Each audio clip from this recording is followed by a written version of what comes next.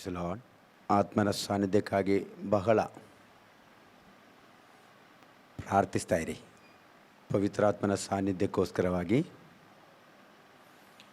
ಪವಿತ್ರಾತ್ಮನ ಚಲಿಸುವಿಕೆಗೆ ಬೇಕಾಗಿ, ಪವಿತ್ರಾತ್ಮನ ನಡೆಸುವಿಕೆಗೆ ಬೇಕಾಗಿ, ಪವಿತ್ರಾತ್ಮ ಮಾತನಾಡುವುದಕ್ಕೋಸ್ಕರವಾಗಿ ಬಹಳ ತವಕದಿಂದ ದೇವರ ಮುಂದೆ ಕೂತ್ಕೊಳ್ಳಿ.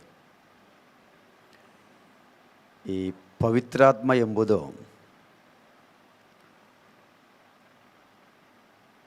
ನಮ್ಮ ಬಾಯಿಯಿಂದ ವರ್ಣಿಸಿ ತಿಳಿಸಲಿಕ್ಕೆ ಆಗುವಂಥ ಒಂದು ಶಕ್ತಿ ಅಲ್ಲ. ಅದು ಪವಿತ್ರಾತ್ಮ ಹೀಗೆ ಇರ್ತಾರೆ, ಪವಿತ್ರಾತ್ಮ ಹೀಗೆ ಮಾತಾಡ್ತಾರೆ, ಪವಿತ್ರಾತ್ಮ ಹೀಗೆ ಒಡನಾಡ್ತಾರೆ ಅಂತ ಯಾರು ಕೂಡ ಸ್ಪೆಸಿಫೈ ಆಗಿ ಒಂದು ರೀತಿಯಲ್ಲಿ ಅದನ್ನು ಮಾತನಾಡಲಿಕ್ಕೆ, ವಿವರಿಸಲಿಕ್ಕೆ ಸಾಧ್ಯ ಇಲ್ಲ. ಯಾಕೆ ಅಂತ ಹೇಳಿದ್ರೆ, ಅಪ್ರಮೇಯವಾದ ಶಕ್ತಿಯ ಅಧಿಪತಿ ಪವಿತ್ರಾತ್ಮನಾದ ದೇವರು. ಅದು ಒಬ್ಬೊಬ್ಬ ಮನುಷ್ಯನ ಮೇಲೆ ಅವನ ಇಷ್ಟಾನುಸಾರವಾಗಿ ಅವನು ಚಲಿಸ್ತಾ ಇರ್ತಾನೆ. ಒಬ್ಬೊಬ್ಬರ ಮೇಲೆ ಈ ವ್ಯಕ್ತಿಗಳ ಶರೀರದ ಪರಿಸ್ಥಿತಿ, ಆರೋಗ್ಯದ ಪರಿಸ್ಥಿತಿ, ಮಾನಸಿಕ ಪರಿಸ್ಥಿತಿ, ಕೌಟುಂಬಿಕ ಹಿನ್ನೆಲೆ, ಅವರ ಜೀವನದ ಗಾಯಗಳು, ಅವರ ಜೀವನದ ಒಳಿತುಗಳು, ಅವರ ಜೀವನದ ಕೆಡುಕುಗಳು, ಅವರ ಜೀವನದ ಗುಣ ಸ್ವಭಾವಗಳು, ಇದೆಲ್ಲವನ್ನು ತಿಳಿದುಕೊಂಡೇ ದೇವರ ಆತ್ಮ ಒಂದು ವ್ಯಕ್ತಿಯ ಮೇಲೆ ಪ್ರವೃತ್ತಿ ಮಾಡ್ತಾರೆ. ಎಲ್ಲರ ಮೇಲೆ ಪವಿತ್ರ ಆತ್ಮ ಒಂದೇ ರೀತಿಯಲ್ಲಿ ಆ್ಯಕ್ಟ್ ಮಾಡಲ್ಲ, ಯಾವಾಗಲೂ ಕಲಿತುಕೊಳ್ಬೇಕು. ಒಬ್ಬರ ಮೇಲೆ ಪವಿತ್ರಾತ್ಮ ಬರುವಾಗ ಕೆಲವರು ಕುಸಿದು ಬೀಳ್ತಾರೆ, ಕೆಲವರ ಮೇಲೆ ಪವಿತ್ರಾತ್ಮ ಬರುವಾಗ ಅವರು ನೆಗೀತಾರೆ, ಕೆಲವರ ಮೇಲೆ ಪವಿತ್ರಾತ್ಮ ಬಂದರೆ ಬಳಲಿ ಹಂಗೆ ಸುಸ್ತಾಗಿ ಮೊಣಕಾಲಲ್ಲಿ ಕೂತು ಬಿಟ್ಟು ಸ್ವಲ್ಪ ಹೊತ್ತು ದೇವರನ್ನ ಆರಾಧಿಸಿ, ಕೆಲವರ ಮೈಯಲ್ಲಿ ಬೆಂಕಿ ಹರಿದಂಗಾಗಿ ಶರೀರ ನಡುಗಲಿಕ್ಕೆ ಶುರುವಾಗ್ತದೆ. ಕೆಲವರಿಗೆ ಮೈಯಲ್ಲಿ ನಡುಕ ಏನಿಲ್ಲ, ಅವರು ಪವರ್ಫುಲ್ ಆಗ್ತಾರೆ. ಅದು ಒಬ್ಬೊಬ್ಬರ ಶಾರೀರಿಕವಾದ, ಮಾನಸಿಕವಾದ ಜೀವಿತದ ಕೆಪಾಸಿಟಿಯ ಮೇಲೆ ಪವಿತ್ರಾತ್ಮ ಆಧಾರ ಮಾಡಿಕೊಂಡು ಚಲಿಸ್ತಾ ಇರ್ತಾನೆ.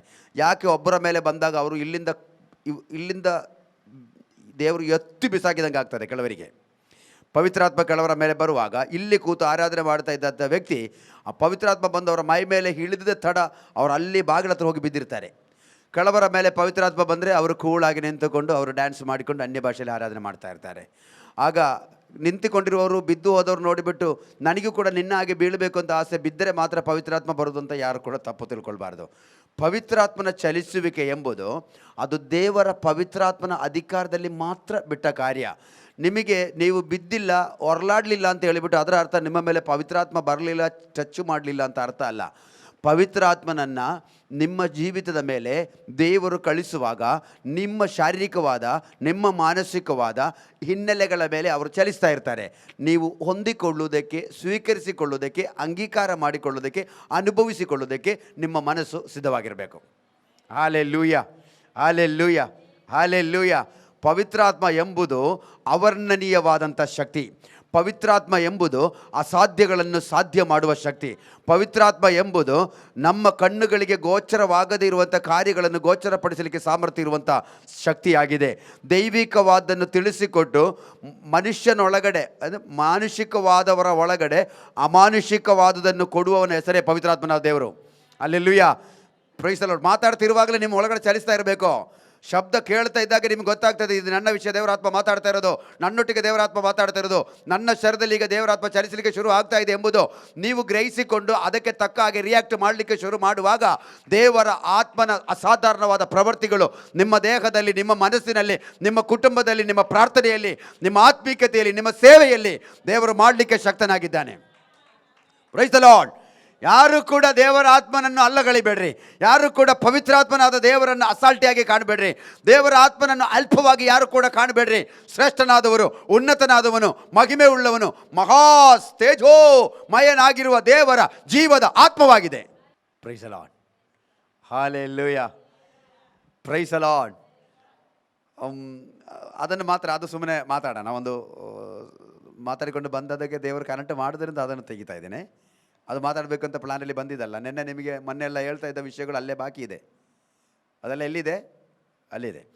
ಆದರೂ ನಿಮಗೆ ಪವಿತ್ರಾತ್ಮ ಎಂದರೆ ಈ ಒಂದು ಪ್ರಶ್ನೆ ಕೇಳಲಿಕ್ಕೆ ಇಷ್ಟಪಡ್ತಾ ಇದ್ದೇನೆ. ಹೊಸ ಒಡಂಬಡಿಕೆಯ ಸಭೆ ಶುರು ಮಾಡಿದವರು ಯಾರು?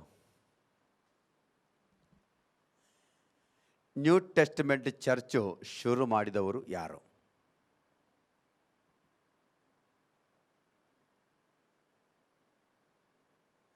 ಶುರು ಆದಾಗ ನಾವಿರಲಿಲ್ಲ ಪಾಸ್ಟರ್, ನಮಗೆ ಗೊತ್ತಿಲ್ಲ ಅಂತ ನೀವು ಯಾರಾದರೂ ಹೇಳಲಿಕ್ಕೆ ಪ್ಲ್ಯಾನ್ ಮಾಡೋದಾದರೆ, ಹಾಗೆ ಕೆಲವರ ಮನಸ್ಸಲ್ಲಿ ಅದು ಹೋಗ್ತಾ ಇದೆ, ಪಾಸ್ಟರ್ ನಾವು ನ್ಯೂ ಟೆಸ್ಟ್ಮೆಂಟ್ ಚರ್ಚ್ ಶುರು ಆದಾಗ ನಾವಿರಲಿಲ್ಲ, ನಾವೀಗ ಲೇಟೆಸ್ಟಾಗಿ ಈಗ ಸ್ವಲ್ಪ ಸಮಯದಲ್ಲಿ ಬಂದು 1-2 ವರ್ಷ 3 ವರ್ಷ 5 ವರ್ಷ ಆದಷ್ಟೇ, ಆದ್ದರಿಂದ ನ್ಯೂ ಟೆಸ್ಟ್ಮೆಂಟ್ ಚರ್ಚ್ ಯಾರು ಶುರು ಮಾಡಿದಂತ ನಮಗೆ ಅವರ ಹೆಸರು ಗೊತ್ತಿಲ್ಲ ಅಂತ ನೀವು ಯಾರಾದರೂ ಹೇಳಲಿಕ್ಕೆ ಪ್ಲ್ಯಾನ್ ಮಾಡ್ತಾ ಇರೋದಾದ್ರೆ ನಿಮ್ಮ ಪ್ಲ್ಯಾನಿಂಗ್ ತಪ್ಪು. Praise lord. ಎರಡನೇ ಪ್ರಶ್ನೆ ಕೇಳ್ತೇನೆ, ಅದಕ್ಕಾದರೂ ನಿಮ್ಮಿಂದ ನಾನು ಉತ್ತರ ಎದುರು ನೋಡ್ತಾ ಇದ್ದೇನೆ. ನ್ಯೂ ಟೆಸ್ಟ್ಮೆಂಟ್ ಚರ್ಚ್ ಸ್ಟಾರ್ಟ್ ಆಗಿದ್ದು ಯಾವಾಗ?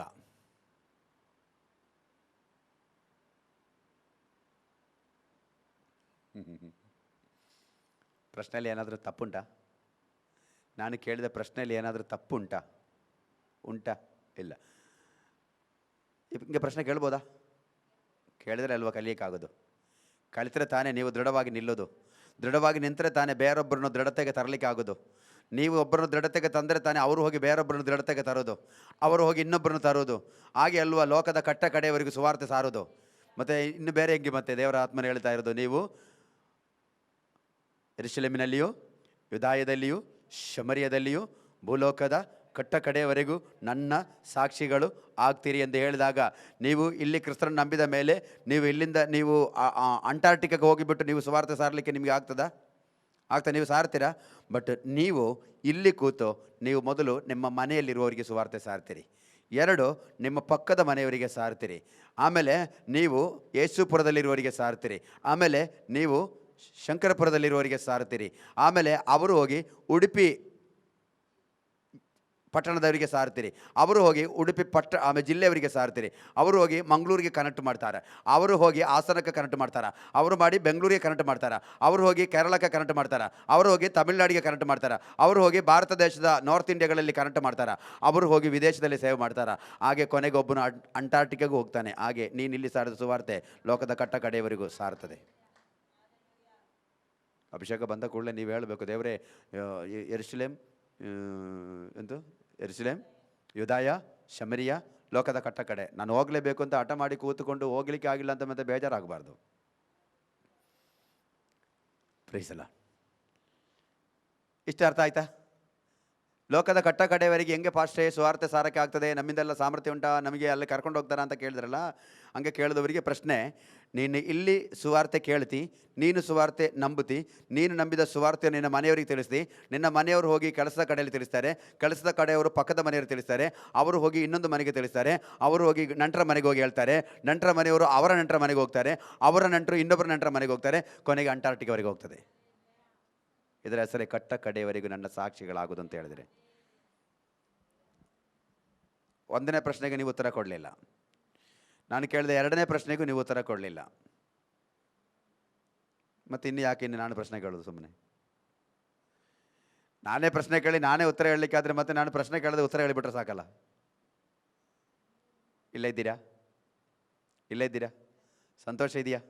ಕಲಿಬೇಕು ಅಂತ ಆಸೆ, ಹಂಬಲ, ಬಯಕೆ, ತವಕ, ಒಳಗಡೆ ವಾಂಜೆ ಉಂಟಾಗ್ತಾ ಇದೆ ಅಲ್ವಾ? ಈ ವಾರಗಳೆಲ್ಲ ದೇವರು ವಾಂಚೆ ಜಾಸ್ತಿ ಮಾಡಿದಾಯಿತು. ಈ ವಾರದಲ್ಲೆಲ್ಲ ಸೋಮವಾರದಿಂದ ಹಿಡಿದು ದೇವರ ಆತ್ಮ ಮಾತನಾಡ್ತಾ ಇರುವಾಗ ಒಳಗಡೆ ಕೆಲವರ ಲೈಫಲ್ಲಿ ಎಲ್ಲ ಚೇಂಜ್. ನಾನೊಂದು ವಿಷಯ ಕರೆಕ್ಟಾಗಿ ಸತ್ಯ ಹೇಳಲ್ಲ, ನಾನೊಂದು ಸೀಕ್ರೆಟ್ ಹೇಳ್ಬಿಡಲ್ಲ. ಈಗ ನೀವು ಸೋಮವಾರದಿಂದ ಇವತ್ತಿನವರೆಗೆ ಇಲ್ಲಿ ಕಂಟಿನ್ಯೂಸ್ ಆಗಿ ಬರ್ತಾ ಇದ್ದವ್ರು ಯಾರಲ್ಲ ಹೇಳಿ? ನನ್ನ ಒಂದು ಗುಡ್ ನ್ಯೂಸ್ ಹೇಳಿಬಿಡ್ಲಾ? ಸೋಮವಾರ ನನ್ನ ಮುಂದೆ ಬಂದು ಕೂತುಕೊಂಡ ನಿಮ್ಮ ಫೇಸ್ ಅಲ್ಲ, ಇವತ್ತು ಈ ಶನಿವಾರ ಇಲ್ಲಿ ಕೂತುಕೊಂಡಿರುವಾಗ ನಿಮ್ಮ ಫೇಸು ಪಕ್ಕ ನಾನು ಹೇಳ್ತೀನಿ. ಯಾಕೆ ಗೊತ್ತಾ? ನಿಮ್ಮ ಮುಖದಲ್ಲಿ ಇಲ್ಲಿ ಚಲಿಸಿದ ಪವಿತ್ರಾತ್ಮ ನಿಮ್ಮ ಮುಖದಲ್ಲಿ ಪ್ರಕಾಶಿಸಲಿಕ್ಕೆ ಶುರುವಾಗಿದೆ. ನೀವು ಕೇಳಿದ ವಾಕ್ಯ ಅಜ್ಜಿ ಕತೆ ಅಲ್ಲ ಎಂಬುದಕ್ಕೆ ಮತ್ತೆ ಕೂಡ ಸಾಕ್ಷಿ ಅದು. ನಿಮ್ಮ ಮುಖವನ್ನು ಯೆಹೋವನಾದ ದೇವರು ಪ್ರಕಾಶಗೊಳಿಸಿದ್ದಾರೆ. ನೀವು ಸೋಮವಾರ ಬಂದು ಕೂತಾಗ ಒಂಥರ ಭಯಂಕರವಾದಂಥ ಒಂದು ಕರ್ರಗೆ ಇರುವಂಥ ಒಂದು ಅನುಭವದಲ್ಲಿ ಭೀಕರತೆಯಲ್ಲಿ ಕೂತ್ಕೊಂಡಂಗಿತ್ತು. ಮಂಗಳವಾರ ಆದಾಗ ಸ್ವಲ್ಪ ಸಡಿಲಾದಂಗಾಯಿತು, ಬುಧವಾರ ಆದಾಗ ಇನ್ನೂ ಸ್ವಲ್ಪ ಸಡಿಲಾಯಿತು, ಗುರುವಾರ ಆದಾಗ ಇನ್ನೂ ಸ್ವಲ್ಪ ಸಡಿಲಾಯಿತು, ಶುಕ್ರವಾರ ಆದಾಗ ಸಡಿಲ ಹೋಗಿ ಅದರೊಟ್ಟಿಗೆ ಬೆಳಕು ಬರಲಿಕ್ಕೆ ಶುರು ಆಯಿತು. ಇವತ್ತು ಶನಿವಾರ ಆದಾಗ ನೀವು ಅಲ್ಲಿ ಕೂತುಕೊಂಡಿರುವಾಗ ನಿಮ್ಮ ಮುಖ ನನ್ನ ಮೇಲೆ ಶೋಭಿಸ್ತಾ ಇದೆ, ಪ್ರಕಾಶಿಸ್ತಾ ಇದೆ. ಇದರ ಹೆಸರೇ ಪವಿತ್ರಾತ್ಮನಾದ ದೇವರ ಕೆಲಸ. ಖಂಡಿತ ಉಪವಾಸಕ್ಕೆ ರಿಸಲ್ಟ್ ಇದೆ. ಫಾಸ್ಟಿಂಗ್ ಪ್ರೇಯರ್ಗೆ ಉತ್ತರ ಇದೆ. ದೇವರ ಮಕ್ಕಳ ವಿಷಯದಲ್ಲಿ ಹೊರಗಡೆ ಇರುವವರು ಅಥವಾ ಒಟ್ಟಿಗಿರುವವರು ಅನೇಕ ಮಾತು ಮಾತಾಡಲಿ, ದೇವರ ಮಾತು ಮಾತ್ರ ಸತ್ಯ. ದೇವರ ಮಾತು ಮಾತ್ರ ಸತ್ಯ. ನಿಮ್ಮ ಮುಖದಲ್ಲಿ ಚೇಂಜ್ ಆಯಿತು ಅಂತ ಹೇಳಿದ್ರೆ ಅರ್ಥ ನಿಮ್ಮ ಒಳಗಡೆ ಆತ್ಮ ನಿನ್ನೆ ಹೇಳಿದಾಗೆ ಗುಜು ಗುಜು ಗುಜು ಗುಜು ಗುಜು ಗುಜು ಜುಬು ಜುಬು ಹಂಗೆ ಮಾಡಲಿಕ್ಕೆ ಶುರು ಆಯಿತು ಅಂತಲೇ ಲೆಕ್ಕ. ಅಲ್ಲೆಲ್ಲೂಯಾ. ಆದ್ದರಿಂದ ಈ ಉಪವಾಸ ಪ್ರಾರ್ಥನೆ ಮುಗಿಯೋದ್ರೊಳಗಡೆ ಮೋಶೆಯ ಮುಖ ಪ್ರಕಾಶಿಸಿದಾಗೆ ನಿಮ್ಮ ಮುಖ ಪ್ರಕಾಶಿಸಬೇಕು. ಮೋಶೆ ಯೆಹೋವನ ಗುಡಾರದೊಳಗಡೆ ಹೋಗಿ ಹೊರಗಡೆ ಬರುವಾಗ ಅವನ ಮುಖವನ್ನು ನೋಡಲಿಕ್ಕೆ ಇಸ್ರಾಯೇಲ್ ಜನರಿಗೆ ಸಾಧ್ಯವಾಗದಿದ್ದರಿಂದ ಇಸ್ರಾಯೇಲ್ ಜನ ಮೋಶೆಗೆ ಹೇಳಿದ್ರು, ಮೋಶೆ ನಿನ್ನ ಮಾತಾಡೋದೆಲ್ಲ ಸರಿ, ನೀನು ಮಾಡುವ ಸೇವೆ ಎಲ್ಲ ನಮಗೆ ಇಷ್ಟ, ಆದರೆ ನಿನ್ನ ಮುಖ ಫೇಸ್ ಮಾಡಲಿಕ್ಕಿರೋ ಕೆಪಾಸಿಟಿ ನಮಗಿಲ್ಲ. ಆದ್ದರಿಂದ ಒಂದು ಕೆಲಸ ಮಾಡು, ನೀನೊಂದು ಮುಖಕ್ಕೆ ಒಂದು ಪರದೆಯನ್ನು ಹಾಕಿಬಿಟ್ಟು ಬಿಡು. ಯಾವಾಗ ಯೆಹೋವನ ಆಲಯದೊಳಗಡೆ ಹೋಗ್ತೀಯೋ ಆಗಾಗ ನೀನು ಪರದೆ ಎತ್ತೋ. ನಮ್ಮ ಮುಂದೆ ಬರುವಾಗ ನೀನು ಮುಖಕ್ಕೆ ಪರದೆ ಹಾಕಿಕೋ. ಕಾರಣ ನಿನ್ನ ಮುಖವನ್ನು ನೋಡಲಿಕ್ಕಿರೋ ಕೆಪಾಸಿಟಿ ನಮಗೆ ಇಲ್ಲ. ಕಾರಣ ಅವನೊಳಗಡೆ ಚಲಿಸ್ತಿರುವಂಥ ಆತ್ಮನ ಬೆಂಕಿ ಮುಖದಿಂದ ಶೋಭಿಸ್ತಾ ಇರ್ತದೆ. ಹೊಸ ಒಡಂಬಡಿಕೆಯಲ್ಲಿ ಯಾರು ಕೂಡ ಮುಖದ ಮೇಲೆ ಪರದೆ ಹಾಕಬೇಡ್ರಿ. ಹೊಸ ಒಡಂಬಡಿಕೆಯಲ್ಲಿ ಇರುವಂಥ ಪರದೆ ಅರಿದು ಹೋಗ್ತಾ ಇದೆ. ಹಳೆ ಒಡಂಬಡಿಕೆಯಲ್ಲಿ ಮುಖಕ್ಕೆ ಪರದೆ ಬಿತ್ತು, ಹೊಸ ಒಡಂಬಡಿಕೆಯಲ್ಲಿ ಪರದೆಯನ್ನು ಚಿನ್ನಾಭಿನ್ನ ಮಾಡಿಬಿಟ್ಟು ಮುಖವನ್ನು ದೇವರ ಮಕ್ಕಳು ಕಾಣುವ ಹಾಗೆ, ಶೋಭೆಯುಳ್ಳ ಮುಖವನ್ನು ಎಲ್ಲರೂ ನೋಡುವ ಹಾಗೆ, ಆ ನೋಡುವವರೆಲ್ಲರೂ ಕೂಡ ಆ ಮುಖದ ಶೋಭೆಯಿಂದ ಶೋಭಿಸಲ್ಪಡುವ ಹಾಗೆ ಕರ್ತನಾದ ದೇವರು ಹೊಸ ಒಡಂಬಡಿಕೆ ಭಕ್ತರಿಗೆ ಭಾಗ್ಯವನ್ನು ಒದಗಿಸಿ ಕೊಟ್ಟಿದ್ದಾರೆ. ಇವತ್ತು ನಿಮಗೆ ಆಯ್ಕೆ ಕೊಡ್ತಾ ಇದ್ದೀನಿ, ಯಾವ ವಿಷಯ ಮಾತಾಡಬೇಕು. ಹೊಸ ಒಡಂಬಡಿಕೆಯಲ್ಲಿ ಅತ್ಯಂತ ಪ್ರಾಮುಖ್ಯವಾದಂಥ ವ್ಯಕ್ತಿತ್ವ ಎಂಬುದು ಪವಿತ್ರಾತ್ಮನಾದ ದೇವರು. 1% ಕೂಡ ನನಗೆ ಪ್ಲಾನ್ ಇರಲಿಲ್ಲ ಹಿಂಗೆ ಮಾತಾಡ್ತೀವಿ ಅಂತ. ಬಟ್ ಇಲ್ಲಿ ಬಂದಾಗ ನಿಮ್ಮನ್ನು ನೋಡಿದ ದೇವರಿಗೆ ನಿಮ್ಮೊಟ್ಟಿಗೆ ಮಾತಾಡಲಿಕ್ಕೆ ಮನಸ್ಸಾಯಿತು. ಯಾಕೆ ಗೊತ್ತಾ, ಈ ದೇವರ ಆತ್ಮನ ಶಕ್ತಿಯನ್ನು ಒಬ್ಬ ಮನುಷ್ಯ ಅನುಭವಿಸಿಬಿಟ್ರೆ, ಈ ದೇವರ ಆತ್ಮನ ಪವರ್ ಒಂದು ಮನುಷ್ಯನ ಮೇಲೆ ಇಳಿದು ಬಂದು ಬಿಟ್ಟರೆ ಅವನು ಮತ್ತೆ ಆತ್ಮಿಕದಲ್ಲಿ ಬೆಳೀತಾ ಇರ್ತಾನೆ.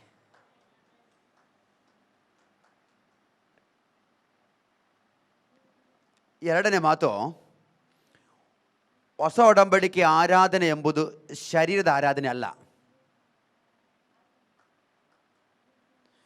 ಹಳೆ ಒಡಂಬಡಿಕೆ ಆರಾಧನೆ 100% ಶರೀರದ ಆರಾಧನೆ.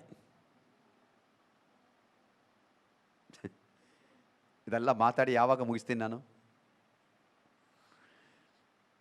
ನೀವು 40 ದಿವಸದ ಉಪವಾಸ ಪ್ರಾರ್ಥನೆ ಅಲ್ಲ, ನನ್ನ ಒಂದು ಆಯುಷ್ಕಾಲ ಇಡೀ ಕೊಟ್ಟರು ಕೂಡ ನನಗೆ ಮಾತಾಡಿ ಮುಗಿಸೋಕ್ಕಾಗಲ್ಲ. ಅಷ್ಟು ಇದೆ ಇದರಲ್ಲಿ.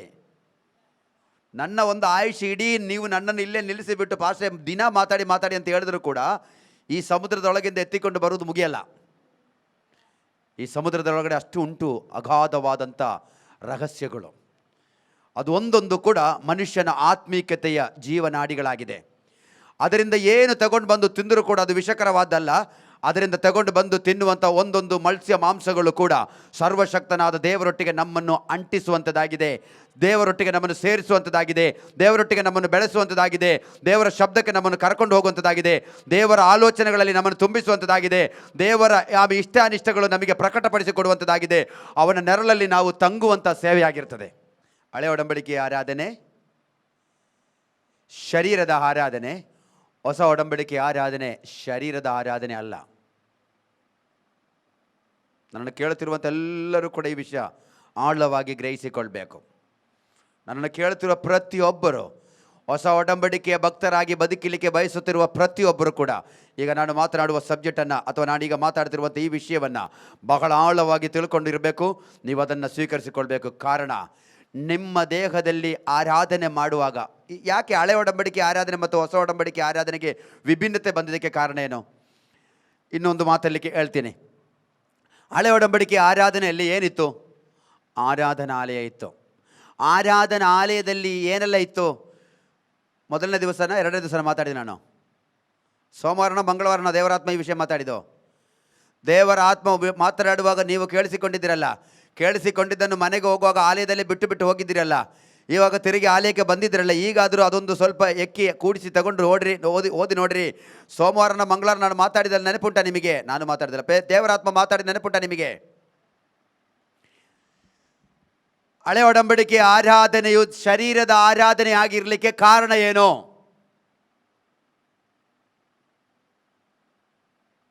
ನೆನ್ನೆ ಆಲಯದ ಬಗ್ಗೆ ಮಾತನಾಡಿದ್ದು ಇದೆಲ್ಲ ಯಾವಾಗ ಕರೆಂಟ್ ಮಾಡಿ ಮುಗಿಸೋದು ಗೊತ್ತಿಲ್ಲಲ್ಲ.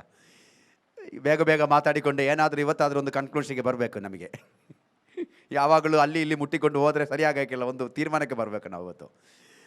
ಹೊಸ ಹಳೆಯ ಒಡಂಬಡಿಕೆ ಆರಾಧನೆಯಲ್ಲಿ ಆಲಯದಲ್ಲಿ 3 ಭಾಗಗಳಿರುವುದು ನಿಮಗೆ ಗೊತ್ತು ತಾನೆ? ಹೊರಾಂಗಣ ಅಥವಾ ಅಂಗಳ, 2 ಪರಿಶುದ್ಧ ಸ್ಥಳ, 3 ಅತಿ ಪರಿಶುದ್ಧ ಸ್ಥಳ. ಇದು ನಿಮಗೆ ಕಂಠಪಾಠ ಇರುವಂಥ ವಿಷಯ. ದೇವರ ಆರಾಧನೆ ವಿಷಯವಾಗಿರುವ ದೇವರ ಸಾನ್ನಿಧ್ಯ ಇರುವ ಸ್ಥಳದ ಹೆಸರೇ ಅತಿ ಪರಿಶುದ್ಧ ಸ್ಥಳ. ಆಮೇನ್.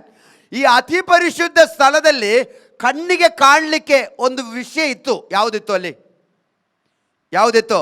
ಅತಿ ಪರಿಶುದ್ಧ ಸ್ಥಳದಲ್ಲಿ ಮಾನುಷಿಕವಾದ ಕಣ್ಣುಗಳಲ್ಲಿ ದರ್ಶಿಸಲಿಕ್ಕೆ ಆಗುವಂಥ ದರ್ಶನ ಮೂರ್ತಿಯಾದ, ದರ್ಶನ ವಸ್ತುವಾಗಿರುವ, ದರ್ಶನ ವ್ಯಕ್ತಿತ್ವವಾದ, ಶಕ್ತಿಯ ರೂಪವಾಗಿರುವಂಥ ಯೆಹೋವನ ಮಂಜೂಷ ಇತ್ತು. ಇಲ್ಲಿದ್ದೀರಾ ನೀವು? ಇದಕ್ಕೆ ಒಪ್ಪಿಕೊಂಡ್ರ? ಆಗ ಮಂಜೂಷ ಕಣ್ಣಿಗೆ ಕಾಣದೇ ಇರುವಂಥ ಅದೃಶ್ಯವಾಗಿದ್ದಾಗಿರಲಿಲ್ಲ, ಅದು ಕಣ್ಣಿಗೆ ಕಾಣುವಂಥ ದೃಶ್ಯವಾದಂಥ ಕಾರ್ಯವಾಗಿತ್ತು. ಆಗ ಅತಿ ಪರಿಶುದ್ಧ ಸ್ಥಳದಲ್ಲಿ ಶ್ರೇಷ್ಠ ಯಾಜಕನಾದ ದೇವರ ದಾಸನು ವರ್ಷಕ್ಕೊಂದು ಸಾರಿ ಪಾಪ ಪರಿಹಾರದ ರಕ್ತವನ್ನು ತೆಗೆದುಕೊಂಡು ಒಳಗಡೆ ಹೋಗುವಾಗ ಅವನ ಕಣ್ಣ ಮುಂದೆ ಯೆಹೋವನ ಮಂಜೂಷ ನಿಂತಿದೆ. ಮಂಜೂಷದ ಬಳಿಯಲ್ಲಿ ಯೆಹೋವನ ದೇವರಿಗೆ ಸಮರ್ಪಣೆ ಮಾಡಲಿಕ್ಕಿರುವಂಥ, ಧೂಪ ಅರ್ಪಿಸಲಿಕ್ಕಿರುವಂಥ ಧೂಪ ವೇದಿ ಇದೆ.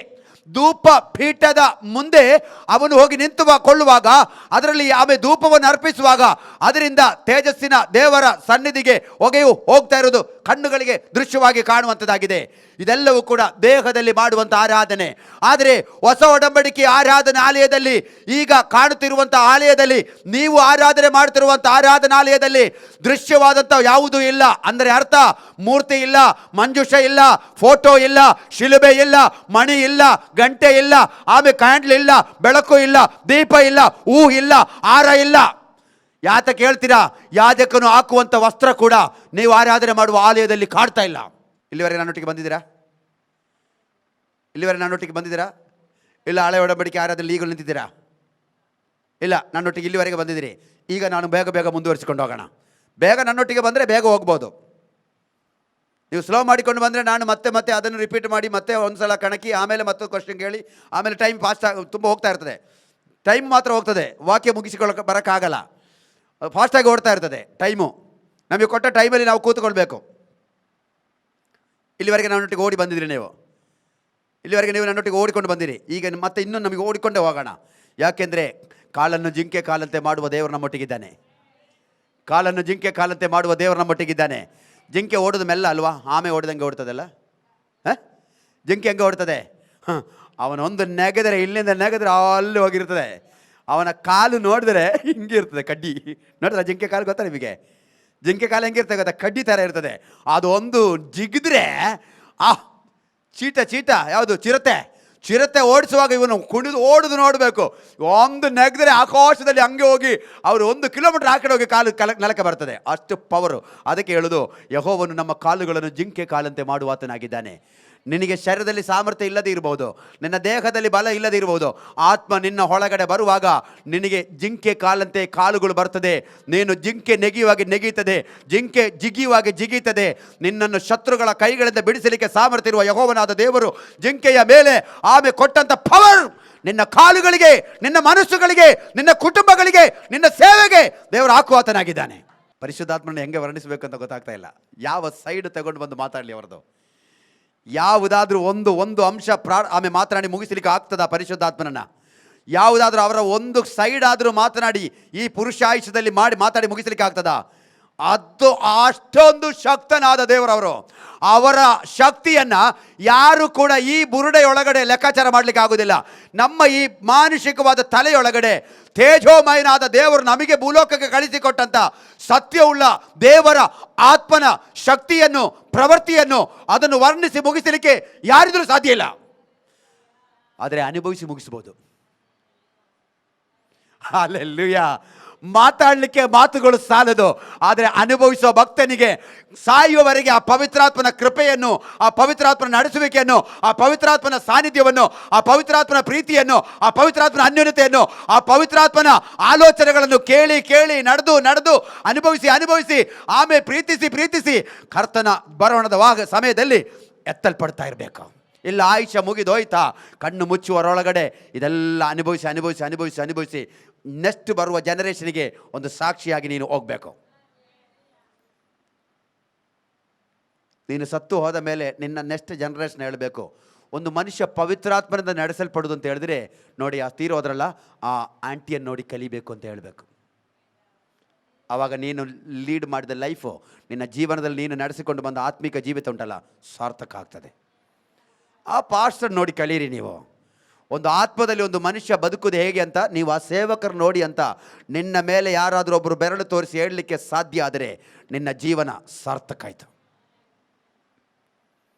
ಏನೆಲ್ಲ ಮಾಡಿ ಗಂಟು ಕಟ್ಟಿ ಇಟ್ಟಿತ್ತು ಎಂಬುದಲ್ಲ ಸಾಕ್ಷಿ, ನೀನು ಆತ್ಮದಲ್ಲಿ ನಡೆದು ಮಾದರಿಯಾಗಿ ಎದ್ದುಕೊಂಡು ನೆಕ್ಸ್ಟ್ ಜನರೇಷನ್ಗೆ ನೀನು ಆ ಕಲ್ಲು ಹಾಕಿ ಹೋಗುವುದಾದರೆ ನಿನ್ನಷ್ಟು ಅದೃಷ್ಟವಂತ ಬೇರೆ ಯಾರು ಲೋಕದಲ್ಲಿ ಇಲ್ಲ.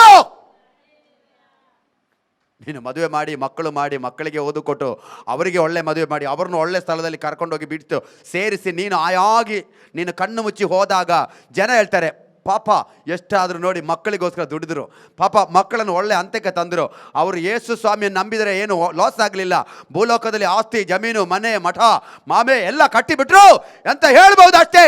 ಆದರೆ ಸ್ವರ್ಗದ ದೇವರು ಕೇಳ್ತಾರೆ, ನಿನ್ನ ನೆಕ್ಸ್ಟ್ ಜನರೇಷನ್ಗೆ ಏನಿಟ್ಟು ಬಂದೆ ನೀನು? ನನ್ನ ಆತ್ಮ ಯಾರು ಅಂತ ತೋರಿಸಿದ್ಯಾ? ನನ್ನ ಆತ್ಮನ ಶಕ್ತಿ ಏನು ಅಂತ ತಿಳಿಸಿದ್ಯಾ? ನನ್ನ ಮಕ್ಕಳಿಗೆ ಮುಂದಿನ ತಲೆಮಾರಿಗೆ ನೀನು ಏನಾದರೂ ಒಂದು ಮಾದರಿ ತೋರಿಸಿಕೊಂಡು ಬರ್ತಾ ಇದ್ಯಾ? ಪವಿತ್ರಾತ್ಮನ ಮಾದರಿ ತೋರಿಸುವಾಗ ಲೋಕ ಒಂದು ವೇಳೆ ಅಂಗೀಕರಿಸದೇ ಇರ್ಬೋದು, ಆದರೆ ಸ್ವರ್ಗದಲ್ಲಿರುವ ದೇವರು, ಪವಿತ್ರಾತ್ಮನನ್ನು ಕಳಿಸಿಕೊಟ್ಟ ದೇವರು ನಿನ್ನ ನಡವಳಿಕೆಗಳನ್ನು ಅವರು ಪಾಸಿಟಿವ್ ಆಗಿ ನಿನ್ನ ಹೆಸರನ್ನ ಮುಂದೆ ಅವರು ಬರೆದಿಟ್ಟು ನಿನ್ನನ್ನು ಪ್ರತಿಫಲ ಕೊಡುವ ದಿನದಲ್ಲಿ ಆಧರಿಸಲಿಕ್ಕೆ ಶಕ್ತನಾಗಿರುವ ದೇವರಾಗಿದ್ದಾನೆ. ಕ್ರೈಸ್ತವ ಜೀವಿತ ನಡೆಸೋದು ಸುಲಭ ಕಣ್ರಿ. ಕಳೆದ ದಿವಸದಲ್ಲಿ ಮಾತಾಡೋದು ಗಮನಿಸಿದ್ದಾರೆ, ಕ್ರಿಶ್ಚಿಯನ್ ಲೈಫ್ ಲೀಡ್ ಮಾಡೋದು ಸುಲಭ. ಕ್ರಿಶ್ಚಿಯನ್ ಲೈಫು ಲೀಡ್ ಮಾಡೋದು ಸುಲಭ. ಕ್ರಿಶ್ಚಿಯನ್ ಲೈಫ್ ಲೀಡ್ ಮಾಡೋದು ಸುಲಭ, ಬಟ್ ಸ್ಪಿರಿಚುವಲ್ ಲೈಫ್ ಲೀಡ್ ಮಾಡೋದು ಸುಲಭ ಅಲ್ಲ. ಹಲ್ಲೆಲೂಯಾ. ಕ್ರಿಶ್ಚಿಯನ್ ಲೈಫಿನ ಪಾಠ ನೀವು ಯಾರಿಗೂ ಹೇಳ್ಕೊಡ್ಬೇಕಾಗಿಲ್ಲ, ನೀವು ಯಾರಿಗೂ ಪಾಠ ಹೇಳ್ಕೊಡ್ಬೇಕಾಗಿಲ್ಲ. ಕ್ರಿಶ್ಚಿಯನ್ ಲೈಫಿನ ಪಾಠ ಬೋಧನೆ ಯಾರಿಗೂ ಹೇಳ್ಕೊಡ್ಬೇಕಾಗಿಲ್ಲ. ಕಾರಣ, ನಮ್ಮ ಇಹಲೋಕದ ಆಚಾರ ಪ್ರಕಾರ ಕ್ರೈಸ್ತವ ಕುಟುಂಬದಲ್ಲಿ ಒಂದು ಮಗು ಹುಟ್ಟಿದರೆ ಅವನು ಕ್ರಿಶ್ಚಿಯನ್ನು. ಇಹಲೋಕದ ಆಚಾರ ಮಾತಾಡ್ತಾ ಇದ್ದೇನೆ, ಸಭೆ ವಿಷಯ ಮಾತಾಡ್ತಾ ಇಲ್ಲ ನಾನು. ಇಹಲೋಕದ ಸಂಸ್ಕಾರದ ಪ್ರಕಾರ, ಸಂಸ್ಕೃತಿಯ ಪ್ರಕಾರ ನಾನು ಈಗ ಕ್ರಿಶ್ಚಿಯನ್ ಆದರೆ ನನಗೆ ಹುಟ್ಟಿದ ಮಗ ಕ್ರಿಶ್ಚಿಯನು. ಮತ್ತೆ ಅವನಿಗೆ ನೀನು ಕ್ರಿಶ್ಚಿಯಾನಿಟಿಯ ಸ್ಪೆಷಲ್ ಕ್ಲಾಸ್ ಏನು ತಗೊಳ್ಬೇಕಾಗಿಲ್ಲ. ಯಾಕೆ ಗೊತ್ತಾ? ನಮ್ಮ ಅಪ್ಪ ಕ್ರಿಶ್ಚಿಯನು, ನಾನು ಕ್ರಿಶ್ಚಿಯನು. ಸರ್ ನೋ ಬೈತೀರಾ ನನ್ನನ್ನು? ಇಲ್ಲಲ್ಲ. ಇನ್ನು ಉಡುಪಿ ಕಡೆಗೆ ನಿಮ್ಮನ್ನು ಕಾಣಬಾರ್ದು ಅಂತ ಯಾರಾದರೂ ಹೇಳ್ತಾ ಇದ್ದೀರಾ? ನೋ, ನಾನು ಸತ್ಯಾಂಶ ಮಾತಾಡ್ತಾ ಇರೋದು. ಯಾಕೆ ಗೊತ್ತಾ? ನಾನು ಹೇಳಲಿಕ್ಕೆ ಒಂದು ಧೈರ್ಯ ನನಗೇನು ಗೊತ್ತಾ, ನಾನು ಹುಟ್ಟು ಕ್ರೈಸ್ತವ ಅಲ್ವಲ್ಲ. ಆಗ ನಮಗೆ ಇನ್ನೂ ಧೈರ್ಯವಾಗಿ ಹೇಳ್ಬೋದಲ್ಲ. ಈ ಕ್ರೈಸ್ತವನಾಗಲಿಕ್ಕೆ ಯಾರಿಗೂ ಯಾರ ಪರ್ಮಿಷನ್ ಬೇಡ, ಅಲ್ಲಿಂದ ಸಾಕು ಪರ್ಮಿಷನು. ನೀನು ಕ್ರೈಸ್ತವರ ಮನೆಯಲ್ಲಿ ಹುಟ್ಟದೇ ಇದ್ರೂ ನಿನಗೆ ಕ್ರೈಸ್ತವನಾಗಬಹುದು. ಅದು ನಾನು ಸಾಕ್ಷಿ ಆಗಿದ್ದೀನಿ. ನಾನು ನಿಮ್ಮ ಮುಂದೆ ಸುಮ್ಮನೆ ಅಜ್ಜಿ ಕತೆ ಹೇಳ್ತಾ ಇರೋದಿಲ್ಲ, ಲೈಫ್ ನೋಡಿ ಮಾತಾಡ್ತಾ ಇರೋದು. ಈಗ ನೀನು ಯಾವ ಧರ್ಮದಲ್ಲಿ ಹುಟ್ಟಿರಲಿ, ಯಾವ ಜಾತಿಯಲ್ಲಿ ಹುಟ್ಟಿರಲಿ, ಯಾವ ಪಂಗಡದಲ್ಲಿ ಹುಟ್ಟಿರಲಿ, ಯಾವ ಭಾಷೆಯಲ್ಲಿ ಹುಟ್ಟಿರಲಿ, ಯಾವ ರಾಜ್ಯದಲ್ಲಿ ಹುಟ್ಟಿರಲಿ, ಯಾವ ಭಾಷೆ ಮಾತಾಡುವನಾಗಿರಲಿ, ನಿನ್ನ ಬಣ್ಣ ಯಾವ ರೀತಿ ಬೇಕಾದಿರಲಿ, ನಿನ್ನ ದುಡ್ಡು ಕಾಸು ಯಾವ ಸ್ಥಿತಿಯಲ್ಲಿರಲಿ, ನಿನ್ನ ಬ್ಯಾಕ್ಗ್ರೌಂಡ್ ಹೇಗೆ ಇರಲಿ, ನಿನಗೆ ಕ್ರೈಸ್ತವನಾಗಬೇಕು ಅಂತ ಆಸೆ ಪಟ್ಟರೆ you are most welcome to Christ. ಯೇಸು ಕ್ರಿಸ್ತನ ಕಡೆಗೆ ನಿಮಗೆ ಆದರದ ಸ್ವಾಗತ. ಯಾರು ಕೂಡ ಬರುವಾಗ ಯೇಸುಸ್ವಾಮಿ ಅಲ್ಲಿ ಬಾಗಿಲು ನಿಂತುಕೊಂಡು hello hello hello hello hello hello hello wait wait wait. ಏನು ಬ್ಯಾಕ್ಗ್ರೌಂಡು? ಹಿಂದೂ ಬ್ಯಾಕ್ಗ್ರೌಂಡು. ಹಿಂದೂ ಬ್ಯಾಕ್ಗ್ರೌಂಡಲ್ಲಿ ಯಾವ ಬ್ಯಾಕ್ಗ್ರೌಂಡು? ಅದು ಆ ಬ್ಯಾಕ್ಗ್ರೌಂಡು.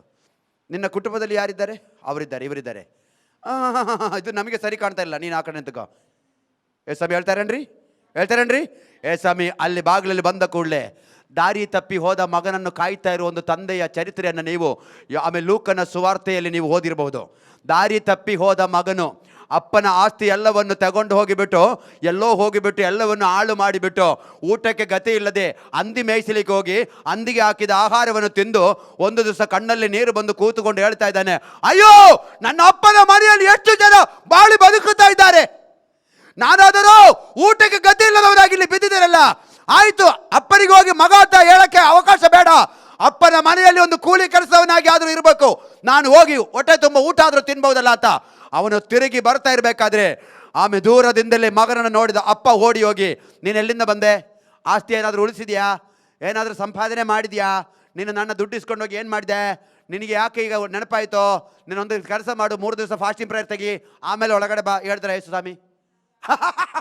ನಮ್ಮ ದೇವ್ರು ನೋಡಿ, ನೀನು ಫಸ್ಟ್ 3 ದಿವಸ ಫಾಸ್ಟಿಂಗ್ ತೆಗಿ ಆಮೇಲೆ ಒಳಗಡೆ ಬಾ ಹಂಗೆ ಹೇಳಿದ್ರೆ ಏಸಪ್ಪ ಹೇಳಿದ್ರು, ನಿನ್ನನ್ನು ಕಾಯ್ತಾ ಇದ್ದೆ ನಾನು. ಯಾವಾಗ ನನ್ನ ಬೆನೆ ಬಿಟ್ಟು ಹೊರಗಡೆ ಹೋಯ್ತು ಅವತ್ತಿನಿಂದ ನನ್ನ ಕಣ್ಣು ನೀನು ಹೋದ ದಾರಿಯಲ್ಲೇ ಕಾಯ್ತಾ ಇದ್ದೆ. ಬರ್ತಿ ಇವತ್ತಲ್ಲಾದ್ರೆ ನಾಳೆ ನೀನು ಬಂದೇ ಬರ್ತಿ ಅಂತ ಕಾಯ್ತಾ ಇದ್ದಾಗ ನೀನು ಅಲ್ಲಿ ತೀರ್ಮಾನ ಮಾಡಿದು ನಿನ್ನ ಸ್ವಂತ ಬುದ್ಧಿ ಅಲ್ಲ ಕೇಳೋ, ನಾನು ಇಲ್ಲಿ ಕಾಯ್ತಾ ಇರುವ ನೋಡುವ ದೇವರು ಒಬ್ಬನಿದ್ದಾನೆ. ಆದ್ದರಿಂದ ನಿನ್ನ ಮನಸ್ಸಿನೊಳಗಡೆ ಆಲೋಚನೆ ಬಂದಿದ್ದು ಅಪ್ಪನ ಮನೆಗೆ ತಿರುಗಿ ಹೋಗ್ಬೇಕು ಅಂತ. ನೀನು ತಿರುಗಿ ಬಂದು ಇಲ್ಲಿ ನಿಂತಾಗಲ್ಲ ನನ್ನ ನೋಡಿದ್ದು, ನೀನು ತಿರುಗಿ ಬಂದು ಬಾಗಿಲ ಹತ್ರ ಬಂದು ನಿಂತಾಗ ತಾನೇ ಅಪ್ಪನ ನೀನು ಕಾಡ್ತಾ ಇರೋದು. ಅಪ್ಪ ನೀನು ಅಲ್ಲಿಂದ ಹೊರಡೋದಕ್ಕಿಂತ ಮುಂಚೆ ಅಪ್ಪನ ಕಣ್ಣು ನಿನ್ನನ್ನು ಕಾಣ್ತಾ ಇತ್ತು.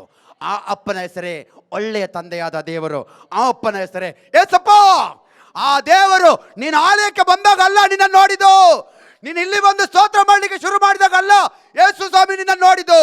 ನೀನು ನಿನ್ನ ಮನೆಯೊಳಗಡೆ ಕಣ್ಣೀರು ಬೀಳುವ ಸಮಯದಲ್ಲಿ, ದುಃಖಿಸಿದ ಸಮಯದಲ್ಲಿ, ರೋಗದ ಹಾಸಿಗೆಯಲ್ಲಿ ಬಿದ್ದ ಸಮಯದಲ್ಲಿ, ಸೈತಾನ್ ನಿನ್ನನ್ನು ಬಂಧಿಸಿ ರೋಗಕ್ಕೆ ಅಧೀನ ಮಾಡಿ ಬಾಧಿಸಿದ ಸಮಯದಲ್ಲಿ ಯೇಸು ಸ್ವಾಮಿಯ ಕಣ್ಣು ನಿನ್ನನ್ನು ನೋಡ್ತಾ ಇತ್ತು. ನೀನು ಆಲಯಕ್ಕೆ ಬಂದಾಗ ಯೇಸು ಸ್ವಾಮಿ ಇದ್ದಾರೆ ಅಂತ ನಿನಗೆ ಗೊತ್ತಾಯಿತು. ಆದರೆ ನಿನ್ನ ತಾಯಿ ಹೊಟ್ಟೆಯಲ್ಲಿ ರೂಪಿಸಲ್ಪಟ್ಟಾಗಲೇ ಯೇಸು ಸ್ವಾಮಿ ಗೊತ್ತಾಯಿತು ನೀನು ಎಂಬ ವ್ಯಕ್ತಿತ್ವ ರೂಪಿಸಲ್ಪಡ್ತಾ ಇದೆಯಾ ಎಂಬುದು.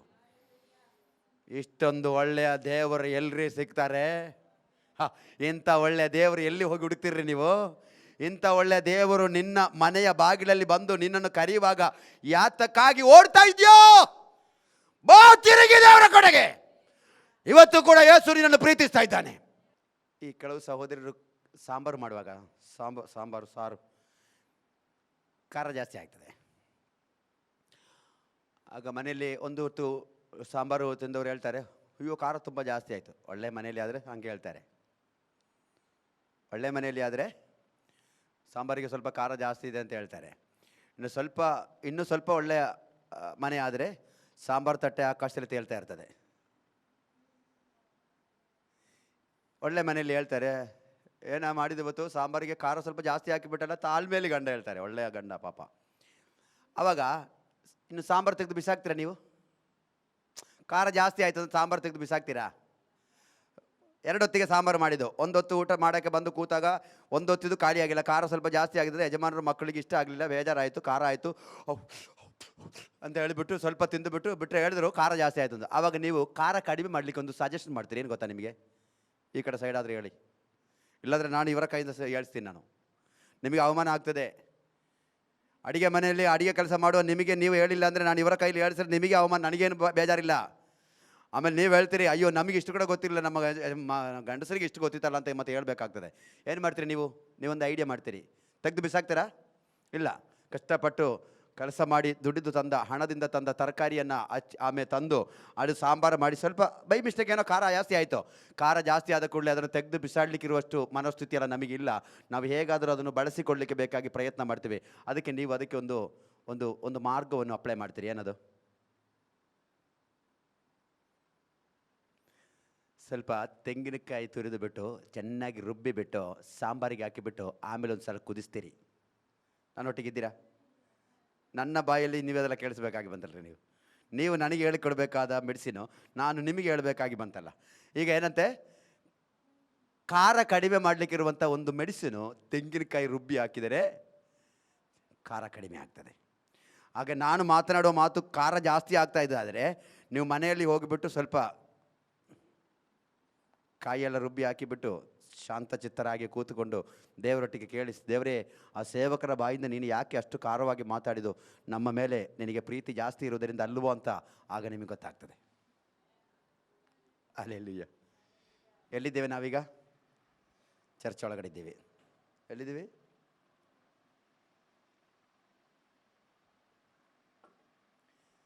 ಕ್ರೈಸ್ತವ ಜೀವಿತ ನಡೆಸುವುದು ಸುಲಭದ ಮಾತು. ಅದೆಲ್ಲ ಮಾತಾಡ್ಕೊಂಡು ಬಂದಿದೆ, ಅದಕ್ಕೆಲ್ಲ ಇಷ್ಟೆಲ್ಲ ಕಾರಕ್ಕೆ ಹೋಗಿದ್ದು. ಆತ್ಮಿಕ ಜೀವಿತ ನಡೆಸೋದು ಸುಲಭ ಅಲ್ಲ. ಇನ್ನೊಂದು ಮಾತು ಸೇರಿಸಿ ಹೇಳ್ತೇನೆ. ಕ್ರೈಸ್ತವ ಜೀವಿತ ದೇಹದ ಮೂಲಕ ನಡೆಸಬಹುದು, ಆತ್ಮಿಕ ಜೀವಿತ ದೇಹದಿಂದ ನಡೆಸಲಿಕ್ಕೆ ಸಾಧ್ಯ ಇಲ್ಲ. ಇದಕ್ಕೆ ನನ್ನೊಟ್ಟಿಗೆ ನೀವು ಯಾರು ಆಮೇಲೆ ಹೇಳಲಿಲ್ಲ. ಇದಕ್ಕೆ ಯಾರು ನನ್ನೊಟ್ಟಿಗೆ ಆಮೇಲೆ ಹೇಳಲಿಲ್ಲ. ಆಮೇಲೆ ಆದರೆ ಆಮೇಲೆ ಅಂತಲೇ ಹೇಳಬೇಕು, ಆಮೇಲೆ ಅಲ್ಲಾದರೆ ಅಲ್ಲೇಲಿ ಅಂತೇಳಿ.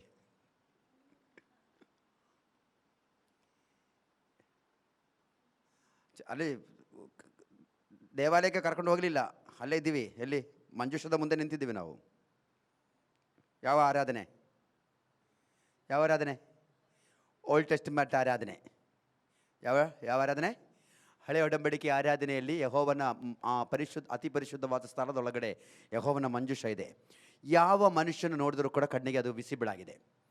ಆದರೆ ಹೊಸ ಒಡಂಬಡಿಕೆಯ ಆರಾಧನೆಯಲ್ಲಿ ನಾನು ಹೇಳಿದ ಹಾಗೆ ನೀವು ಎಕ್ಸ್ಪೆಕ್ಟ್ ಮಾಡುವ ಕಣ್ಣಿಗೆ ದರ್ಶಿಸಲಿಕ್ಕೆ ಆಗುವಂಥ ಒಂದು ವಸ್ತುಗಳಿಲ್ಲ. ಗೋಡೆ ಬಿಡಿ, ಗೋಡೆ ನೀವು ಆಲಯ ಕಟ್ಟಿದ್ರಿಂದ ಗೋಡೆ ಇದೆ.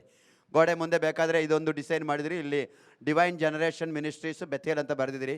ಇದು ಯಾವುದು ನಿಮ್ಮ ಆರಾಧನಾ ವಸ್ತು ಅಲ್ಲ, ಇದು ಯಾವುದು ನಿಮ್ಮ ಆರಾಧನಾ ಮೂರ್ತಿಗಳೇ ಅಲ್ಲ.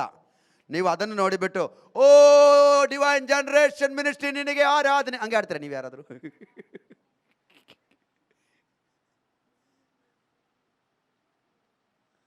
ಇಲ್ಲಿ ವರ್ಷಿಪ್ ನಾನು ನೋಡಲಿಲ್ಲ. ನಿಮ್ಮ ವರ್ಷಿಪ್ ಲೀಡ್ ಮಾಡೋ ಹಂಗೆ ನಾನು ವರ್ಷಿಪ್ ಲೀಡ್ ಮಾಡೋದು, ಅಲ್ಲಿ ನಿಂತುಕೊಂಡು ಈ ಹೆಸರು ಹೇಳಿಕೊಂಡು ಇಲ್ಲ.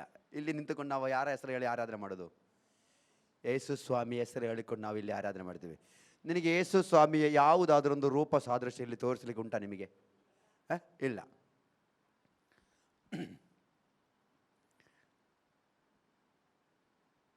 ದೇಹದ ಆರಾಧನೆಗೂ ಆತ್ಮದ ಆರಾಧನೆಗೂ ಇರುವ ವ್ಯತ್ಯಾಸ ಏನು ಅಂತ ನಿಮಗೆ ಹೇಳ್ತೀನಿ. ದೇವರಿಲ್ಲ, ದೇವರ ರೂಪ ಸಾದೃಶ್ಯ ಇಲ್ಲಿ ಇಲ್ಲ, ಅದು ಒಪ್ಪಿದ್ದೀರಾ? ಮಂಜುಷ ಇಲ್ಲ, ಮಂಜುಷ ಇಲ್ಲ, ಯಜ್ಞವೇದಿ ಇಲ್ಲ. ಹೌದಾ ಅಲ್ವಾ? ಏನಾದರೂ ಹೇಳಿ. ಹೌದಲ್ವೇನ್ರಿ? ಯಜ್ಞವೇದಿ ಇಲ್ಲ, ಯೆಹೋವನ ಮಂಜೂಷ ಇಲ್ಲ,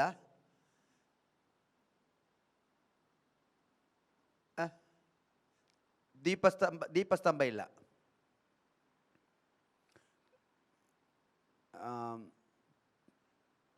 ಯಜ್ಞವೇದಿ ಇಲ್ಲ, ಯಾಜಕ ವಸ್ತ್ರ ಇಲ್ಲ.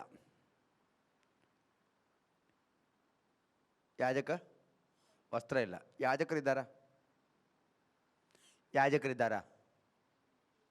ಪ್ರಚಾರ ಮಾಡುವವರು, ಪ್ರಸಂಗ ಮಾಡುವವರು, ಇಲ್ಲಿ ನಿಂತು ಸೇವೆ ಮಾಡೋರ ಹೆಸರು ದೇವರ ವಾಕ್ಯ ಬೋಧನೆ ಮಾಡುವವರು ಯಾಜಕರು. ಹೊಸ ಒಡಂಬಡಿಕೆಯಲ್ಲಿ ಯಾರು ಯಾಜಕರು?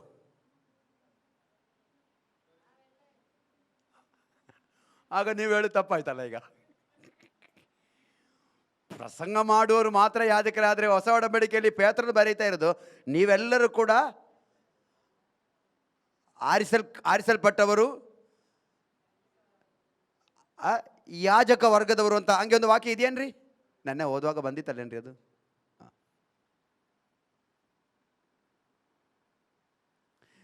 ಹಾಗಾದ್ರೆ ನೀವೆಲ್ಲರೂ ಯಾಜಕರು ತಾನೇ? ಒಪ್ಪಿಕೊಂಡ್ರಾ? ಆಗ ನೀವೆಲ್ಲರೂ ಭಾನುವಾರ ಇಲ್ಲಿ ಬಂದು ನಿಂತುಕೊಂಡು ಇಲ್ಲಿ ಪ್ರಸಂಗ ಮಾಡಿ. ಆಮೇನ್. ಅವರು ರೆಡಿ ಇದ್ದಾರೆ. ಈ ಹಳೆ ಒಡಂಬಡಿಕೆ ಯಾಜಕರಿಗೂ ಹೊಸ ಒಡಂಬಡಿಕೆ ಯಾಜಕರಿಗಿರುವ ವ್ಯತ್ಯಾಸ ಏನು?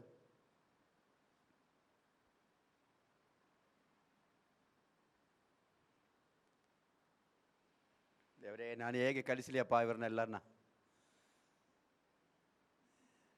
ನನ್ನ ಮನಸ್ಸಿನ ಅಭಿಪ್ರಾಯ ಏನು ಗೊತ್ತಾ? ನೀವು ವಾಕ್ಯದಲ್ಲಿ ಬಹಳ ಸದೃಢವಾಗಿದ್ದೀರಿ ಅಂತ ನಾನು ನಂಬ್ತಾ ಇರೋದು. ನಾನು ಆ ಒಂದು ಬೇಸಿಕಲ್ಲಿ ನಿಂತುಕೊಂಡು ಇಷ್ಟು ಮಾತಾಡ್ತಾ ಇರೋದು, ಸೋಮವಾರದಿಂದ ಮಾತಾಡ್ತಾ ಇರೋದೆಲ್ಲವೂ ಕೂಡ ನನ್ನ ಮನಸ್ಸಿನಲ್ಲಿ ಇರುವುದೇನು ಅಂತ, ನೀವು ದೇವರ ವಾಕ್ಯವನ್ನು ಚೆನ್ನಾಗಿ ಕಲಿತವರು, ಚೆನ್ನಾಗಿ ಆಳವಾದ ಅರಿವು ಜ್ಞಾನದ ವಾಕ್ಯದಲ್ಲಿ ಇದೆ ಅಂತ ಅದನ್ನೇ ಇಟ್ಟುಕೊಂಡು ನಾನು ಇಷ್ಟೆಲ್ಲ ಮಾತಾಡ್ತಾ ಇರೋದು. ಇಲ್ಲಾಂದರೆ ನಾನು ನೆನ್ನೆ ಹೇಳಿದ ಹಾಗೆ A4 ಆ್ಯಪಲಿಂದ ಶುರು ಮಾಡ್ತೀವಿ. ಯಾವ ಕ್ಲಾಸು? LKG. LKGಯಿಂದ ಸ್ಟಾರ್ಟ್ ಮಾಡಿ ನಿಮ್ಮನ್ನು 10th ಸ್ಟ್ಯಾಂಡರ್ಡ್ ಪಾಸ್ ಮಾಡಿಸ್ಬೇಕಾದ್ರೆ ನನಗೆ ಎಷ್ಟು ಸಮಯ ಬೇಕು? ಎಷ್ಟು ಸಮಯ ಬೇಕು ನನಗೆ? ಲೋಕ ಪ್ರಕಾರ LKGಯಿಂದ 10ನೇ ಕ್ಲಾಸ್ವರೆಗೆ ಓದಬೇಕಾದ್ರೆ ಎಷ್ಟು ವರ್ಷ ಬೇಕು? 12 ವರ್ಷ ಆಗಬೇಕು ಲೋಕ ಪ್ರಕಾರ.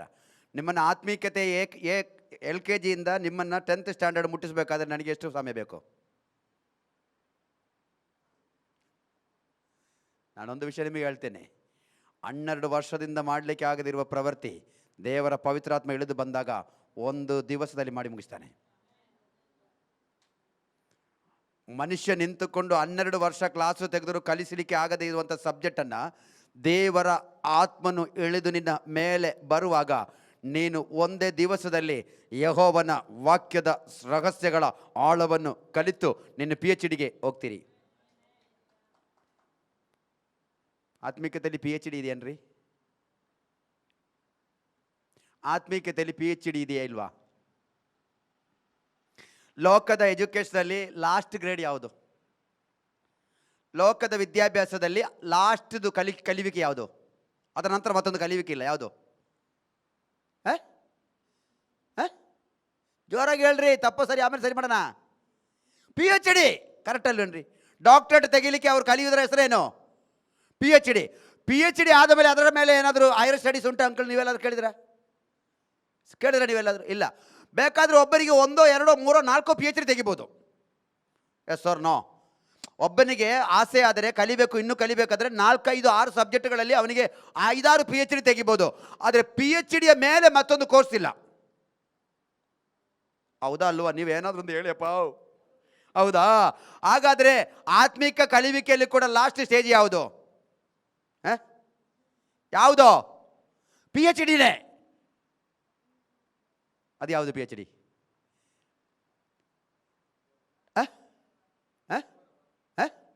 ಯಾರೋ ಬಂತು, ಎಲ್ಲ ಬಂತು, ಸ್ವಲ್ಪ ಬಂತು. ದೇವ್ರ ವಾಕ್ಯ PhD ಪ್ರೀಚಿಂಗ್, ಹೀಲಿಂಗ್, ಡೆಲಿವರೆನ್ಸ್. ಇದು 3 ಮಾಡಲಿಕ್ಕೆ ಯಾರು ಪ್ರಾಪ್ತರಾಗ್ತಾರೋ ಅವರು ಸ್ಪಿರಿಚುವಾಲಿಟಿಯಲ್ಲಿ ಬೆಳೆದವರಾಗಿದ್ದಾರೆ. ಪ್ರೀಚ್ ಮಾಡಬೇಕು, ಪ್ರೇಯರ್ ಮಾಡುವಾಗ ಹೀಲಿಂಗ್ ನಡಿಬೇಕು, ನೀನು ಡೆಲಿವರೆನ್ಸ್ಗೆ ಸೇವೆ ಮಾಡಬೇಕು. ಅದರ ಹೆಸರೇ PhD ಎಂಬುದು. ಅದು ಆತ್ಮೀಕತೆಯಲ್ಲಿ ಯೆಹೋವನಾದ ದೇವರ ನಡೆಯ ಕೊಡುವಂಥ ಡಾಕ್ಟ್ರೇಟು. ಅದು ಸತ್ಯವೇದ ಶಾಲೆಯಲ್ಲಿ ಸಿಗುವಂಥ ಡಾಕ್ಟ್ರೇಟ್ ಅಲ್ಲ. ಅದು ಯಾವುದಾದ್ರೂ ವಿಶ್ವವಿದ್ಯಾನಿಲಯ ಕೊಡುವಂಥ ಡಾಕ್ಟ್ರೇಟ್ ಅಲ್ಲ. ಅದು ಯಾವುದಾದ್ರೂ ಆಮೇಲೆ ಕಪ್ಪು ಅಂಗಿ ಹಾಕಿಬಿಟ್ಟು ತಲೆ ಮೇಲೆ ಕೆಂಪು ಟೊಪ್ಪಿ ಇಟ್ಟುಬಿಟ್ಟು ಬಾವಲಿ ಥರ ಹಿಂಗೆ ಹೋಗುವಾಗ ಕೊಡುವಂಥ ಡಾಕ್ಟ್ರೇಟ್ ಅಲ್ಲ. ಇದು ಸ್ವರ್ಗದಿಂದ ಇಳಿದು ಬರುವ ಡಾಕ್ಟ್ರೇಟು. ಇದು ಸ್ವರ್ಗದ ದೇವರು ಮಾತ್ರ ಇಟ್ಟಿರುವಂಥ ಅಧಿಕಾರದಲ್ಲಿ ಇಟ್ಟಿರುವಂಥ ಸೇವೆ. ಈ ಸೇವೆ ಯಾರ ಮೇಲೆ ಇರ್ತದೋ ಅವನ ಆತ್ಮೀಕತೆಯಲ್ಲಿ ಬೆಳೆದು ಬರ್ತಾ ಇದ್ದಾನೆ ಅಂತ ಅರ್ಥ. ನೀನು ಪ್ರೀಚ್ ಮಾಡಬೇಕು. ಯಾರ ಬಗ್ಗೆ ಪ್ರೀಚ್ ಮಾಡಬೇಕು? ಯೇಸುವಿನ ಬಗ್ಗೆ ಪ್ರೀಚ್ ಮಾಡಬೇಕು. ನಿನ್ನ ಮುಂದೆ ಒಂದು ಪೇಷಂಟ್ ಬರುವಾಗ ನೀನು ಪ್ರೇಯರ್ ಮಾಡುವಾಗ ದೇವರು ಇಮ್ಮಿಡಿಯೇಟ್ ಅದ್ಭುತ ಮಾಡೋದನ್ನು ನಿನ್ನ ಕಣ್ಣುಗಳು ಕಾಣಬೇಕು. ದೇವರು ಅದನ್ನು ಮಾಡ್ತಾ ಇದ್ದಾರೆ. ಆಮೇಲೆ ಡೆಲಿವರೆನ್ಸ್ ನಡಿಬೇಕು. ಅಶುದ್ಧ ಆತ್ಮಗಳಿಂದ ಕಟ್ಟಲ್ಪಟ್ಟ ಜನರನ್ನು ನೀನು ಪ್ರಾರ್ಥಿಸುವಾಗ ಇಮ್ಮಿಡಿಯೇಟ್ ಕಟ್ಟು ಬಿಚ್ಚಬೇಕು. ಅದರ ಅರ್ಥ ನೀನು ಡಾಕ್ಟ್ರೇಟ್ ಆಯಿತು ಯಾವುದರಲ್ಲಿ? ಆತ್ಮೀಕತೆಯಲ್ಲಿ. ಆದರೆ ಒಂದಲ್ಲ, ಎಷ್ಟು ಬೇಕಾದರೂ ನಿನಗೆ ಡಾಕ್ಟ್ರೇಟ್ ತಗೊಳ್ಬೋದು ಆತ್ಮೀಕತೆಯಲ್ಲಿ.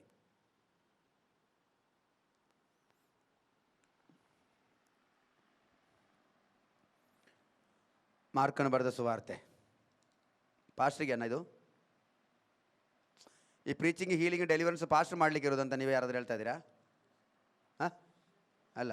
ಒಂದು ವಾಕ್ಯ ಓದಿಬಿಟ್ಟು ಮನೆಯಲ್ಲಿ ಹೋಗಿ ಕೂತ್ಕೊಂಡು ಧ್ಯಾನಿಸಿ, ಆಗ ದೇವರು ಮಾತಾಡ್ತಾ ಇರ್ತಾರೆ. ಮಾರ್ಕನು ಬರೆದ ಸುವಾರ್ತೆ 16ನೇ ಅಧ್ಯಾಯ 15ನೇ ವಾಕ್ಯದ 15, 16, 17, 18. ಆಮೇಲೆ ಅವರಿಗೆ, ನೀವು ಲೋಕದ ಎಲ್ಲಾ ಕಡೆಗೆ ಹೋಗಿ ಜಗತ್ತಿಗೆಲ್ಲ ಸುವಾರ್ತೆಯನ್ನು ಸಾರಿರಿ. ನಂಬಿ ದೀಕ್ಷಾಸ್ನಾನ ಮಾಡಿಸಿಕೊಳ್ಳುವವನು ರಕ್ಷಣೆ ಹೊಂದುವನು, ನಂಬದೆ ಹೋಗುವವನು ದಂಡನೆಗೆ ಗುರಿಯಾಗುವನು. ಇದಲ್ಲದೆ ನಂಬುವವರಿಂದ ಈ ಸೂಚಕ ಕಾರ್ಯಗಳು ಉಂಟಾಗುವವು. ನನ್ನ ಹೆಸರನ್ನು ಹೇಳಿ. ನೀವು ಕುರ್ಲಾ ಎಕ್ಸ್ಪ್ರೆಸ್ ಹೋದಂಗೆ ಹೋದರೆ ಕೇಳುವವರಿಗೆ ಅರ್ಥ ಆಗಲ್ಲ. ಕುರ್ಲಾ ಎಕ್ಸ್ಪ್ರೆಸ್ ಹೆಂಗೆ ಹೋಗ್ತಾ ಗೊತ್ತಾ ನಿಮಗೆ?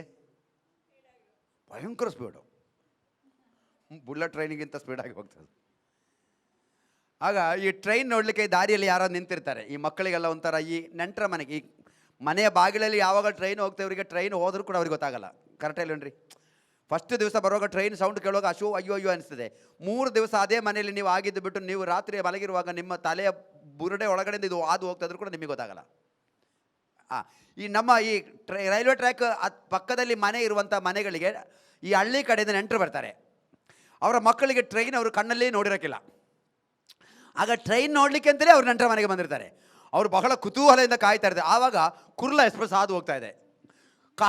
ಮಕ್ಕಳು ಕಣ್ಣು ಮುಚ್ಚಿ ತೆರೆಯೋದ್ರೊಳಗಡೆ ಕುರ್ಲಾ ಹಾದೋಯ್ತು. ಅರ್ಥ ಆಯ್ತಲ್ಲ? ಜೋಕ್ ಒಳಗಡೆ ಒಂದು ಮೆಸೇಜ್ ಅರ್ಥ ಆಯ್ತಲ್ಲ?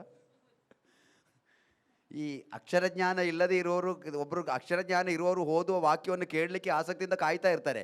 ಇವರು ಕುರ್ಲಾ ಎಕ್ಸ್ಪ್ರೆಸ್ ಥರ ಹೋಗುವಾಗ ಆರಂಭದಲ್ಲಿ ಮಾತ್ರ ಒಂದು ಸೌಂಡ್ ಕೇಳಿತು, ಆಮೇಲೆ ಲಾಸ್ಟಿಗೆ ಬೇರೆ ಒಂದು ಸೌಂಡ್ ಕೇಳಿತು. ಮಧ್ಯದಲ್ಲಿ ಏನು ನಡೀತು ಅಂತ ಗೊತ್ತಾಗಿರಲಿಲ್ಲ.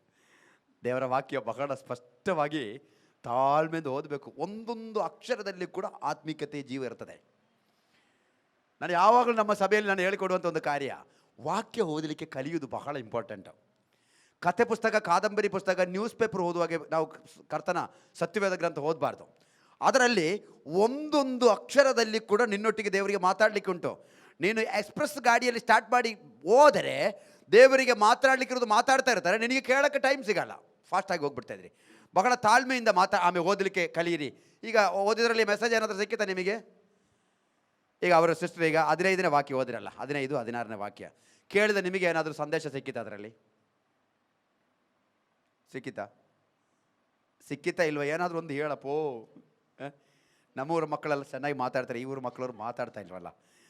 ನೀವು ಲೋಕದ ಎಲ್ಲ ಕಡೆಗೆ ಹೋಗಿ ಜಗತ್ತಿಗೆಲ್ಲ ಸುವಾರ್ತೆಯನ್ನು ಸಾರಿ ನಂಬಿ ದೀಕ್ಷಾಸನ ಮಾಡಿಸಿಕೊಳ್ಳು, ರಕ್ಷಣೆ ಹೊಂದುವನು, ನಂಬದೇ ಹೋಗುವನು, ದಂಡನೆ ಗುರಿಯಾಗುವನು. ಓದಿಬಿಟ್ರಲ್ಲ, ಮೆಸೇಜ್ ಇಲ್ವಾ? ಸ್ವಲ್ಪ ತಾಳ್ಮೆಯಿಂದ ಓದಿದರೆ ಯಾರಾದರೂ ಒಬ್ಬರಿಗಾದರೂ ಈ ಕೇಳ್ತಾ ಮೀಡಿಯಾ ಮುಖಾಂತರ ಕೇಳ್ತಾ ಇರೋರು ರಕ್ಷಣೆ ಹೊಂದಿದ್ಬಿಟ್ರೆ, ರಕ್ಷಣೆ ಹೊಂದಿದವರು ಕೆಲವರು ಈ ವಾಕ್ಯ ಕೇಳಿದ ಕೂಡಲೇ ದೀಕ್ಷಾಸನಕ್ಕೆ ರೆಡಿಯಾಗಿಬಿಟ್ರೆ, ನೀನು ಓದಿದ ಒಂದು ವಾಕ್ಯ ಸಾರ್ಥಕ ಆಯಿತು. ಇಲ್ಲಿ ನಿಂತು 3 ಗಂಟೆ ನಾವು ಪ್ರಸಂಗ ಮಾಡೋದಕ್ಕಿಂತ ನೀವು ಓದಿದಂಥ ಶಬ್ದದಿಂದ ಆ ವಾಕ್ಯ ಕೇಳಿದಂಥ ಒಂದು ಕುಟುಂಬ ದೀಕ್ಷಾಸ್ಥಾನಕ್ಕೆ ರೆಡಿ ಆಗಿಬಿಟ್ರೆ, ನೀವಿಲ್ಲಿ ಬಂದು ಕೂತುಕೊಂಡು ಮಾಡಿದ ಸೇವೆ ಸಾರ್ಥಕ ಆಯಿತು. ನಿಮಗೆ ಅನಿಸ್ತಾ ಇದೆಯಾ ಬೈಬಲ್ ಚರ್ಚಲ್ಲಿ ಓದೋದು ಅಲ್ಪವಾದ ಸೇವೆ ಅಂತ ಯೋಚನೆ ಮಾಡ್ತಾ ಇದ್ದೀರಾ? That's a great ministry. ಅದು ನಿಮಗೆ ದೇವರ ಸ್ವರ ಕೊಟ್ಟಿದ್ದು, ದೇವರ ಕೃಪೆ ಕೊಟ್ಟಿದ್ದು, ಅದೊಂದು ಸೇವೆ. 100 ಜನ ಆಲಯಕ್ಕೆ ಬರ್ತಾರೆ ಅಂತ ಇಟ್ಟುಕೊಳ್ಳ್ರಿ, ಎಲ್ಲರೂ SLC ಪಾಸ್ ಆಗಿದ್ದವರು ಅಂತ ಇಟ್ಟುಕೊಳ್ಳ್ರಿ. ನೀವು 100 ಜನರು ವಾಕ್ಯ ಓದ್ತಾರ ನೋಡಿ? ಓದ್ತಾರ? ಓದಲ್ಲ. ಯಾಕೆ? ಕನ್ನಡ ಅಲ್ವಾ ಕಲ್ತಿದ್ದು? ಹೌದು. ಕೈಯಲ್ಲಿರೋದು ಕನ್ನಡ ಬೈಬಲ್ ಅಲ್ವ? ಹೌದು. ಓದೋಕ್ಕೆ ಅವ್ರಿಗೆ ಕನ್ನಡ ಬರಲ್ವಾ? ಬರ್ತದೆ, ಆದರೂ ಬೈಬಲ್ ಓದೋಕ್ಕೆ ಬರಲ್ಲ. ಯಾಕೆ ಗೊತ್ತಾ? ಅಕ್ಷರ ತಪ್ಪಿಲ್ಲದೆ ಶಬ್ದವಾಗಿ ಹೇಳಿದ ಕೂಡಲೇ ರೆಫರೆನ್ಸ್ ತೆಗೆದು ಓದಲಿಕ್ಕೆ ದೇವರು ಕೊಟ್ಟಿರುವಂಥ ಒಂದು ಅಭಿಷೇಕ ಅದು ನೀವು ಪ್ರಾಮಾಣಿಕವಾಗಿ ಮಾಡಿ ನೋಡಿ. ನಿಮ್ಮ ಸೇವೆ ಮುಖಾಂತರ ಅನೇಕರು ಕ್ರಿಸ್ತನ ಕಡೆಗೆ ತಿರುಗಿ ಬಿಡ್ತಾರೆ. ಪ್ರಸಂಗ ಮಾಡುವಾಗ ಮಾತ್ರ ಅಲ್ಲ ಜನ ಕೇಳೋದು, ವಾಕ್ಯ ಓದ್ತಾ ಇದ್ದಾಗೆ ಕೂಡ ದೇವರ ಆತ್ಮ ಚಲಿಸಲಿಕ್ಕೆ ಶುರುವಾಗ್ತದೆ. ಅದರೆಲ್ಲ ವಾಕ್ಯ ನೋಡಿ. ಇದಲ್ಲದೆ ನಂಬುವವರಿಂದ ಯಾವುದಲ್ಲದೆ ಮೇಲೆ ಒಂದು ವಿಷಯ ಹೇಳಿ ಅದಾದ ಮೇಲೆ ಸಭೆ ಹೇಳೋದು ಇದಲ್ಲದೆ ಯಾವುದು? ನೀವು ಲೋಕದ ಕಟ್ಟ ಕಡೆಯವರೆಗೆ ಹೋಗಿ ಎಲ್ಲ ಜಗತ್ತಿಗೆಲ್ಲ ಸುವಾರ್ತೆಯನ್ನು ಸಾರಬೇಕು. ನಂಬಿ ದೀಕ್ಷಾಸ್ಥಾನ ಹೊಂದುವವರು ರಕ್ಷಣೆ ಹೊಂದುವವರು, ನಂಬದೇ ಇರುವವರು ದಂಡನೆ ಗುರಿ ಆಗುವರು. ಆಮೇಲೆ ಇದಲ್ಲದೆ ಯಾವುದಲ್ಲದೆ? ಈ ಮೇಲೆ ನಾನು ಹೇಳಿದ ವಿಷಯ ಅಲ್ಲದೆ, ಇದಲ್ಲದೆ ನಂಬುವವರಿಂದ ಈ ಸೂಚಕ ಕಾರ್ಯಗಳು ಉಂಟಾಗುವವು. ಯಾರಿಂದ? ನಂಬುವವರಿಂದ. ಯಾವುದೆಲ್ಲ ಉಂಟಾಗುವವು? ನನ್ನ ಹೆಸರನ್ನು ಹೇಳಿ, ಅವರು ನನ್ನ ಹೆಸರನ್ನು ಹೇಳಿ ದೆವ್ವಗಳನ್ನು ಬಿಡಿಸುವರು. ಪಾಸ್ಟ್ರು ಯಾರು? ಪಾಸ್ಟ್ರು. ಆಗ ಬೇಡ, ಖಾರ ಜಾಸ್ತಿ ಮಾಡೋದು ಬೇಡ, ಸ್ವಲ್ಪ ಕಡಿಮೆ ಮಾಡಿಬಿಡ್ತೀನಿ. ಸ್ವಲ್ಪ ಮಸಾಲ ಕಡಿಮೆ ಮಾಡ್ತೀನಿ, ಸ್ವಲ್ಪ ಕಾಯಿ ರುಬ್ಬಿ ಹಾಕಿಬಿಟ್ಟು ಸ್ವಲ್ಪ ಸಡಿಲ ಮಾಡ್ತೀನಿ. ಯಾಕೆಂದರೆ ಹೇಗಾದರೂ ಇನ್ನೊಂದು ಸಾರಿ ಏನಾದರೂ ಇಲ್ಲಿ ಬಂದು ದೇವರ ವಾಕ್ಯ ಬೋಧಿಸಲಿಕ್ಕೆ ಏನಾದರೂ ಅವಕಾಶ ಸಿಕ್ಕಿದರೆ ಯಾಕೆ ನಾವು ಕಳ್ಕೊಳ್ಬೇಕು? ನಿಮಗೆ ಕಲೀಲಿಕ್ಕೆ ಆಸಕ್ತಿ ಇರುವವರು ನಮ್ಮನ್ನು ಕರೆದು ಇನ್ನೊಂದು ಸಲ ಆ ಗಡ್ಡ ಪಾಸ್ಟರ್ನ ಕರೀರಿ, ಅವರು ಚೆನ್ನಾಗಿ ತಮಾಷೆ ಮಾತಾಡ್ತಾರೆ ಅಂತ ನೀವೇನಾದರೂ ಆಸೆ ಉಕ್ಕಿ ಬಂದರೆ ನಾವಾಗಿ ಯಾಕೆ ಅದನ್ನು ಹಾಳು ಮಾಡ್ಕೊಳ್ಬೇಕು ಅಲ್ವೇನ್ರಿ? ಭಯಂಕರ ಗುಂಡೊಡಿದಲ್ವಾ, ಅಡ್ವಾನ್ಸ್ ಆಗಿ ಏನೇನೋ ಗುಂಡೊಡಿತಾವ್ರಿ ಇವರು. ನಂಬುವವರಿಂದ ಈ ಸೂಚಕ ಕಾರ್ಯಗಳು ನಡೀತದೆ. ಒಂದು, ಅವರು ಓದ್ರಿ, ನನ್ನ ಹೆಸರನ್ನು ಹೇಳಿ ದೆವ್ವಗಳನ್ನು ಬಿಡಿಸುವರು. ಯಾರು ಹೇಳಿದ್ದು ಈ ಮಾತು? ಹೇಳ್ತಾ ಇರೋದು ಯಾರು? ಯಾರು ಹೇಳಿದ್ದು? ಯೇಸು. ಆಗ ಯಾರ ಹೆಸರು ಹೇಳಿ ದೆವ್ವ ಬಿಡಿಸಬೇಕು? ನನ್ನ ಹೆಸರು ಅಂದರೆ ಯೇಸು ಸ್ವಾಮಿ. ಯೇಸು ಸ್ವಾಮಿ ಹೇಳಿದ್ರೆ ನನ್ನ ಹೆಸರು ಹೇಳಿ ಅವರು ದೆವ್ವಗಳನ್ನು ಬಿಡಿಸೋರು. ಆಮೇಲೆ ಎರಡು, ಹೊಸ ಭಾಷೆಗಳಿಂದ ಮಾತಾಡುವ. ಅದು ಯಾವ ಭಾಷೆ? ಕನ್ನಡ ಮಾತಾಡ್ತಿರೋರು ತುಳು ಮಾತಾಡ ಶುರು ಮಾಡಿದ್ರು. ಯಾವ ಭಾಷೆ? ಯಾವ ಭಾಷೆ? ಅನ್ಯ ಭಾಷೆ. ಅನ್ಯ ಭಾಷೆಯಲ್ಲಿ ತುಳು ಭಾಷೆ ಇದೆಯಾ ಇಲ್ವಾ?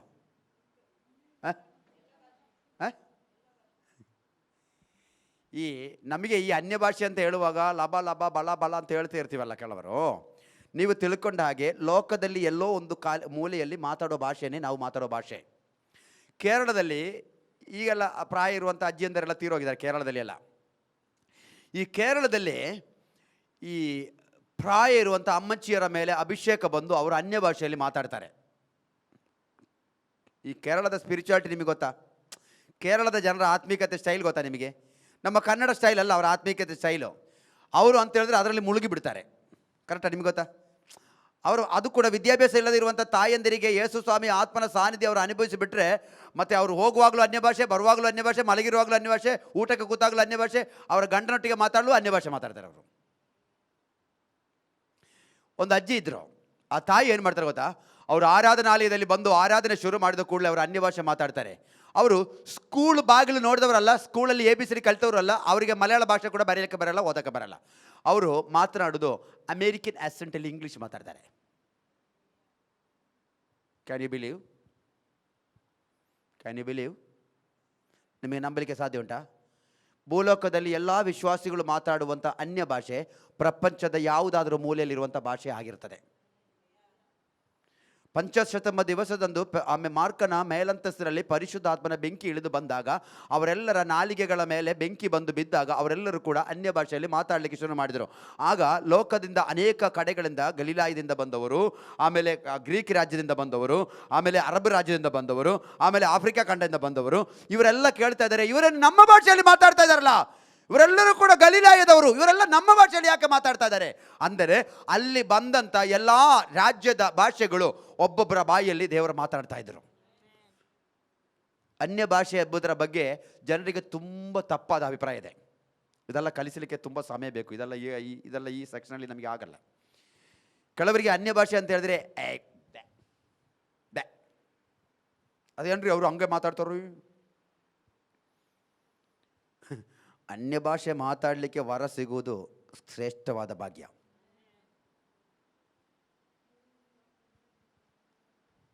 ನಾನು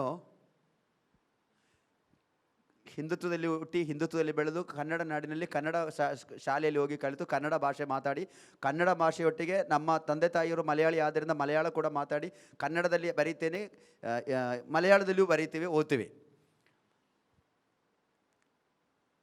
ನಾನು ನನ್ನ ಮುಂದೆ ಬಂದು ಪ್ರಾರ್ಥನೆಗೆ ಕೂತುಕೊಳ್ಳುವ ವ್ಯಕ್ತಿಯ ಮೇಲೆ ದುರಾತ್ಮ ಪ್ರಕಟ ಆಗುವಾಗ ನಾನು ಅರಬಿ ಮಾತಾಡ್ತೀನಿ. ಆಗ ಸೈತಾನ್ ಹೇಳಿದು, ನೀನು ಅರಬಿ ಭಾಷೆ ಮಾತಾಡಬೇಡ ಕಣೋ, ನನಗೆ ಕೇಳಕ್ಕೆ ಆಗ್ತಾ ಇಲ್ಲ ಇದು. ಆಗ ನಾನು ಯೋಚನೆ ಮಾಡಿ, ನಾವು ಯಾವ ಮದ್ರಸದಲ್ಲಿ ಹೋಗಿ ಕಲ್ತಿದ್ದು?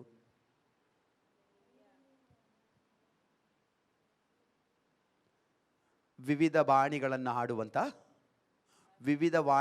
ಆಡುವ ವರ ಉಂಟಾ? ಬೈಬಲಲ್ಲಿ ಉಂಟಾ? ನೀವೆಲ್ಲರೂ ಕೂಡ ಹೊಂದಿಕೊಳ್ಬೇಕು. ನೀವು ಯಾರು ಕೂಡ ಅನ್ಯ ಭಾಷೆಯನ್ನು ನೀವು ಪಡಬಾರದು. ಅನ್ಯ ಭಾಷೆ ಮಾತನಾಡುವಾಗ ಯಾರು ಕೂಡ ಅದನ್ನು ಏನು ಮಾಡೋದು? ಅದನ್ನು ತಿರಸ್ಕಾರ ಮಾಡಬಾರ್ದು, ಅದನ್ನು ಅವಮಾನ ಮಾಡಬಾರ್ದು. ಯಾಕೆ ಅಂತ ಹೇಳಿದ್ರೆ ದೇವರು ಭೂಲೋಕದಲ್ಲಿ ದೇವರಿಂದ ಕೊಡುವಂಥ ಭಾಷೆ ಅದು ಮನುಷ್ಯರಿಗೆ. ಆ ಭಾಷೆ, ನಿನಗೆ ಒಂದು ಭಾಷೆ ಇದೆ, ನೀನು ಹುಟ್ಟು ಕನ್ನಡಿಗನಾದರೆ ನೀನು ಕನ್ನಡ ಮಾತಾಡ್ತಾ ಇದ್ದಿ, ನೀನು ಮಂಗಳೂರು ಕಡೆ ಉಡುಪಿ ಕಡೆಯವರೇ ತುಳು ಭಾಷೆ ಮಾತಾಡ್ತೀರಿ, ನೀವು ಕೊಂಕಣಿಯವರಾದರೆ ನಿಮಗೆ ಒಂದು ಕೊಂಕಣಿ ಭಾಷೆ ನಿಮ್ಮದು ಉಂಟು. ಆ ಭಾಷೆ ಒಟ್ಟಿಗೆ ಅಡಿಷನಲ್ ಒಂದು ಭಾಷೆ ಯಾಕೆ ದೇವರು ಕೊಡ್ತಾ ಇದ್ದಾರೆ ಅಂತ ಹೇಳಿದ್ರೆ ಅದರ ಮುಖಾಂತರ ನಿನಗೆ ಮಾಡಲಿಕ್ಕಿರುವ ಕೆಲಸ ಉಂಟು. ನಿನ್ನ ಲೋಕಲ್ ಲ್ಯಾಂಗ್ವೇಜ್ ಮಾತನಾಡಿ ನಿನ್ನ ಕೈಯಲ್ಲಿ ಏನು ಮಾಡಲಿಕ್ಕೆ ಆಗಲಿಲ್ಲ, ನಾನೀಗ ಒಂದು ಭಾಷೆ ನಿನಗೆ ಕೊಡ್ತೇನೆ, ಆ ಭಾಷೆ ಮಾತಾಡು. ಅದು ಮಾತಾಡುವಾಗ ನಿನ್ನ ಜೀವನದಲ್ಲಿ ಅದ್ಭುತ ನಡೆಯುತ್ತದೆ. ಆ ಭಾಷೆ ಹೆಸರೇ ಅನ್ಯ ಭಾಷೆ. ಇನ್ನೊಂದು ಪ್ರಶ್ನೆ, ಅನ್ಯ ಭಾಷೆ ಯಾವಾಗ ಮಾತಾಡಬೇಕು? ಅನ್ಯ ಭಾಷೆ ಯಾವಾಗ ಮಾತಾಡಬಹುದು? ಭಾನುವಾರ ಆರಾಧನೆಯಲ್ಲಿ ಡ್ರಮ್ ಸೆಟ್ ಎಲ್ಲ ಸೂಪರ್ ಆಗಿ ಕೀಬೋರ್ಡ್ ಬರುವಾಗ ಒಂದು ಹಾಡು ಹಾಡಿ, ಎರಡು ಹಾಡು ಹಾಡಿ, ಮೂರನೇ ಹಾಡು ಮುಕ್ತಾಯ ಆಗುವಾಗ ಶುರು ಮಾಡಬೇಕು. ಹಂಗೆ ಬೈಬಲಲ್ಲಿ ಬರೆದಿದ್ದಾರೆ. ಇಲ್ಲ. ಅನ್ಯ ಭಾಷೆ ನಿನಗೆ ಕೊಟ್ಟದ್ದು ಯಾರು? ದೇವರ ಪವಿತ್ರಾತ್ಮನು. ಆಗ ನಿನಗೆ ಯಾವಾಗೆಲ್ಲ ಮಾತಾಡುವ ಅಂತ ಕೇಳಿದರೆ, ನಿನ್ನೊಳಗಡೆ ಪವಿತ್ರಾತ್ಮ ಇರುವ ಸಮಯ ಎಲ್ಲ ಮಾತಾಡ್ಬೋದು. ನಿನ್ನೊಟ್ಟಿಗೆ ಪವಿತ್ರಾತ್ಮ ಯಾವಾಗೆಲ್ಲ ಇರ್ತಾರೆ? ಭಾನುವಾರ ಒಂದು ದಿವಸ ಇರ್ತಾರೆ, ಆಮೇಲೆ ಉಪವಾಸ ಪ್ರಾರ್ಥನೆ ದಿವಸದಲ್ಲಿ ಇರ್ತಾರೆ, ಸ್ಪೆಷಲ್ ಮೀಟಿಂಗ್ ಏನಾದರೂ ಕರೆದ್ರೆ ಆವಾಗ ಬರ್ತಾರೆ, ಕಾನ್ಫರೆನ್ಸ್ ಏನಾದರೂ ಇದ್ದರೆ ಅದರಲ್ಲಿ ಬರ್ತಾರೆ, ಪಾಸ್ಟರ್ಸ್ ಮೀಟಿಂಗ್ ಕರೆದ್ರೆ ಅದಕ್ಕೆ ಬರ್ತಾರೆ, ಬಾಕಿ ದಿವಸ ಎಲ್ಲ ಇರಲ್ಲ. ನಿಮ್ಮ ಬೈಬಲ್ ಹಂಗೆ ಹೇಳ್ತಾ ಇದೆಯಾ? ನನ್ನ ಬೈಬಲ್ ಹೇಳ್ತಾ ಇದೆ, ಈ ಎಲ್ಲ ದಿವಸವೂ ನಿನ್ನ ಸಂಗಡ ಇರಲಿಕ್ಕೆ ನಾನು ಕೊಟ್ಟ ಆತ್ಮ. ಸೋಮವಾರ ಅಂತೂ ಇಲ್ಲ, ಭಾನುವಾರ ಅಂತೂ ಇಲ್ಲ. ನೀನು ಭಾನುವಾರ ಆರಾಧನಾಲಯದಲ್ಲಿ ಬರುವಾಗಲೂ ಪವಿತ್ರಾತ್ಮನೊಟ್ಟಿಗಿದ್ದಾರೆ, ನೀನು ಸೋಮವಾರ ನಿನ್ನ ಕೆಲಸ ಸ್ಥಳದಲ್ಲಿ ಕೂತಿರುವಾಗಲೂ ಆತ್ಮ ನಿನ್ನೊಟ್ಟಿಗಿದ್ದಾರೆ, ನೀನು ಕಾಲೇಜಿಗೆ ಹೋಗುವಾಗಲೂ ದೇವರಾತ್ಮ ನಿನ್ನೊಟ್ಟಿಗಿದೆ, ನೀನು ಗಾಡಿಯಲ್ಲಿ ಹೋಗುವಾಗ ಡ್ರೈವ್ ಮಾಡ್ತಿರುವಾಗಲೂ ದೇವರಾತ್ಮ ನಿನ್ನೊಟ್ಟಿಗಿದ್ದಾರೆ, ನೀನು ತರಕಾರಿ ಹಚ್ಚುವಾಗಲೂ ದೇವರಾತ್ಮ ನಿನ್ನೊಟ್ಟಿಗಿದ್ದಾರೆ, ನೀನು ಹಾಸಿಗೆ ಹಾಸುವಾಗಲೂ ದೇವರಾತ್ಮ ನಿನ್ನೊಟ್ಟಿಗಿದೆ, ನೀನು ಪ್ರಾರ್ಥನೆಗೆ ಕೂತುಕೊಳ್ಳುವಾಗ ದೇವರಾತ್ಮ ನಿನ್ನೊಟ್ಟಿಗಿದೆ, ನೀನು ಮಲಗಿ ನಿದ್ರೆ ಮಾಡುವಾಗಲೂ ಪವಿತ್ರಾತ್ಮನೊಟ್ಟಿಗಿದ್ದಾರೆ, ನೀನು ಬೆಳಿಗ್ಗೆ ಎದ್ದೇಳುವಾಗಲೂ ಪವಿತ್ರಾತ್ಮನೊಟ್ಟಿಗಿದ್ದಾರೆ, ಯಾರಾದರೂ ನಿನ್ನೊಟ್ಟಿಗೆ ಜಗಳಕ್ಕೆ ಬರುವಾಗಲೂ ಪವಿತ್ರಾತ್ಮ ನಿನ್ನೊಟ್ಟಿಗಿದ್ದಾರೆ. ಅದರ ಅರ್ಥ ಗೊತ್ತಾಗಿಲ್ಲ ಅಂತ ಕಾಣ್ತದೆ. ಯಾರಾದರೂ ನಿನ್ನೊಟ್ಟಿಗೆ ಜಗಳಕ್ಕೆ ಬರುವಾಗಲೂ ಪವಿತ್ರಾತ್ಮ ನಿನ್ನೊಟ್ಟಿಗಿದ್ದಾರೆ. ಅದರ ಅರ್ಥ, ಜಗಳಕ್ಕೆ ಬರೋರು ಜಗಳ ಮಾಡಿಕೊಂಡು ಹೋಗಲಿ, ನೀನು ತಿರುಗಿ ಜಗಳ ಮಾಡೋದಾದರೆ ನಿನ್ನೊಟ್ಟಿಗೆ ಪವಿತ್ರಾತ್ಮ ಇದೆ ಎಂದು ನಿನಗೆ ಗೊತ್ತಿಲ್ಲ. ಈಗ ಯಾರು ಆಮೇಲೆ ಹೇಳಲೇ ಇಲ್ವಲ್ಲ? ಹೆಂಗೆ ಪಾಸ್ಟ್ರೇ, ನಾವು ಇಷ್ಟೆಲ್ಲ ಕಿತಾಪತಿ ಮಾಡಿಬಿಟ್ಟು ಬಂದು ಇಲ್ಲಿ ಕೂತ್ಕೊಂಡು ಆಮೇಲೆ ಹೇಳೋದು ಹೇಗೆ ಅಂತ.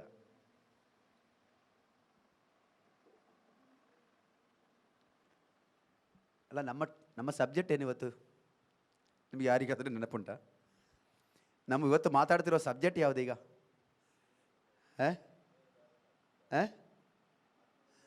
ಹೊಸ ಒಡಂಬಡಿಕೆಯ ವಿಷಯ, ಪವಿತ್ರಾತ್ಮನ ಬಗ್ಗೆ ನಾನು ಸ್ಟಾರ್ಟ್ ಮಾಡಿದ್ದು. ಈ ಪವಿತ್ರಾತ್ಮನ ಬಗ್ಗೆ ಎಲ್ಲೋ ಇದೆಲ್ಲ ಮಾತಾಡ್ತಿರೋದು ನಾನೀಗ. ಅದಕ್ಕೆ ನಾನು ಹೇಳಿದ್ದು, ಒಂದು ಪುರುಷಾಯುಷಿ ಇಡೀ ನನಗೆ ಕೊಟ್ಟರೂ ಕೂಡ ನನಗೆ ದೇವರ ಆತ್ಮನ ಬಗ್ಗೆ ಮಾತಾಡಿ ಮುಗಿಸಲಿಕ್ಕೆ ನನ್ನಿಂದ ಕೆಪಾಸಿಟಿ ಇಲ್ಲ. ನನಗೆ ಆಯುಷ್ಯ ಇನ್ನೊಂದು 100 ವರ್ಷ. ಎಷ್ಟು ವರ್ಷ? ಇನ್ನೊಂದು 100 ವರ್ಷ ಕೂಡ ನನಗೆ ಕೊಟ್ಟರು ಕೂಡ, ಒಂದು ದಿವಸ ಎಡೆಬಿಡದೆ ನಾನು ಮಾತಾಡಲಿಕ್ಕೆ ನೀವು ನನಗೆ ಟೈಮ್ ಕೊಟ್ಟರು ಕೂಡ, ಇನ್ನು 100 ವರ್ಷ ನಾನು ಪ್ರಸಂಗ ಮಾಡಿದರೂ ಕೂಡ ದೇವರ ಪವಿತ್ರಾತ್ಮನ ಬಗ್ಗೆ ಮಾತಾಡಿ ನನಗೆ ಮುಗಿಸಲಿಕ್ಕೆ ಆಗಲ್ಲ. ಅಷ್ಟು ಇದೆ ಅವರಲ್ಲಿ, ಕೈಗಳಲ್ಲಿ ಅಷ್ಟು ಇದೆ ಅವರ ಸಾಮರ್ಥ್ಯ, ಅಷ್ಟು ಇದೆ ಅವರ ಪ್ರವೃತ್ತಿಯ ವಿಭಿನ್ನತೆ, ಅವರ ಪ್ರವೃತ್ತಿಯ ವೈಶಿಷ್ಟ್ಯತೆ ಅಷ್ಟು ಶ್ರೇಷ್ಠವಾಗಿದೆ. ಅಂಥ ಭಯಂಕರವಾದ ಶಕ್ತಿ ಅಲ್ವಾ ನಿಮ್ಮ ಒಳಗಡೆ ಬಂದು ಕೂತಿರೋದು? ಅಂಥ ಭಯಂಕರವಾದ ಆ ಮಹಿಮೆಯ ಪ್ರಸನ್ನತೆ ಅಲ್ವಾ ನೀವು ಅನುಭವಿಸ್ತಾ ಇರೋದು? ಹೇಗೆ ಮೌನವಾಗಿ ಕೂರ್ಲಿಕ್ಕೆ ಸಾಧ್ಯ? ಶರೀರದ ಆರಾಧನೆ ಬೇರೆ, ಆತ್ಮಿಕ ಆರಾಧನೆ ಬೇರೆ. ಶರೀರದ ಆರಾಧನೆ ಕಾಲ ಇತ್ತು, ಅಯ್ಯೋ ಶಬರಿಯಕ್ಕೆ ಹೋಗೋಣ. ಶಮರ್ಯದ ಸಬ್ಜೆಕ್ಟ್ ಅವತ್ತು ಮಾತಾಡ್ತೇನೆ ಅಂತ ಹೇಳ್ಬಿಟ್ಟು ಹೋಮ್ವರ್ಕ್ ಎಲ್ಲ ಕೊಟ್ಟುಬಿಟ್ಟು ಪಾಸ್ಟರ್ ಸುದ್ದಿ ಸದ್ದು ಇಲ್ಲದೆ ಸುಮ್ಮನೆ ನಿಂತಿದ್ದಾರೆ. ನಾವೇನಾದರೂ ಕೇಳಿದ್ರೆ ಇನ್ನು ಪಾಸ್ಟ್ಗೆ ಬೇಜಾರಾಗ್ತದೆ, ನಾವು ಸುಮ್ಮನೆ ಕೂತಿದ್ದೇವೆ.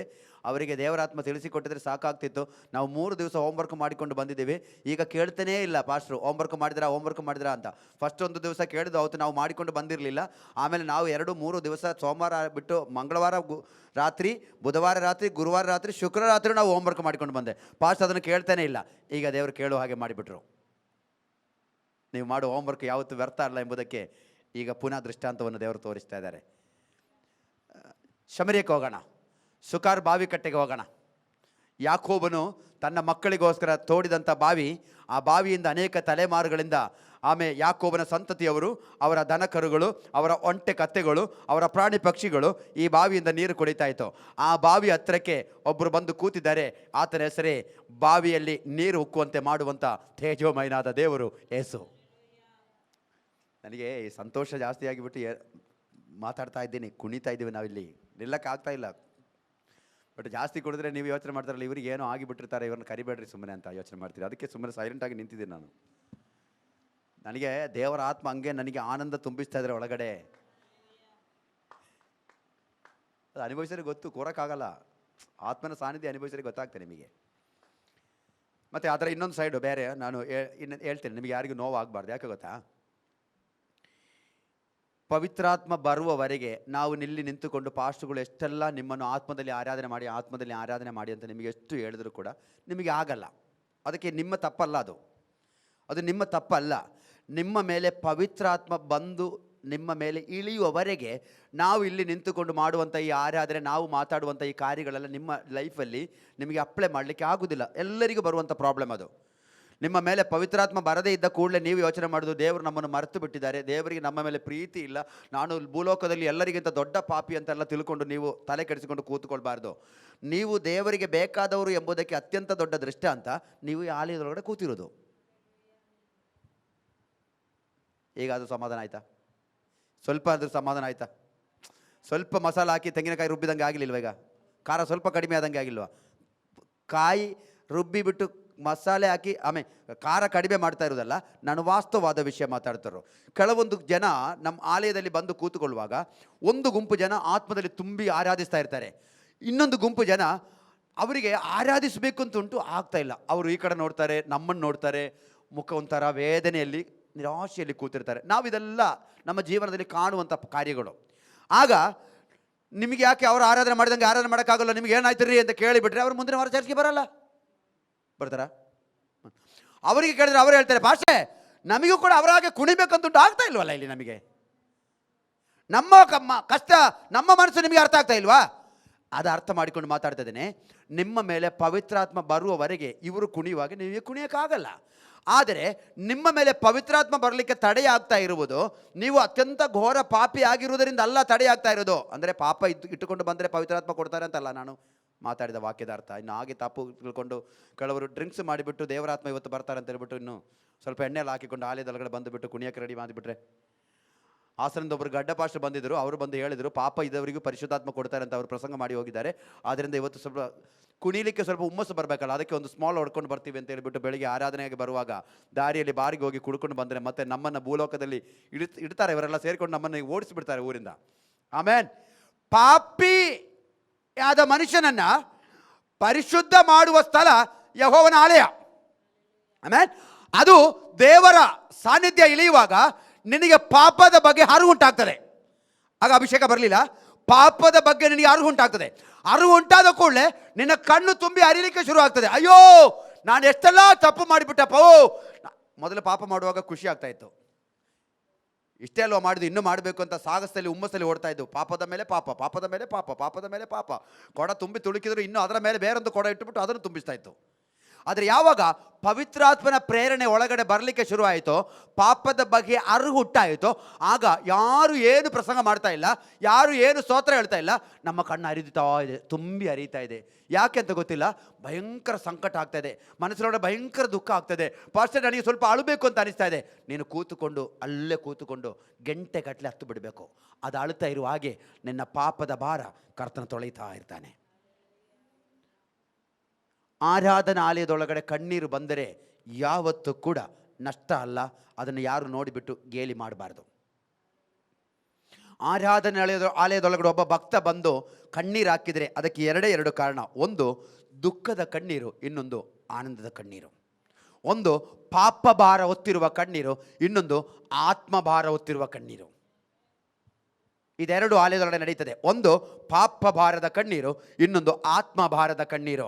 ಒಂದು ಸಲ ಪಾಪದ ಬಗ್ಗೆ ಇರುವಂಥ ಅರಿವು ಹುಟ್ಟಾದಾಗ ಕಣ್ಣೀರು ಬಂತು, ಇನ್ನೊಂದು ಸಾರಿ ಪವಿತ್ರಾತ್ಮ ಮೈ ಮೇಲೆ ಬಂದಾಗ ಇಷ್ಟೆಲ್ಲ ನನ್ನನ್ನು ಪ್ರೀತಿಸಲಿಕ್ಕೆ ನಾನು ಎಷ್ಟರವನು ಎಂದು ಹೇಳಿ ಆತ್ಮದ ಕಣ್ಣೀರು ಕಣ್ಣಲ್ಲಿ ತುಂಬಿ ಬರ್ತದೆ.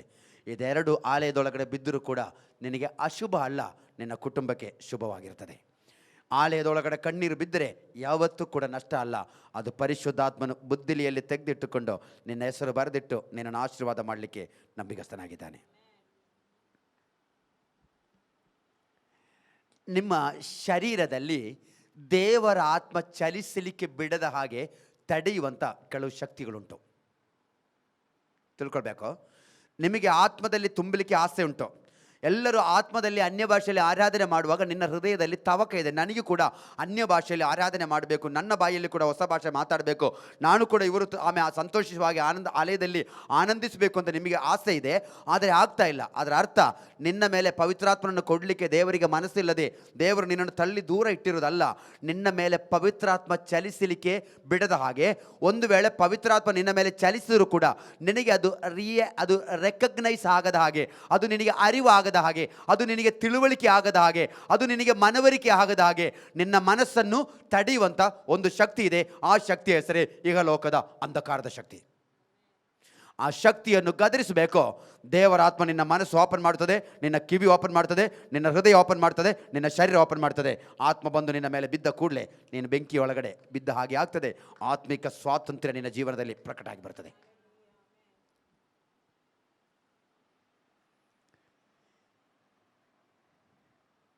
ಆಲಯದ ಒಳಗಡೆ ಬರಲಿಕ್ಕೆ ಬಂದಾಗ ಯೇಸು ಸ್ವಾಮಿ ಬಾಗಿಲು ನಿಂತುಕೊಂಡು 3 ದಿವಸ ಫಾಸ್ಟಿಂಗ್ ತೆಗೆದು ಬಾ ಅಂತ ಹೇಳಿದ್ರ?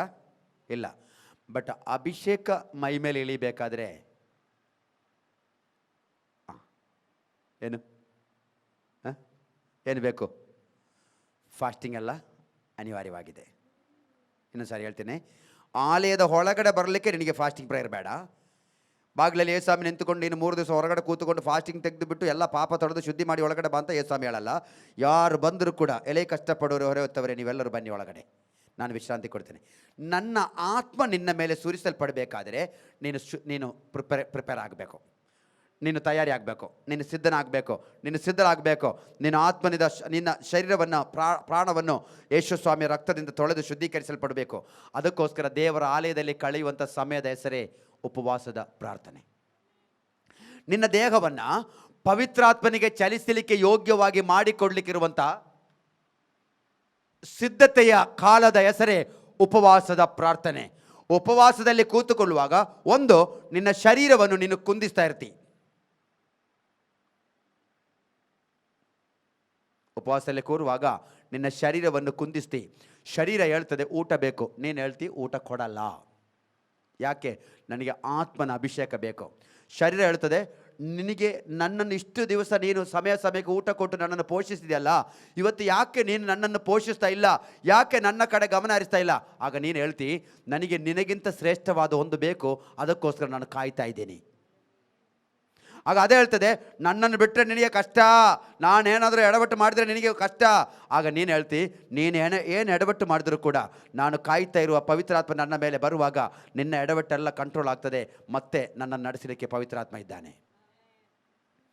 ಒಂದು ದಿವಸ ಊಟ ಕೊಡಲಿಲ್ಲ, ಭಯಂಕರ ಸಿಟ್ಟು ಬಂತು ಶರೀರಕ್ಕೆ, ಸುಸ್ತು ಬಂತು ಶರೀರಕ್ಕೆ. ಹೊಟ್ಟೆಯೆಲ್ಲ ಒಳಗಡೆ ತಳಮಳ ಆಗ್ತಿರಿ ಶುರುವಾಯಿತು. ಅಯ್ಯೋ ಮಲಗಿದ್ರು ನಿದ್ರೆ ಬರ್ತಾ ಇಲ್ಲ, ನೀರು ತೆಗೆದು ಕುಡಿತಾ ಇದ್ದೀವಿ, ಕಾಫಿ ಮಾಡಿ ಕುಡಿತಾ ಇದ್ದೀವಿ, ಟೀ ಮಾಡಿ ಕುಡಿತಾ ಇದ್ದೀವಿ, ಸಮಾಧಾನ ಇಲ್ಲ, ನಿದ್ರೆ ಬರ್ತಾ ಇಲ್ಲ, ಏನೇನೋ ಆಯಿತು, ಹೆಂಗಂಗಾಯ್ತು. ನೀನು ಬಗ್ಬಾರ್ದು. ನೀನು ಹೇಳಬೇಕು ನಾನು ಉಪವಾಸ ಬಿಡಲ್ಲ. 2 ದಿವಸ ನೀನು ಫಾಸ್ಟಿಂಗ್ ಕಂಟಿನ್ಯೂ ಮಾಡ್ತಾ ಇರ್ತೀಯ. ಫಾಸ್ಟಿಂಗ್ ಕಂಟಿನ್ಯೂ ಮಾಡುವಾಗ ನೆನ್ನೆಯಷ್ಟು ಶಕ್ತಿ ಈಗ ದೇಹಕ್ಕಿಲ್ಲ. ದೇಹ ಹೇಳ್ತಾ ಇದೆ ನಿನ್ನೊಟ್ಟಿಗೆ ಹೋರಾಟ ಮಾಡಿ ಪ್ರಯೋಜನ ಇಲ್ಲ, ನೀನು ಊಟ ಕೊಡುವಂಗೆ ಕಾಣ್ತಾ ಇಲ್ಲ, ನಾನು ಇವತ್ತು ನಿನ್ನೊಟ್ಟಿಗೆ ಹೋರಾಟ ಮಾಡೋದು ಕಡಿಮೆ ಮಾಡ್ತೀನಿ. ಆದರೂ ಮಧ್ಯದಲ್ಲಿ ಒಂದು ಸಲ ಮಧ್ಯಾಹ್ನ ಆದ ಕೂಡಲೇ ಕಣಕ್ಲಿಕ್ಕೆ ಶುರು ಮಾಡ್ತಾರೆ. ಪ್ರೇಯರ್ ಮುಗಿತಲ್ಲ, ಊಟ ಮಾಡು ಪರವಾಗಿಲ್ಲ, ಹಂಗೆ ಹೇಳಿಸ್ತದೆ. ಆಗ ನೀನು ಹೇಳಬೇಕು ಇಲ್ಲ, ನನಗೆ ಆತ್ಮನ ಅಭಿಷೇಕ ಸಿಗೋವರೆಗೆ ನಾನು ಕಾಯ್ತಾ ಇದ್ದೀನಿ, ನೀನು ಮಧ್ಯಾಹ್ನ ಊಟ ಮಾಡಬಾರ್ದು. ಸಂಜೆ ಆದಾಗ ಶರೀರ ಹೇಳ್ತದೆ ನನಗೆ ಯಾಕೆ ಸುಮ್ಮನೆ ನಿನ್ನೊಟ್ಟಿಗೆ ಜಗಳ, ನೀನೇನೋ ಮಾಡ್ಕೊ, ನನ್ನ ಪಾಡಿಗೆ ನಾನು ಇರ್ತೀನಿ. ಮತ್ತು ನಿನಗೆ ಊಟದ ನೆನಪೇ ಬರಲ್ಲ. 1 ದಿವಸ 2 ದಿವಸ ಮಾತ್ರ ಪ್ರಾಬ್ಲಮ್. 3ನೇ ದಿವಸ ನೀನು ಹೇಳ್ತಿ ನನಗೆ ಊಟ ಬೇಕು ಅಂತಿರಲಿಲ್ಲ, ಟೀ ಬೇಕು ಅಂತಿರಲಿಲ್ಲ, ಕಾಫಿ ಬೇಕು ಅಂತಿರಲಿಲ್ಲ. ಮತ್ತೆ ನೋವು, ಉಪವಾಸ ಮುಗಿಲಿಕ್ಕೆ ಟೈಮ್ ಆಗೋ ಮತ್ತೆ ನೋವು, ಅಯ್ಯೋ ಉಪವಾಸ ಮುಗಿದು ಹೋಯ್ತಲ್ಲ, ಅಯ್ಯೋ ಫಾಸ್ಟಿಂಗ್ ನಿಲ್ಲಿಸಬೇಕಲ್ಲ, ಅದು ಬೇದನೆ. ಆರಂಭ ಮಾಡಿದಾಗ ಫಾಸ್ಟಿಂಗ್ ಮಾಡಬೇಕಲ್ಲ ಅಂತ ಬೇದನೆ. ಆಮೇಲೆ ಫಾಸ್ಟಿಂಗ್ 1 ದಿವಸ ಆಯ್ತು, 2 ದಿವಸ ಆಯಿತು, 3ನೇ ದಿವಸ ಆದಾಗ ಅಯ್ಯೋ ಫಾಸ್ಟಿಂಗ್ ಮುಗಿಸ್ಬೇಕಲ್ಲ ಅಂತ ನೋವಾಯಿತು. ಕಾರಣ ಅಷ್ಟರೊಳಗಡೆ ಶರೀರ ನಿನ್ನ ಆತ್ಮನ ನಡೆಸುವಿಕೆಗೆ ಬಗ್ಗೆ ಆಯಿತು. ಈಗ ಶರೀರ ಹೇಳ್ತದೆ ನೀನು ಫಾಸ್ಟಿಂಗ್ ಮಾಡಿಕೋ, ಏನು ತೊಂದರೆ ಇಲ್ಲ, ನನ್ನ ಕಡೆಯಿಂದ ಡಿಸ್ಟರ್ಬೆನ್ಸ್ ಏನು ಬರಲ್ಲ. ಫಸ್ಟು ಫಾಸ್ಟಿಂಗ್ ತೆಗಿಲಿಕ್ಕೆ ನೀನು ತೀರ್ಮಾನ ಮಾಡ್ತೀಯಲ್ಲ, ರಾತ್ರಿ ಯೋಚನೆ ಮಾಡ್ತೀಯಲ್ಲ, ನಾಳೆ ನಾನು ಫಾಸ್ಟಿಂಗ್ ತೆಗಿತೀನಿ. ನಿನ್ನ ಮನೆಯಲ್ಲಿ ಯಾವಾಗಲೂ ಮಾಮೂಲಿ ತಿಂಡಿ ಸಮಯ 10 ಗಂಟೆ. ಮಾಮೂಲಿ ನಿನ್ನ ಮನೆಯಲ್ಲಿ ನೀನು ತಿಂಡಿ ಮಾಡೋ ಟೈಮು 10 ಗಂಟೆ. ನೀನು ಯಾವಾಗ ಫಾಸ್ಟಿಂಗ್ ತೆಗಿಬೇಕಂತ ಪ್ಲ್ಯಾನ್ ಮಾಡಿಕೊಂಡು ಬೆಳಿಗ್ಗೆ ಎದ್ದೇಳ್ತೀಯೋ ನಿನಗೆ 7ವರೆಗೆ ಹೊಟ್ಟೆ ಹಸಿಲಿಕ್ಕೆ ಶುರು ಆಗ್ತದೆ. ಉಡುಪಿಯಲ್ಲಿ ಇಲ್ಲ ಅಂತ ಕಾಣ್ತದೆ, ಹಂಗೆ ಇಲ್ಲ, ಶಂಕರಪುರದಲ್ಲಿಲ್ಲ, ಯೇಸುಪುರದಲ್ಲಿ ಮತ್ತೆ ಇಲ್ಲವೇ ಇಲ್ಲ. ನಮ್ಮ ಆಶ್ರಮದಲ್ಲಿ ಹಂಗೆ ಫಾಸ್ಟಿಂಗ್ ತೆಗಿಬೇಕು ಅಂತ ಯಾವುದಾದ್ರೂ ಒಂದು ವಿಶ್ವಾಸಿ ದೇವರ ಮಗು ಪ್ಲ್ಯಾನ್ ಮಾಡಿದರೆ 10:30ವರೆಗೆ ಹೊಟ್ಟೆ ಹಸಿಯಲ್ಲ ಯಾವಾಗಲೂ. ಆಮೇಲೆ ಮನೆಯಲ್ಲಿರುವಂಥ ಅಮ್ಮ ಹೇಳಬೇಕು, ಊಟ ಬೇಡವಾ, ಮುಖ ತೊಳೆದಿಲ್ಲ, ಅಲ್ಲುಜ್ಜಿಲ್ಲ, ಯಾಕೋ ಹಸಿವು ಅನಿಸ್ತಾ ಇಲ್ಲ, ಹಂಗೆ ಇರ್ತೀನಿ, ಪರವಾಗಿಲ್ಲ, ಅಡಿಗೆ ತಿಂಡಿ ರೆಡಿಯಾಗಿದೆ ಕಣೋ, ಬಾರೋ, ಇಲ್ಲ ಬರ್ತೀನಿ ಇರೋ, ಏನಾದ್ರೆಲ್ಲ ಮಾಡಿಕೊಂಡು ಆ ಊಟದ ಬಗ್ಗೆ ನೆನಪಿರಲ್ಲ. ಯಾವಾಗ ಫಾಸ್ಟಿಂಗ್ ಮಾಡಬೇಕಂತ ಪ್ಲ್ಯಾನ್ ಮಾಡಿತೋ 7:00ವರೆಗೆ ಹೋಗಿಬಿಟ್ಟು ಅಮ್ಮ ತಿಂಡಿ ಕೊಡು, ಯಾಕಲ್ಲ ಇವತ್ತು ಉಪವಾಸ ಮಾಡಬೇಕಂತಾನೆ ನೆನ್ನೆ ತೀರ್ಮಾನ ಮಾಡಿದೆ ರಾತ್ರಿ. ನೀನು ಹಂಗೆ ತಾನೇ ಹೇಳ್ದು, ತಿಂಡಿ ಮಾಡಲಿಲ್ಲ ನಾನು, ನೀನು ಅಡುಗೆ ಮಾಡಮ್ಮ, ತಿಂಡಿ ಬೇಕು ನನಗೆ, ಹೊಟ್ಟೆ ತುಂಬ ಹಸಿತಾ ಇದೆ. ಇವರಿಗೆ ಗೊತ್ತಾಯಿತು, ಯಾರಿಗೆ? ಈ ದೇಹಕ್ಕೆ ಗೊತ್ತಾಯಿತು, ಇವನನ್ನು ಬಿಟ್ಟರೆ ನನ್ನ ಮೇಲೆ ಬೇರೊಬ್ಬರ ಶಕ್ತಿಯನ್ನು ಇವನು ಪ್ರವಾಹ ಮಾಡ್ತಾನೆ. ಆ ಶಕ್ತಿ ಬಂದರೆ ಮತ್ತೆ ನನ್ನ ನಾಟಕ ನಡೆಯಲ್ಲ, ಅವರು ಹೇಳೋದೇ ಕೇಳಬೇಕು. ಇನ್ನೂ ಅರ್ಥ ಆಗಿಲ್ಲ. ಪವಿತ್ರಾತ್ಮ ಬರಲಿಕ್ಕೆ ಯಾಕೆ ದೇಹ ಒಪ್ಪುತ್ತಾ ಇಲ್ಲ ಅಂತ ಕೇಳಿದರೆ, ದೇಹಕ್ಕೆ ಚೆನ್ನಾಗಿ ಗೊತ್ತು ಪವಿತ್ರಾತ್ಮ ನಿಮ್ಮ ಮೇಲೆ ಬಂದರೆ ಪವಿತ್ರಾತ್ಮ ಹೇಳುವುದನ್ನೇ ಕೇಳಬೇಕು, ಇವರು ಹೇಳೋದು ಕೇಳಲ್ಲ. ಇನ್ನೂ ಗೊತ್ತಾಗಿಲ್ವೋ? ಆಮೇನ್, ಹಲ್ಲೆಲೂಯಾ. ದೇವರೇ ಏಸಪ್ಪ, ಹೆಸರು ಮಾತ್ರ ಏಸುಪುರಪ್ಪ, ದೇವರೇ ಆಶೀರ್ವಾದ ಮಾಡು.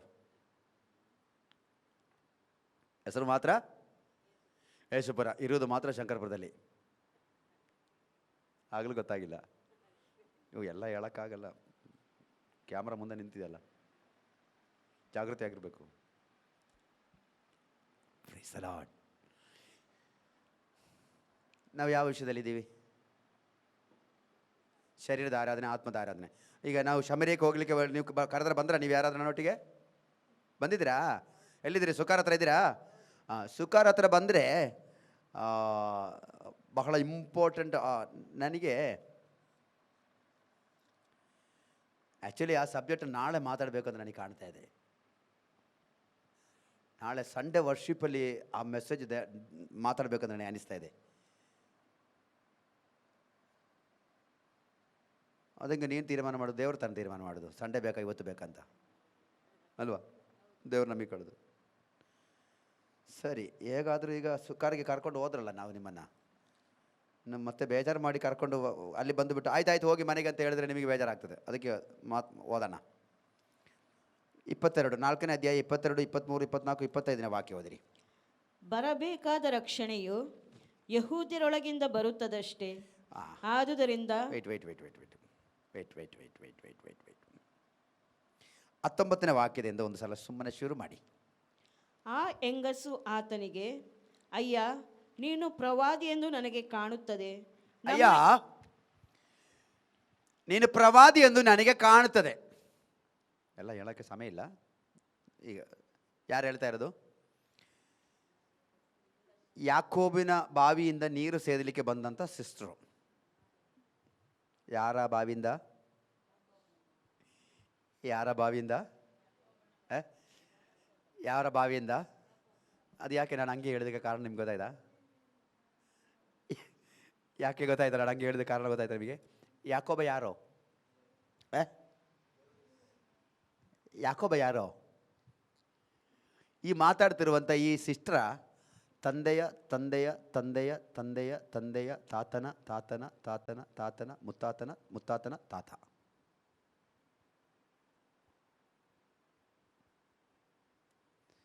ಇನ್ನು ನಾನು ಹೇಳಲ್ಲ, ಇನ್ನು ನೀವು ಗ್ರಹಿಸಬೇಕು. ಭಯಂಕರ ಒಂದು ಮಿಸ್ಟ್ರಿ ಅದರೊಳಗಡೆ ಇದೆ. ನಾನು ಈಗ ಮಾತಾಡಿಬಿಟ್ರಲ್ಲಿ ಅದು ನಾನು ಎಕ್ಸ್ಪ್ಲೈನ್ ಮಾಡಲ್ಲ. ನಿಮಗೆ ಪವಿತ್ರಾತ್ಮನ ಸಾನ್ನಿಧ್ಯ ಇರುವವರಾಗಿರೋದನ್ನು ನೀವು ಗ್ರಹಿಸಿಕೊಳ್ತೀರಿ. ಆಗ ಈ ಸಹೋದರಿ ಬ್ಯಾಕ್ಗ್ರೌಂಡ್ ಎಲ್ಲ ಗೊತ್ತಾ? ಇವತ್ತು ಮಾತಾಡಲ್ಲ, ಅದು ಅವತ್ತೊಂದು ಸಲ ಸುಮ್ಮನೆ ಟಚ್ ಮಾಡಿದ್ದು, ಅದು ಮಾತಾಡೋಣ ಬೇಡ. ಸಹೋದರಿಯ ಬ್ಯಾಕ್ಗ್ರೌಂಡ್ ಏನೇ ಆಗಲಿ, ಸಹೋದರಿ ಬಂದಿರೋದು ಯಾಕೋಬನ ಬಾವಿಯಿಂದ ನೀರು ಸೇದಲಿಕ್ಕೆ. ಅದರಲ್ಲಿ ಒಂದು ಸಂದೇಶ ಉಂಟು. ಜೀವನ ಹೇಗೆ ಬೇಕಾದರೂ ಇರಲಿ, ನಾವು ನಮ್ಮ ಪಿತೃರು ಮುತ್ತಾತರು ಸೇರಿ ಕಟ್ಟಿದ ಚರ್ಚಲ್ಲಿ ಆರಾಧನೆ ಬಂದಿದ್ದೀವಿ.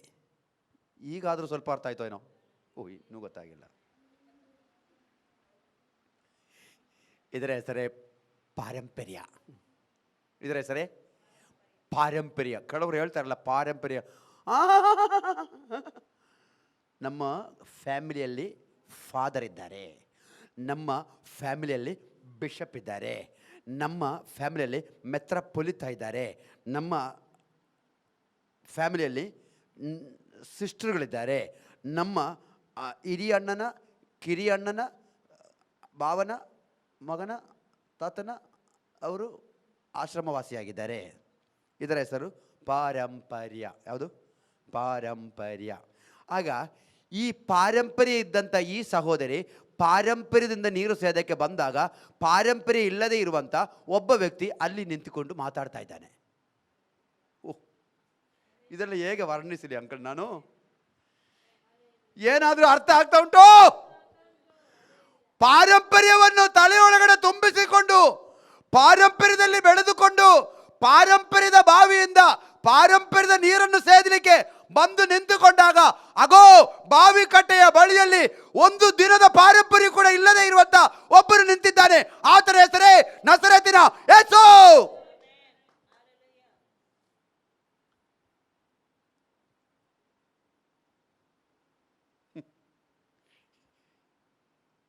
ಸನ್ನಿವೇಶಗಳು ಅರ್ಥ ಆಗ್ತದೆ ನಿಮಗೆ? ಓಹ್, ಇಮ್ಯಾಜಿನ್ ನೋಡಿ, ಅವಳ ಬ್ಯಾಕ್ಗ್ರೌಂಡ್ ಪಕ್ಕ ಸರಿ ಇಲ್ಲ, ಓಕೆನಾ? ಓಕೆನಾ? ಬಟ್ ಅವಳಿಗೆ ಪಾರಂಪರ್ಯದಲ್ಲಿ ಮಾತ್ರ ಭಯಂಕರ ಸ್ಟ್ರಿಕ್ಟು.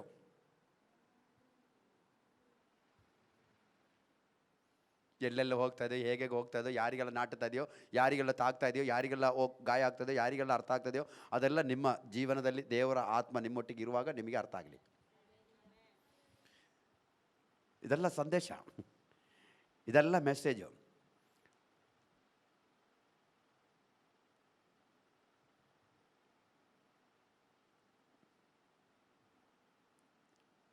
ಅವರ ಇಬ್ಬರ ಮಧ್ಯದಲ್ಲಿ ಸಂಭಾಷಣೆ ನಡೀತದೆ. ಅದು ನಾನೀಗ ಮಾತಾಡಲಿಕ್ಕೆ ಸಮಯ ಇಲ್ಲ, ಅದು ಮೊನ್ನೆ ಒಂದು ಸಲ ಟಚ್ ಮಾಡಿದೆ, ಬೇಡ ಬಿಡ್ತದೆ. ನಾಳೆ ಏನಾದರೂ ದೇವರು ಎತ್ತಿಕೊಂಡು ಬಂದರೆ ಮಾತಾಡಬೇಕಲ್ಲ. ನಾಳೆ ಮತ್ತೆ ದೇವರಾತ್ಮ ಯಾರಾದರೆ ವಿಷಯನ ಎತ್ತಿಕೊಂಡು ಬಂದುಬಿಟ್ರೆ ನಮಗೆ ಮತ್ತೆ ಮಾತಾಡಬೇಕಲ್ಲ, ಆವಾಗ ಕಂಪ್ಲೀಟ್ ಮಾಡಲಿಕ್ಕೆ ದೇವರ ಅವಕಾಶ ಕೊಡ್ಬೋದು.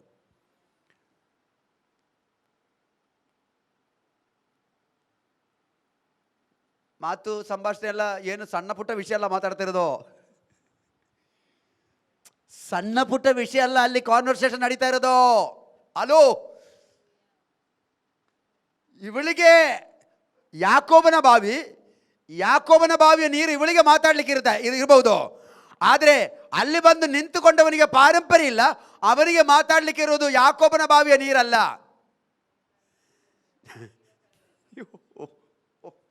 ಜೀಸಸ್, ಜೀವಕರವಾದ ನೀರಿನ ಬಗ್ಗೆ ಅವನು ಮಾತಾಡ್ತಾ ಇದ್ದಾನೆ. ಇವಳು ನಶಿಸಿ ಹೋಗುವ ನೀರು ಮಾತಾಡುವಾಗ ಅವನು ನೆಲೆ ನಿಲ್ಲುವ ನೀರಿನ ಬಗ್ಗೆ ಮಾತಾಡ್ತಿದ್ದಾನೆ. ಇವಳು ಕುಡಿದ್ರು ಬಾಯಾರಿಕೆ ನೀಗದಿರುವ ನೀರಿನ ಬಗ್ಗೆ ಮಾತಾಡುವಾಗ ಇವರು ಹೇಳ್ತಿದ್ದಾರೆ, ನಾನು ಕೊಡುವ ನೀರು ಕುಡಿದರೆ ಯಾರಿಗೂ ಕೂಡ ಮತ್ತೆ ಬಾಯಾರಿಕೆ ಆಗುವುದಿಲ್ಲ. ಆಗ ಅವಳು ಹೇಳಿದ್ರೆ, ನನಗೆ ಕೊಡಿ, ನನಗೆ ಕೊಡಿ. ಬಟ್ ಅದರ ಮಧ್ಯೆ ಅವಳು ದೊಡ್ಡ ಮಾತು ಮಾತಾಡ್ತಾಳೆ, ನೀನು ಹೆಂಗೆ ಸೇತೀಯಾ, ನೀನು ಹೆಂಗೆ ಕೊಡ್ತೀಯಾ, ನಿನ್ನ ಕೈಲಿ ಹಗ್ಗ ಇಲ್ಲ, ನಿನ್ನ ಕೈಲಿ ಬಿಂದಿಗೆ ಇಲ್ಲ, ನಿನ್ನ ಕೈಲಿ ಬಕೆಟ್ ಇಲ್ಲ, ನಿನ್ನ ಹತ್ರ ಎಂಥದ್ದು ಇಲ್ಲ, ನೀನು ನನಗೆ ಹಂಗೆ ನೀರು ಸೇದು ಕೊಡ್ತೀಯಾ? ಇದೆಲ್ಲ ಇಂಪಾಸಿಬಲ್ ಕಡಲ. ಲೇ, ನನ್ನ ಹತ್ರ ಕೇಳಿ ನೀರು ನಾನು ಕೊಡ್ತೀನಿ, ಬಟ್ ನಿನಗೆ ನಾನು ನೀರು ಕೊಡ್ತಾ ಇದ್ದೆ. ಬಟ್ ಪ್ರಾಬ್ಲಮ್ ಏನು ಗೊತ್ತಾ, ನೀನು ಯಹೂದ್ಯ, ನಾನು ಶಮರಿಯದವಳು, ಆದ್ದರಿಂದ ನಮ್ಮ ಬ್ಯಾಕ್ಗ್ರೌಂಡ್ ಒಪ್ಪುತ್ತಾ ಇಲ್ಲ. ನನಗೆ ಇಷ್ಟ ಉಂಟು ನಿನ್ನನ್ನು ಮನೆಗೆ ಕರೆಯೋಕ್ಕೆ, ಜಾತಿ ಒಪ್ತಾ ಇಲ್ಲ ಕಣ್ರಿ.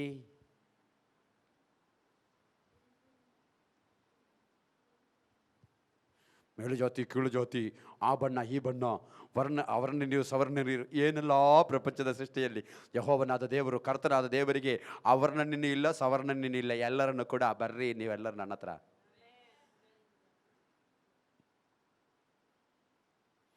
ಮಾತೆಲ್ಲ ಬಂದಾಗ ಇವಳಿಗೆ ನೀರು ಬೇಕು ಅಂತ ಹೇಳಿದ್ರೆ, ನೀರು ಬೇಕು ಅಂತ ಹೇಳಿದಾಗ ಏಸಾಮ್ ಹೇಳಿದ್ರು ಗಂಡನ ಕರ್ಕೊಂಡು ಬಂದ. ಗಂಡನ ಕರ್ಕೊಂಡು ಬರೋಕೆ ಹೇಳಿದ್ರೆ ನನಗೆ ಗಂಡ ಇಲ್ಲ ಅಂತ ಹೇಳಿದ್ರು. ಗಂಡ ಇಲ್ಲ ಅಂತ ಹೇಳಿದಾಗ ಏಸಾಮ್ ಹೇಳಿದ್ರು, ಯು ಆರ್ ಕರೆಕ್ಟ್, ನೀನು ಸತ್ಯ ಇವತ್ತಾದರೂ ಬಾಯ್ಬಿಟ್ಟೆ, ಲೈಫಲ್ಲಿ ಫಸ್ಟ್ ಟೈಮ್ ನೀನು ಸತ್ಯ ಹೇಳಿದೆ, ನಿನಗೆ ಗಂಡ ಇಲ್ಲ ಅಂತ. ಆದರೆ ನಿನಗೆ 5 ಜನ ಗಂಡಂದಿರಿದ್ರು, ಈಗ ಇರೋದು ನಿನ್ನ ಗಂಡ ಅಲ್ಲ, ನಿನ್ನೊಟ್ಟಿಗೆ ಇರೋದು ಪಕ್ಕದ ಮನೆಯವ್ರದ್ದು. ನಮ್ಮ ಹತ್ರ ಸಹೋದರಿಯರ ಹತ್ರ, ನಮ್ಮ ಈಗಿನ ಸಮಾಜದಲ್ಲಿ ಯಾರಾದರೂ ಒಂದು ಹೆಂಗಸು ಅಂಥ ಕ್ಯಾರೆಕ್ಟರ್ ಇದ್ದಂಥ ಒಂದು ಹೆಂಗಸಿನೊಟ್ಟಿಗೆ ಒಬ್ಬ ಪ್ರವಾದಿ ಬಂದು ನಿಂತುಕೊಂಡು ಮಾತಾಡ್ತಾ ಇರೋದು, ಏನೋ ಕೇಳ್ದ, ಆಶೀರ್ವಾದ ಬೇಕು ಅಂತ ಹೇಳಿದ. ಆ ಪ್ರವಾದಿ ಹೇಳಿಬಿಟ್ಟ, ಎಲ್ಲ ಯೇಸು ಸ್ವಾಮಿ ಅಂತ ಇಟ್ಟುಕೊಳ್ಳಿ. ಯೇಸ್ವಾಮಿ ಹತ್ರ ಬಂದುಬಿಟ್ಟು ಹಿಂಗೆ ಬಾವಿ ಕಟ್ಟತ್ರ ಮಾತುಕತೆ ನಡೀತದೆ. ಆಗ ಯೇಸ್ವಾಮಿ ಹೇಳಿಬಿಟ್ಟ, ಗಂಡ ಕರ್ಕೊಂಡು ಬಾ ಅಂತ ಹೇಳಿದ. ಅವಳು ಗಂಡ ಇಲ್ಲ ಅಂತ ಹೇಳಿದ. ಆಗ ಅವಳಿಗೆ 5 ಗಂಡ ಇತ್ತು, ಈಗ ಇರುವ ಗಂಡ ಪಕ್ಕದ ಮನೆಯವ್ರದ್ದು. ಆದರೂ ಕೂಡ ಅವಳು ಗಂಡ ಇಲ್ಲ ಅಂತ ಹೇಳಿದಾಗ ಯೇಸ್ವಾಮಿ ಹೇಳಿದ್ರು, ನೀನು ಹೇಳಿದ ಕರೆಕ್ಟು, ಇದ್ದಾರೆ 5 ಇತ್ತು, ಈಗಿರೋದು ನಿಂದಲ್ಲ ಅಂತ ಹೇಳಿದ್ರೆ, ಆ ಸಮರಿಯದ ಸ್ತ್ರೀಯ ಸ್ಥಾನದಲ್ಲಿ ನೀವು ಆಗಿದ್ದರೆ ಮಾತುಕತೆ ಹೆಂಗೆ ನಡೀತಿತ್ತು, ಮತ್ತೆ ಮುಂದಿನ ಸಂಭಾಷಣೆ ಹೆಂಗಾಗಿರ್ತಿತ್ತು? Just imagine. ಇಲ್ಲಿವರೆಗೆ ನಾವು ಅವಳೊಟ್ಟಿಗೆ ಬರ್ತೀವಿ, ಓಕೆ, ಏನೋ ನೀರಿನ ವಿಷಯ ಪಾರಂಪರ್ಯದ ವಿಷಯ ಎಲ್ಲ ಮಾತಾಡಿಕೊಂಡು ಯೇಸುಸ್ವಾಮಿಯನ್ನು ಸುಧಾರಿಸಿಕೊಂಡು ಹೋಗ್ತೀವಿ. ಈಗ ಲೈಫ್ ಓಪನ್ ಮಾಡಿಬಿಟ್ರಲ್ಲ ಕರ್ತನು. ಲೈಫಲ್ಲಿ ಮಾಡಿದ ವಿಷಯ 5 ಜನ ಗಂಡಸರು ಇದ್ದಾರೆ ಅಂತ ನಿಜವಾಗ್ಲೂ ಪಕ್ಕದ ಮನೆಯವ್ರಿಗೆ ಗೊತ್ತಿರಲಿಲ್ಲ. ಇದು ಇವಳಿಗೆ ಮಾತ್ರ ಪರ್ಸನಲ್ ಗೊತ್ತಿದ್ದು. ಈಗ ಈ ಕಡೆ ಮನೆಯವರು ಇಲ್ಲಿ ಬಂದು ಹೋಗ್ತಾ ಇರೋದು ನಿಜವಾಗಿ ಹೇಳಿದ್ರೆ ಅವನ ಹೆಂಡತಿಗೆ ಗೊತ್ತಿಲ್ಲ, ಇವಳಿಗೆ ಮಾತ್ರ ಗೊತ್ತು. ಎಂತ ಗೊತ್ತಾಗಿಲ್ಲ ನಾನು ಈಗ ಮಾತ್ರ ಏನು ಗೊತ್ತಾಗಿಲ್ಲ. 5 ಜನ ಗಂಡಂದಿರು ಇದ್ದರು ಅಂತ ಊರವರಿಗೆ ಯಾರಿಗೂ ಇವಳ ಬಗ್ಗೆ ಗೊತ್ತಿಲ್ಲ. ಅವಳಿಗೆ ಇದ್ದಿದ್ದು 1 ಗಂಡ ಇತ್ತ, ಅವನ್ನು ಬಿಟ್ಟ, ಬೇರೊಬ್ಬನ ಮದುವೆ ಆದ, ಅವನ್ನು ಬಿಟ್ಟ, ಅಷ್ಟು ಮಾತ್ರ ಊರವರಿಗೆ ಗೊತ್ತು. ಇವಳದು 5 ಟೈಮ್ಸ್ ಆಗಿತ್ತು, ಇದು ಮಾತ್ರ ಇವಳಿಗೆ ಮಾತ್ರ ಗೊತ್ತು, ಬೇರೆ ಯಾರಿಗೂ ಗೊತ್ತಿರಲಿಲ್ಲ. 2, ಈಗ ಇರುವುದು ಇವಳ ಗಂಡ ಅಲ್ಲ. ಅಂದರೆ ಪಕ್ಕದಲ್ಲಿ ಇವಳು ಏನೋ ಕೆಲಸ ಕಾರ್ಯಕ್ಕೆ ಹೋದಾಗ ಅಲ್ಲಿ ಚಾಕ್ರಿ ಮಾಡಿ, ಅಲ್ಲಿ ಮಾತಾಡಿ, ಅಲ್ಲಿ ಅಡ್ಜಸ್ಟ್ಮೆಂಟ್ ಮಾಡಿ ಆ ಮನುಷ್ಯರನ್ನು ನಮ್ಮ ಮನೆಗೆ ಬರ್ರಿ ಅಂತ ಕರೆದು ಬಿಟ್ಟೋದಾಳೆ. ಆ ಮನುಷ್ಯನಿಗೆ ಬೇರೆ ಹೆಂಡತಿ ಮಕ್ಕಳಿದ್ದಾರೆ. ಆ ಹೆಂಡತಿಗೆ ಕೂಡ ಗೊತ್ತಿಲ್ಲದ ಹಾಗೆ ಇವಳು ಮನೆಗೆ ಇವನ್ನ ಕರೆಸ್ತಾ ಇದ್ದಾರೆ, ಆಗಾಗ ಬಂದು ಹೋಗ್ತಾ ಇದ್ದಾರೆ. ಈ ವಿಷಯ ಗೊತ್ತಿರುವುದು ನಿಜ ಹೇಳಿದರೆ ಈ ಪ್ರಪಂಚದಲ್ಲಿ ಈಗ ಅವಳಿಗೆ ಮಾತ್ರ. ಇದು ಕರೆಕ್ಟಾಗಿ ಮಾತಾಡಿಬಿಟ್ರು ಯೇಸುಸ್ವಾಮಿ. ಇದು ಮಾತಾಡಿದ ಕೂಡಲೇ ನಾವೆಲ್ಲ ಆಗಿದ್ದರೆ ಬಿಂದಿಗೆ ತೆಗೆದು ತಲೆಮಂಡೆಗೆ ಹೊಡೆದು, ಏಯ್ ನಮ್ಮ ಪಟ್ಟಣದೊಳಗೆ ಕಾಲಿಟ್ರೆ ಅಷ್ಟೇ, ನಿನ್ನನ್ನು ಏನು ತಿಳ್ಕೊಂಡೆ ಹೆಂಗಸ್ರ ಬಗ್ಗೆ, ಏನು ಮಾತಾಡ್ತೀಯ ನಿನಗೆ ಹೆಂಗಸ್ರ ಬಗ್ಗೆ, ನಾವೇನು ಅಷ್ಟು ಮರ್ಯಾದೆ ಗಟ್ಟರ ಯೋಚನೆ ಮಾಡ್ತೀಯ ನೀನು, ಏಯ್ ಕರಿಬೇಕಾ ಊರವ್ರನ್ನೆಲ್ಲ ಖಾಲಿ ಮಾಡಬೇಕಾ ಇಲ್ಲಿಂದ ಅಂತ ಹೇಳಿಬಿಡ್ತಿದ್ಲು. ಆದರೆ ಆ ಹೆಂಗಸು ಅವಳ ಹೃದಯವನ್ನು ಓಪನ್ ಮಾಡಿ, ಅವಳ ಜೀವಿತವನ್ನು ಓಪನ್ ಮಾಡಿದ ಯೇಸು ಕ್ರಿಸ್ತನ ಮುಂದೆ ಅವಳು ನಿಂತುಕೊಂಡು ಕೂಡಲೇ ನೆಕ್ಸ್ಟ್ ಮಾತು ಹೇಳ್ತಾ ಇದ್ದಾರೆ, ಅಯ್ಯ ನಿನ್ನನ್ನು ನೋಡಿದರೆ, ನಿನ್ನ ಮಾತು ಕೇಳಿದರೆ ನೀನೊಬ್ಬ ಪ್ರಾಫೆಟ್ ಅಂತ ನನಗೆ ಅನಿಸ್ತಾ ಇದೆ, ನೀನೊಬ್ಬ ಪ್ರವಾದಿ ಅಂತ ನನಗೆ ಕಾಣ್ತಾ ಇದೆ. ನೀನು ನನ್ನ ಲೈಫ್ ಮಾತಾಡಿದ್ರಿಂದ ನೀನು ನಿಜವಾಗ್ಲೂ ಒಂದು ಪ್ರವಾದಿ. ಆದ್ದರಿಂದ ಪ್ರವಾದಿಯಲ್ಲಿ ಇರಬೇಕಾದ ಗುಣ ಲೈಫ್ ಮಾತಾಡಬೇಕು. ಅದೆಲ್ಲ ಬೇಡ, ಇಲ್ಲ ಅದೆಲ್ಲ ಮುಟ್ಟಕ್ಕೆ ಟೈಮ್ ಇಲ್ಲ ನಮಗೆ, ಅದೆಲ್ಲ ಬೇಸರ ಯಾರಿಗೂ ಬೇಡ. ಯಾರು ಪ್ರವಾದಿ ಹೇಗಿರಬೇಕು, ಪ್ರವಾದಿ ಹೆಂಗಿರಬೇಕು, ಪ್ರವಾದಿ ಹೆಂಗಿರಬೇಕು, ಪ್ರವಾದಿ ಹೆಂಗಿರಬೇಕು, ನಿನ್ನ ಜೀವನದಲ್ಲಿ ನಡೀತಂಥ ಘಟನೆಗಳನ್ನು ಹೇಳಲಿಕ್ಕೆ ದೇವರಾತ್ಮ ಚಲಿಸುವನಾಗಿರಬೇಕು ಪ್ರವಾದಿ. ನೀನು ತಪ್ಪು ಮಾಡಿ ಬಂದು ಆಲಯದೊಳಗಡೆ ಕೂತಿರುವಾಗ ನಿನ್ನ ತಪ್ಪನ್ನು ನಿನಗೆ ತಿಳಿವಳಿಕೆ ಮಾಡಿ ಕೊಡುವನ ಹೆಸರೇ ಪ್ರವಾದಿ. ನಿನ್ನ ಜೀವನದಲ್ಲಿ ನೀನು ಅನುಭವಿಸಿರುವ ಕಣ್ಣೀರಿಗೆ ಕಾರಣ ಏನೆಂಬುದನ್ನು ತಿಳಿಸಿ ನಿನ್ನ ಕಣ್ಣೀರನ್ನು ಒರೆಸುವವನ ಹೆಸರೇ ಪ್ರವಾದಿ. ನಿನ್ನನ್ನು ಯೇಸು ಕ್ರಿಸ್ತನ ಪ್ರೀತಿಯೊಳಗಡೆ ಕರ್ಕೊಂಡು ಹೋಗುವನ ಹೆಸರೇ ಪ್ರವಾದಿ. ನೀನು ನಿನ್ನೊಟ್ಟಿಗೆ ಮಾತನಾಡುವಾಗ ನಿನ್ನ ಜೀವಿತದಲ್ಲಿ ಯೇಸು ಕ್ರಿಸ್ತನ ಆತ್ಮ ಇಳಿದು ಬಂದು ಅಂಕುರಿಸಿ ನೀನು ಆತ್ಮಿಕ ವ್ಯಕ್ತಿಯಾಗಿ ರೂಪಿಸಲ್ಪಡ್ತಾ ಇರುವುದಾದರೆ ಆ ಸೇವೆ ಮಾಡುವ ಸೇವಕನ ಹೆಸರೇ ಪ್ರವಾದಿ. ಇನ್ನು ತುಂಬ ಮಾತಾಡಲಿಕ್ಕಿದೆ, ಬೇಡ ಸಾಕು. ಪ್ರವಾದಿ ಅಂತ ಗೊತ್ತಾದ ಕೂಡಲೇ ಅವಳ ನೆಕ್ಸ್ಟ್ ಕ್ವಶನ್ ಈಗ ಓದಿ, ಅಯ್ಯ ನೀನು ಪ್ರವಾದಿ ಎಂದು ನನಗೆ ಕಾಣುತ್ತದೆ. ಅವಳು ಎಷ್ಟು ಒಳ್ಳೆಯ ಲೇಡಿ ಅಂತ ಕೇಳಿದರೆ, ತಪ್ಪಿನ ದಾರಿಯಲ್ಲಿ ಅವಳು ಹೋಗ್ತಾ ಇದ್ದಾರೆ, ತಪ್ಪಿನ ದಾರಿಯಲ್ಲಿ ಅವಳು ಬದುಕ್ತಾ ಇದ್ದಾಳೆ, ಕರೆಕ್ಟು. ಬಟ್ ಅವಳ ಬಾಯಿಯಿಂದ ಬಂದ ಮಾತೆ, ಅವಳ ಸ್ವೀಟ್ನೆಸ್ಸು, ಅವಳ ಒಳಗಡೆ ಇರುವಂಥ ಒಳ್ಳೆ ಥರ ತೋರಿಸ್ತಾ ಇದೆ. ತನ್ನ ಪಾಪ ಎಲ್ಲವನ್ನು ಹಾಗೆ ಓಪನ್ ಮಾಡಿ ತೋರಿಸಿದಂಥ ಆ ಮುಂದೆ ನಿಂತುಕೊಂಡಿರುವಂಥ ಪಾರಂಪರ್ಯ ಇಲ್ಲದೆ ಇರುವಂಥ ಅಪರಿಚಿತ ಮನುಷ್ಯನೊಟ್ಟಿಗೆ ಅವಳು ಕರೀತಾ ಇರೋದು ಅಯ್ಯೋ. ಆ ಒಂದು ಮಾತು ಸಾಕು ನಿಜವಾಗ್ಲೂ ಇವಳ ಕ್ಯಾರೆಕ್ಟರ್ ಏನು ಎಂಬುದನ್ನು ಅರ್ಥ ಮಾಡಲಿಕ್ಕೆ. ಲೋಕ ಎಲ್ಲ ಪಾಪಿ ಎಂದು ಮುದ್ರೆ ಕುತ್ತುವಾಗಲೂ ಕೂಡ ಮನಸ್ಸಿನ ಅಂತರಾಳದೊಳಗಡೆ ಒಂದು ಒಳಿತು ನಿನ್ನಲ್ಲಿ ಕೂತಿರೋದಾದರೆ ನಿನ್ನನ್ನು ಪ್ರೀತಿಸುವ ದೇವರು ನಿನ್ನ ಕೆಟ್ಟದನ್ನೆಲ್ಲ ನೋಡೋದು, ನಿನ್ನೊಳಗಡಿರುವಂಥ ಆ ಒಳ್ಳೆಯ ಗುಣವನ್ನು ದೇವರು ನೋಡ್ತಾನೆ. ನಾವೆಲ್ಲ ಜೀವನ ಪೂರ್ತಿ ಎಲ್ಲ ಒಳ್ಳೆಯದನ್ನು ಮಾಡಿಕೊಂಡು ಬಂದದರಿಂದ ಅಲ್ಲ ಇವತ್ತು ಇಲ್ಲಿ ನಿಂತುಕೊಂಡು ಪ್ರಸಂಗ ಮಾಡ್ತಾ ಇರೋದು. ನಾವು ತಪ್ಪಾದ ಮಾರ್ಗದಲ್ಲಿ ಹೋಗ್ತಾ ಇದ್ದಾಗಲೋ, ಕೆಟ್ಟದನ್ನು ಮಾಡ್ತಾ ಇರುವಾಗಲೋ, ಕೆಟ್ಟದನ್ನು ತಿನ್ನುತ್ತಾ ಇರುವಾಗಲೋ, ಕೆಟ್ಟದನ್ನು ಕುಡಿತಾ ಇರುವಾಗಲೋ, ಕೆಟ್ಟದಿಗೋಸ್ಕರ ಆಮೇಲೆ ಆಸೆ ಪಡ್ತಾ ಇರುವಾಗಲೂ ಕೂಡ ಎಲ್ಲೋ ಅಂತರಾತ್ಮದ ಒಳಗಡೆ ಒಂದು ಒಳಿತಿತ್ತು. ಅದು ದೇವರನ್ನು ಕಾಣಬೇಕು ಎಂಬ ಬಯಕೆ, ದೇವರನ್ನು ನೋಡಬೇಕು ಎಂಬ ಬಯಕೆ, ದೇವರ ಮನುಷ್ಯನಾಗಬೇಕು ಎಂಬ ಆಸೆ, ದೇವರನ್ನು ಪ್ರೀತಿಸಬೇಕು ಎಂಬ ಮನಸ್ಸೆ, ದೇವರಿಗೋಸ್ಕರ ಆತುರ ಪಡ್ತಾ ಇದ್ದಂಥ ಒಂದು ಒಳ್ಳೆಯ ತವಕ ಹೃದಯದಲ್ಲಿ ಇದ್ದುದರಿಂದಲೇ ಮರಣದ ದಿನದಲ್ಲಿ ಆತ್ಮಹತ್ಯೆ ಮಾಡಲಿಕ್ಕೆ ಮಲಗಿದ್ದ ರಾತ್ರಿಯಲ್ಲಿ ಯೇಸು ಕ್ರಿಸ್ತನು ಕೋಣೆಯೊಳಗಡೆ ಇಳಿದು ಬಂದು ನನ್ನ ಹಿಂದೆ ಬಾ ಅಂತ ಕರೆದಿದ್ದು. ಪ್ರಿಯರೇ, ನಿನ್ನಲ್ಲಿ 90 ತಪ್ಪುಗಳಿರ್ಬೋದು, 10 ಸರಿ ಇರ್ಬೋದು. ಪ್ರಪಂಚ ಎಲ್ಲ ನಿನ್ನ 90 ತಪ್ಪುಗಳನ್ನು ನೋಡ್ತಾ ಇದ್ದಾರೆ, ಆದರೆ ಯೇಸು ಕ್ರಿಸ್ತನು ನಿನ್ನ ಒಳಗಡೆ ಇರುವಂಥ ಆ 10 ಸರಿಯನ್ನು ನೋಡ್ತಾ ಇದ್ದಾನೆ.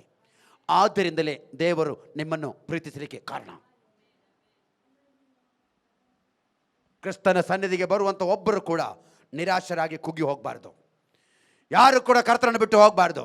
ಊರ ಜನ ಎಲ್ಲ ನಿನ್ನ ತಪ್ಪನ್ನು ಮಾತ್ರ ಹೈಲೈಟ್ ಮಾಡಿಕೊಂಡು ನಿನ್ನನ್ನು ದೋಷಿಯಾಗಿ, ನಿನ್ನನ್ನು ಪಾಪಿಯಾಗಿ, ನಿನ್ನನ್ನು ಕೆಟ್ಟವನಾಗಿ ಮುದ್ರೆ ಹಾಕಿ ಅಚ್ಚುಗುತ್ತಿ ನಿನ್ನನ್ನು ದೂರ ಇಡುವಾಗ ನಿನ್ನ ಅಂತರಾಳದೊಳಗಡೆ ಎಲ್ಲೋ ದೇವರ ಬಗ್ಗೆ ಇರುವಂಥ ಒಂದು ಆಸೆ, ದೇವರ ಬಗ್ಗೆ ಇರುವಂಥ ಒಂದು ಬಯಕೆ, ಬೇರೆಯವರಿಗೆ ಉಪಕಾರ ಮಾಡಲಿಕ್ಕಿರುವ ಮನಸ್ಸು, ಇನ್ನೊಬ್ಬರಿಗೆ ಒಂದೊತ್ತು ಊಟ ಕೊಡ್ಲಿಕ್ಕಿರುವಂಥ ನಿನ್ನ ತವಕ, ಇನ್ನೊಬ್ಬರು ಮನೆಗೆ ಬರುವಾಗ ಅವರ ಚಾಕರಿ ಮಾಡಲಿಕ್ಕಿರುವ ನಿನ್ನ ಬಯಕೆ, ಅದೆಲ್ಲ ನಸರತ್ರ ಯೇಸು ಕ್ರಿಸ್ತರು ನೋಡ್ತಾ ಇದ್ದಾನೆ.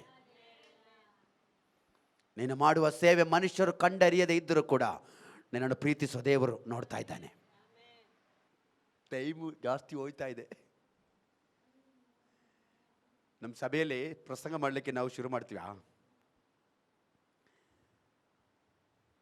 ನಿಮ್ಮನ್ನು ಇವತ್ತು ನಾವು ಬೇಗ ಕಳಿಸ್ತೀವಿ ಅಂತೆಲ್ಲ ಶುರು ಮಾಡ್ತೀವಿ ಪ್ರಸಂಗ ಮಾಡಲಿಕ್ಕೆ. ಪ್ರಸಂಗ ಶುರು ಮಾಡಿ ಮಾತಾಡಿ ಗಡಿಯಾರಕ್ಕೆ ನೋಡುವಾಗ ಮಕ್ಕಳಿಗೆ ಹೇಳ್ತೀವಿ, ಮಕ್ಕಳೇ ಗಡಿಯಾರವನ್ನು ಯಾರಾದರೂ ಒಂದು ಅವ್ರ ಹಿಂದಕ್ಕೆ ಇಟ್ಟುಬಿಡ್ರಿ, ಇಲ್ಲಾಂದರೆ ಭಾನುವಾರ ನೀವು ಆಲಯದಲ್ಲಿ ಗಡಿಯಾರ ಇಡಬೇಡ್ರಿ. ಯಾಕೆ ಗೊತ್ತಾ? ಎಷ್ಟು ಮಾತಾಡಿದ್ರೂ ಕೂಡ ಮುಗಿಯಲ್ಲ. 3 ಗಂಟೆಗೆ ಪ್ರಸಂಗ ಮುಗಿಸುವಂಥ ಭಾನುವಾರಗಳು ಉಂಟು ನಮ್ಮ ಆಲಯದಲ್ಲಿ. ನಿಮ್ಮ ಥರ ಇಲ್ಲಿ ಹತ್ತಿರದಿಂದ ಬರುವವರಲ್ಲ, 50 ಕಿಲೋಮೀಟ್ರ್ 60 ಕಿಲೋಮೀಟ್ರ್ ದೂರದಿಂದ ಆರಾಧನೆಗೆ ಬರ್ತಾ ಇರುವರು. ಅವರು ನಮ್ಮ ಥರ ಆಫೀಸ್ ಕೆಲಸಗಳಲ್ಲಿ ಹೋಗಿ ಭಾನುವಾರ ರಜೆ ಇರುವಂಥ ಅಲ್ಲ, ದನ ಕರುಗಳನ್ನು ಸಾಕುವವರು, ಕರುಗಳನ್ನು ಕೊಟ್ಟಿಗೆ ಒಳಗಡೆ ಕಟ್ಟಿ ಹಾಕಿಬಿಟ್ಟು ಬರುವಂಥ ಜನ, 3 ಆ ಬಸ್ಸು ಚೇಂಜ್ ಮಾಡಿ ಮನೆಗೆ ಹೋಗಬೇಕಾದ ಜನ ಇದ್ದಾರೆ. ಹೊಟ್ಟೆಗೆ ಊಟ ಇಲ್ಲದೆ ಬೇಕಾದರೆ ಅವರು ಕೂತ್ಕೊಂಡು ದೇವರ ವಾಕ್ಯ ಕೇಳ್ತಾ ಇರ್ತಾರೆ. ಅವರ ಸ್ಪೆಷಾಲಿಟಿ ಏನು ಗೊತ್ತಾ ನಿಮಗೆ? ಅವರ ಅತ್ಯಂತ ದೊಡ್ಡ ನಮ್ಮ ಸಭೆಯಲ್ಲಿರುವಂಥ ಆಲಯದಲ್ಲಿರುವಂಥ ಜನರ ಸ್ಪೆಷಾಲಿಟಿ ಏನು ಗೊತ್ತಾ? ನಾನು ಫಸ್ಟಲ್ಲಿ ಹೇಳಿದಂಥ ಯಾವುದು ಅಂದರೆ ಅರ್ಥ ತಾತ ಮುತ್ತಾತ ಯಾರು ಕ್ರೈಸ್ತವರಲ್ಲ. ಇನ್ನೂ ಓಪನ್ ಮಾಡಬೇಕಾ ಬೇಡ? ನಿಮಗೆ ಅರ್ಥ ಆಯಿತು. ಒಂದು ವ್ಯಕ್ತಿ ಕೂಡ ಕ್ರಿಶ್ಚಿಯನ್ ಬ್ಯಾಕ್ಗ್ರೌಂಡಿನವರು ನನ್ನೊಟ್ಟಿಗೆ ಆರಾಧನೆ ಮಾಡ್ತಾ ಇಲ್ಲ. ವಿದ್ಯಾಭ್ಯಾಸ ಇಲ್ಲದೆ ಇರೋರಿದ್ದಾರೆ, ವಿದ್ಯಾಭ್ಯಾಸ ಇರುವವರಿದ್ದಾರೆ, ಪ್ರಾಯ ಇರುವವರಿದ್ದಾರೆ, ಪ್ರಾಯ ಯೌವನದಲ್ಲಿರುವವರಿದ್ದಾರೆ, ಮಕ್ಕಳಿದ್ದಾರೆ, ಸಣ್ಣ ಮಕ್ಕಳು, ಮೊಲೆ ಕೂಸು ಕೂಡ ಇದ್ದಾರೆ. ಆದರೆ ನಾನು ಪ್ರಸಂಗ ಮಾಡಲಿಕ್ಕೆ ನಿಂತುಕೊಂಡ ಮೇಲೆ ಒಂದು ವ್ಯಕ್ತಿ ಕೂಡ ಚಲಿಸೋಕ್ಕೆ ಬಿಡಲ್ಲ. ನಾವು ದೇವರ ಸಂದೇಶ ಬೇಕಾ? ತಾಳ್ಮೆಯಿಂದ ಕೂತ್ಕೊಂಡಿರಬೇಕು. 3 ಗಂಟೆಗೆ ಸ್ಟಾಪ್ ಮಾಡ್ಬೋದು, 2 ಗಂಟೆಗೆ ನಿಲ್ಬೋದು, 1:15 ಪ್ರಸಂಗ ಮುಗಿಬೋದು. ಅದು ಪರಿಶುದ್ಧಾತ್ಮ ನಡೆಸಿರಿ. ನಿನ್ನೊಟ್ಟಿಗೆ ಮಾತಾಡಲಿಕ್ಕಿರೋದು ದೇವರಿಗೆ ಮಾತಾಡಿ ಮುಗಿಸಲೇಬೇಕು. ಕೇಳಿಕೊಂಡು ಹೋದರೆ 1 ವಾರಕ್ಕೆ ಬದುಕಲಿಕ್ಕೆ ಬೇಕಾದ ಆಹಾರ, ಆತ್ಮಿಕ ಭೋಜನ ನಿನಗೆ ತುಂಬಲ್ಪಟ್ಟಿರ್ತದೆ. ನಾವು ಅವ್ರು ನೋಡಿ ಕಲಿಬೇಕು, ಅವ್ರು ನೋಡಿ ನಾವು ಕಲಿಬೇಕು, ಕೆಲವೆಲ್ಲ ಕಲಿಬೇಕು. ಒಬ್ಬರು ನೋಡಿ ಒಂದು ಒಳ್ಳೆಯ ಗುಣ ಕಲಿತರೆ ತಪ್ಪೇನಿಲ್ಲ. ಅವರು ನಮಗಿಂತ ನಂತರ ಬಂದವರು, ನಾವು ಸೂಪರ್ ಬೇಡ. ನಮಗೆ ಹೊಸದಾಗಿ ಬರುತ್ತಿರುವಂಥ ಒಂದು ವಿಶ್ವಾಸಿಗಳಿಂದಲೂ ಕಲೀಲಿಕ್ಕೆ ಪಾಠ ಇರ್ತದೆ. ನಮಗೆ ಹಳೆಯ ವಿಶ್ವಾಸಿಗಳಿಂದಲೂ ಕಲೀಲಿಕ್ಕೆ ಪಾಠ ಇರ್ತದೆ. ಯಾವಾಗಲೂ ಹಾಲೇಕೆ ಬಂದು ಹೋಗುವಂಥ ವಿಶ್ವಾಸಿಗಳಿಂದ ಕಲೀಲಿಕ್ಕೂ ಪಾಠ ಇರ್ತದೆ. ಜೀವನದ ಒತ್ತಡದ ಮಧ್ಯದಲ್ಲಿ ಸಿಕ್ಕಾಕಿಕೊಂಡು ಕಣ್ಣೀರಲ್ಲಿ ಕೈ ತೊಳೆದುಕೊಂಡು ಯಾವಾಗಲಾದರೂ ಒಂದು ಸಾರಿ ಅಪರೂಪಕ್ಕೆ ಆಲಯದೊಳಗಡೆ ಬಂದು ಕಣ್ಣೀರು ಹಾಕುವಂಥ ವಿಶ್ವಾಸದಿಂದಲೂ ಕಲೀಲಿಕ್ಕಿರೋ ಪಾಠ ನಮಗಿರ್ತದೆ.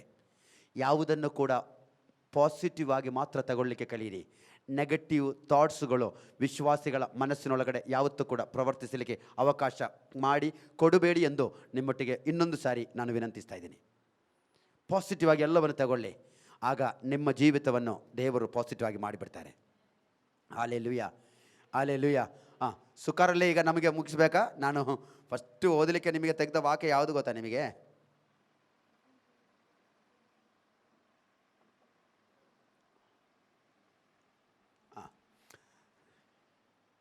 ತುಂಬ ಕಥೆಯಲ್ಲಿ ಹೇಳಿಕೊಂಡು ಸಮಯ ಹೋಗಬೇಡ.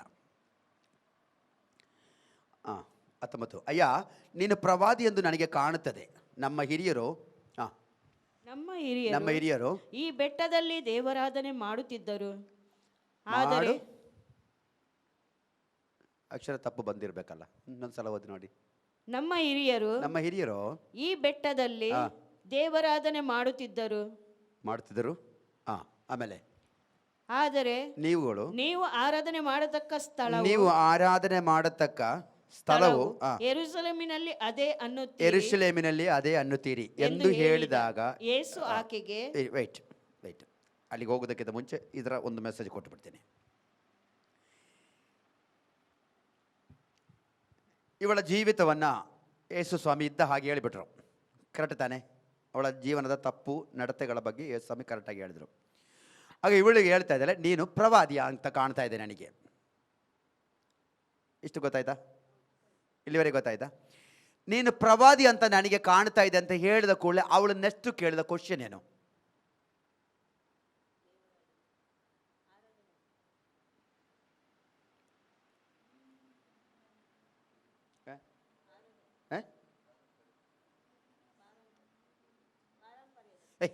ಪಾರಂಪರ್ಯ ಎಲ್ಲ ಬಿಡ್ರಿ. ಆಮೇಲೆ ನೀನೊಬ್ಬ ಪ್ರವಾದಿ ಎಂದು ನನಗೆ ಕಾಣುತ್ತದೆ. ನೆಕ್ಸ್ಟ್ ಅವಳು ಕೇಳಿದ ಕ್ವಶನ್ ಯಾವುದು?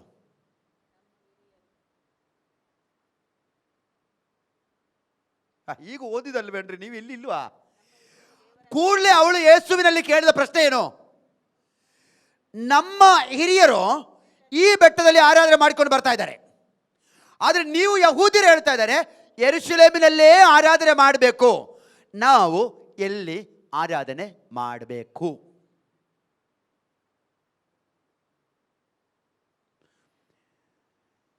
ಯಾವ ಯಹೂದ್ಯನು ಕೂಡ ಶಮರಿಯ ಪಟ್ಟಣದೊಳಗಡೆ ಕಾಲಿಡಲಿಕ್ಕೆ ಮನಸ್ಸಿಲ್ಲದೆ, ಶಮರಿಯದೊಳಗಡೆ ಹಾದು ಹೋಗದೆ ಅವರು ಬೇರೆ ಮಾರ್ಗವಾಗಿ ಅವರು ಯೆರೂಸಲೇಮಿಗೆ ಗಲಿಲಾಯಕ್ಕೆ ಪ್ರಯಾಣ ಮಾಡಿಕೊಂಡಿದ್ದ ಕಾಲದಲ್ಲಿ ಯಾಕೆ ಯೇಸು ಕ್ರಿಸ್ತನು ಮೂರನೇ ವಾಕ್ಯದಲ್ಲಿ ಹೇಳಿದ ಪ್ರಕಾರ ಅವನು ಶಮರಿಯದ ಮುಖಾಂತರ ಹಾದು ಹೋಗಬೇಕಾಯಿತು ಅಂತ ಒಂದು ಪದ ಬರೆದಿಟ್ಟು ನೋಡ್ರಿ.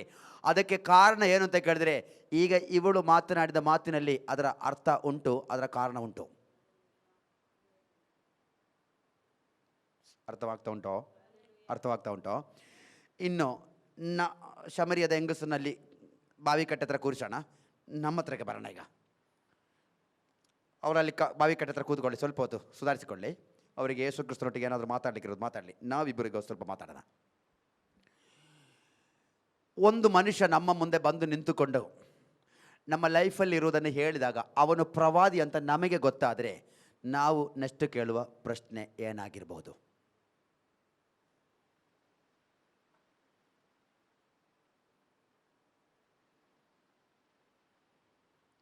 ಯಾರು ಒಂದು ಸುದ್ದಿ ಎಂಥದ್ದು ಇಲ್ಲವಲ್ಲ? ನಾವು ಕೇಳೋಕ್ಕಿಲ್ಲ ಅಂತಾರೆ, ಏನು ಕೇಳಲ್ಲ, ನಾವೆಂಥದ್ದು ಕೇಳಲ್ಲ. ಅವರೇನಾದರೂ ಮಾತಾಡಲಿಕ್ಕಿದ್ರೆ ಮಾತಾಡಿಬಿಟ್ಟು ಹೋಗಲಿ ಅಂತ ನಾವು ಕಾಯ್ತೀವ? ಇಲ್ಲ. ನಿನ್ನ ಮುಂದೆ ಬಂದು ನಿಂತಿರುವ ಪಾಸ್ಟ್ರು ಪ್ರವಾದಿ ಅಂತ ಗೊತ್ತಾದರೆ ನೀನೇನು ಹೇಳ್ತಿ? ಅಷ್ಟು ಹಂಗಾದ್ರೂ ಹೇಳೋಣ, ಹಿಂಗೆ ಅರ್ಥ ಆಗುವ ಭಾಷೆಯಲ್ಲಿ ಆದರೂ ಹೇಳೋಣ. ನಿಮ್ಮ ಮುಂದೆ ಒಂದೊಂದು ವಾರ ಒಳ್ಳೆ ಅಭಿಷಕ್ತರಾದ ಸೇವಕರುಗಳು, ಪ್ರವಾದಿಗಳು, ಪಾಸ್ಟ್ರುಗಳು, ನಾನಾ ಥರದ ಸೇವೆ ಮಾಡುವಂಥ ಸೇವಕರುಗಳು ನಿಮ್ಮ ಹತ್ರ ಬರೋದು ಸರ್ವಸಾಧಾರಣ ಅಲ್ಲೇನ್ರಿ? ಇಲ್ಲಿ ಎಲ್ಲ ಥರದ ಸೇವಕರುಗಳು ಬಂದು ಸೇವೆ ಮಾಡುವಂಥ ಒಂದು ಪ್ಲ್ಯಾಟ್ಫಾರ್ಮ್ ಇದು.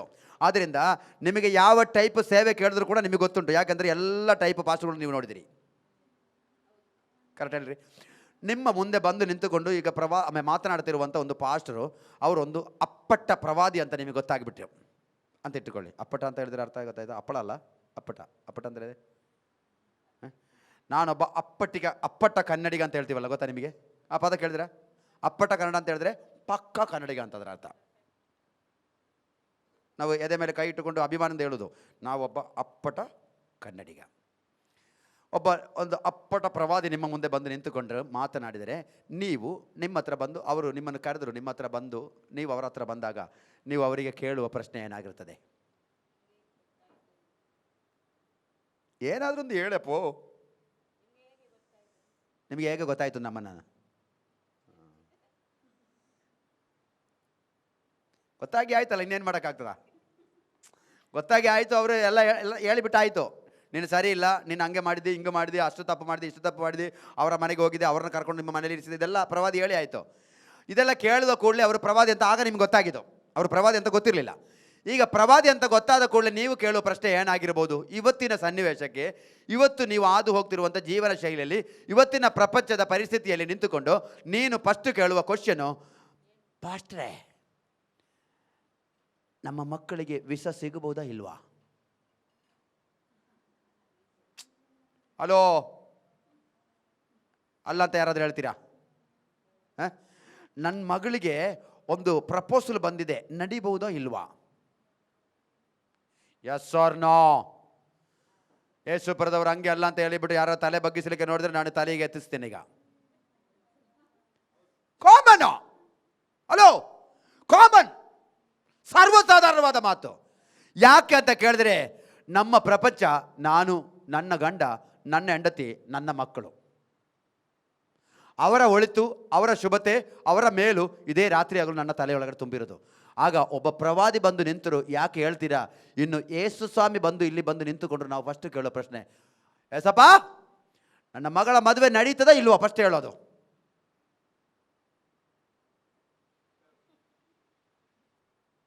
ತಮಾಷೆನಾ? Is it joke? Is it joke? ಇದು ತಮಾಷೆನಾ? ಇಲ್ಲ, ನೀವು ಕರೆಕ್ಟಾಗಿ ಅದೇ ಕೇಳ್ತೀರಿ.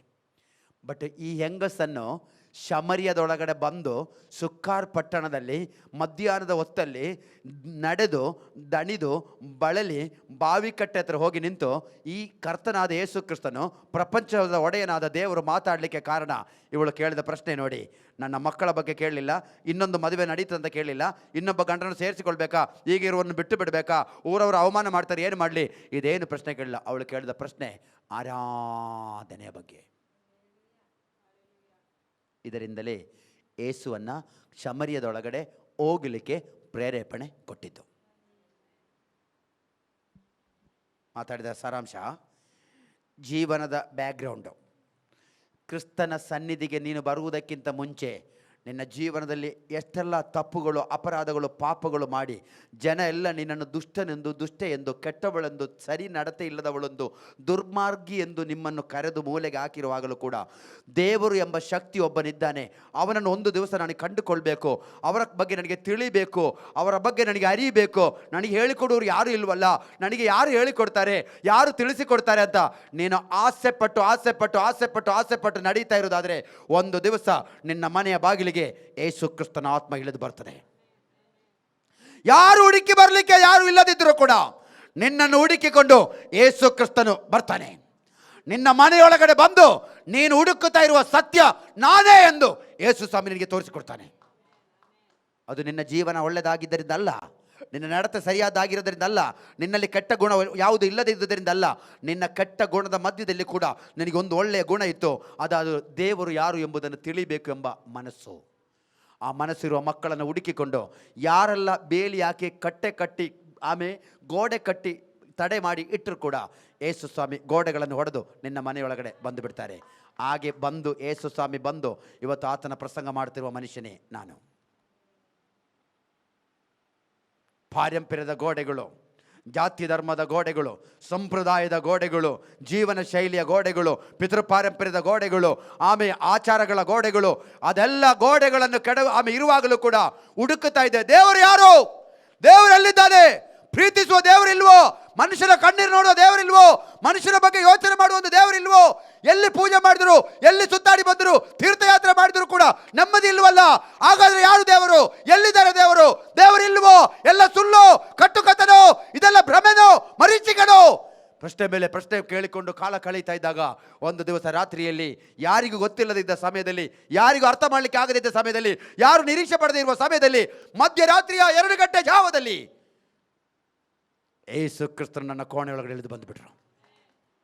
ದೇವರನ್ನು ಅರಿಯಬೇಕು ಅಂತ ನಿನ್ನ ಅಂತರಾತ್ಮದಲ್ಲಿ ಆಸೆ ಇದ್ದರೆ ಯಾವುದೆಲ್ಲ ಯಾರೆಲ್ಲ ಯಾವ ಬೇಲಿಯೆಲ್ಲ ಹಾಕಿದ್ರು ಸರಿ, ಎಸ್ ಯಾರು ಎಷ್ಟು ಬೇಲಿ ಹಾಕಿರಲಿ, ಏನೆಲ್ಲ ಕಟ್ಟುಪಾಡುಗಳ ಮಂತ್ರವನ್ನು ಹೇಳಿ ನಿನ್ನನ್ನು ಬಂಧಿಸಿ ಕೋಣೆಯೊಳಗಡೆ ಹಾಕಿದ್ರು ಕೂಡ, ನಿನ್ನನ್ನು ಯಾವುದೆಲ್ಲ ಬೇಲಿ ಕಟ್ಟೊಳಗಡೆ ನಿನ್ನನ್ನು ಹಾಕಿದ್ರು ಕೂಡ, ನಿನಗೆ ದೇವರ ಬಗ್ಗೆ ಆಸಕ್ತಿ ಇರುವುದಾದರೆ, ದೇವರನ್ನು ಆರಾಧಿಸಬೇಕು, ಪ್ರೀತಿಸಬೇಕು ಅಂತ ಆಸೆ ಬಂದರೆ, ನಿನ್ನ ಬೇಲಿಗಳನ್ನೆಲ್ಲ ಕೆಡವಿ ಹಾಕಿ ನಿನ್ನನ್ನು ಆರಾಧನಾಲಯದೊಳಗಡೆ ಕರ್ಕೊಂಡು ಬರಲಿಕ್ಕೆ ಯೇಸು ಕ್ರಿಸ್ತನು ಸಾಮರ್ಥ್ಯವುಳ್ಳ ದೇವರಾಗಿದ್ದಾನೆ.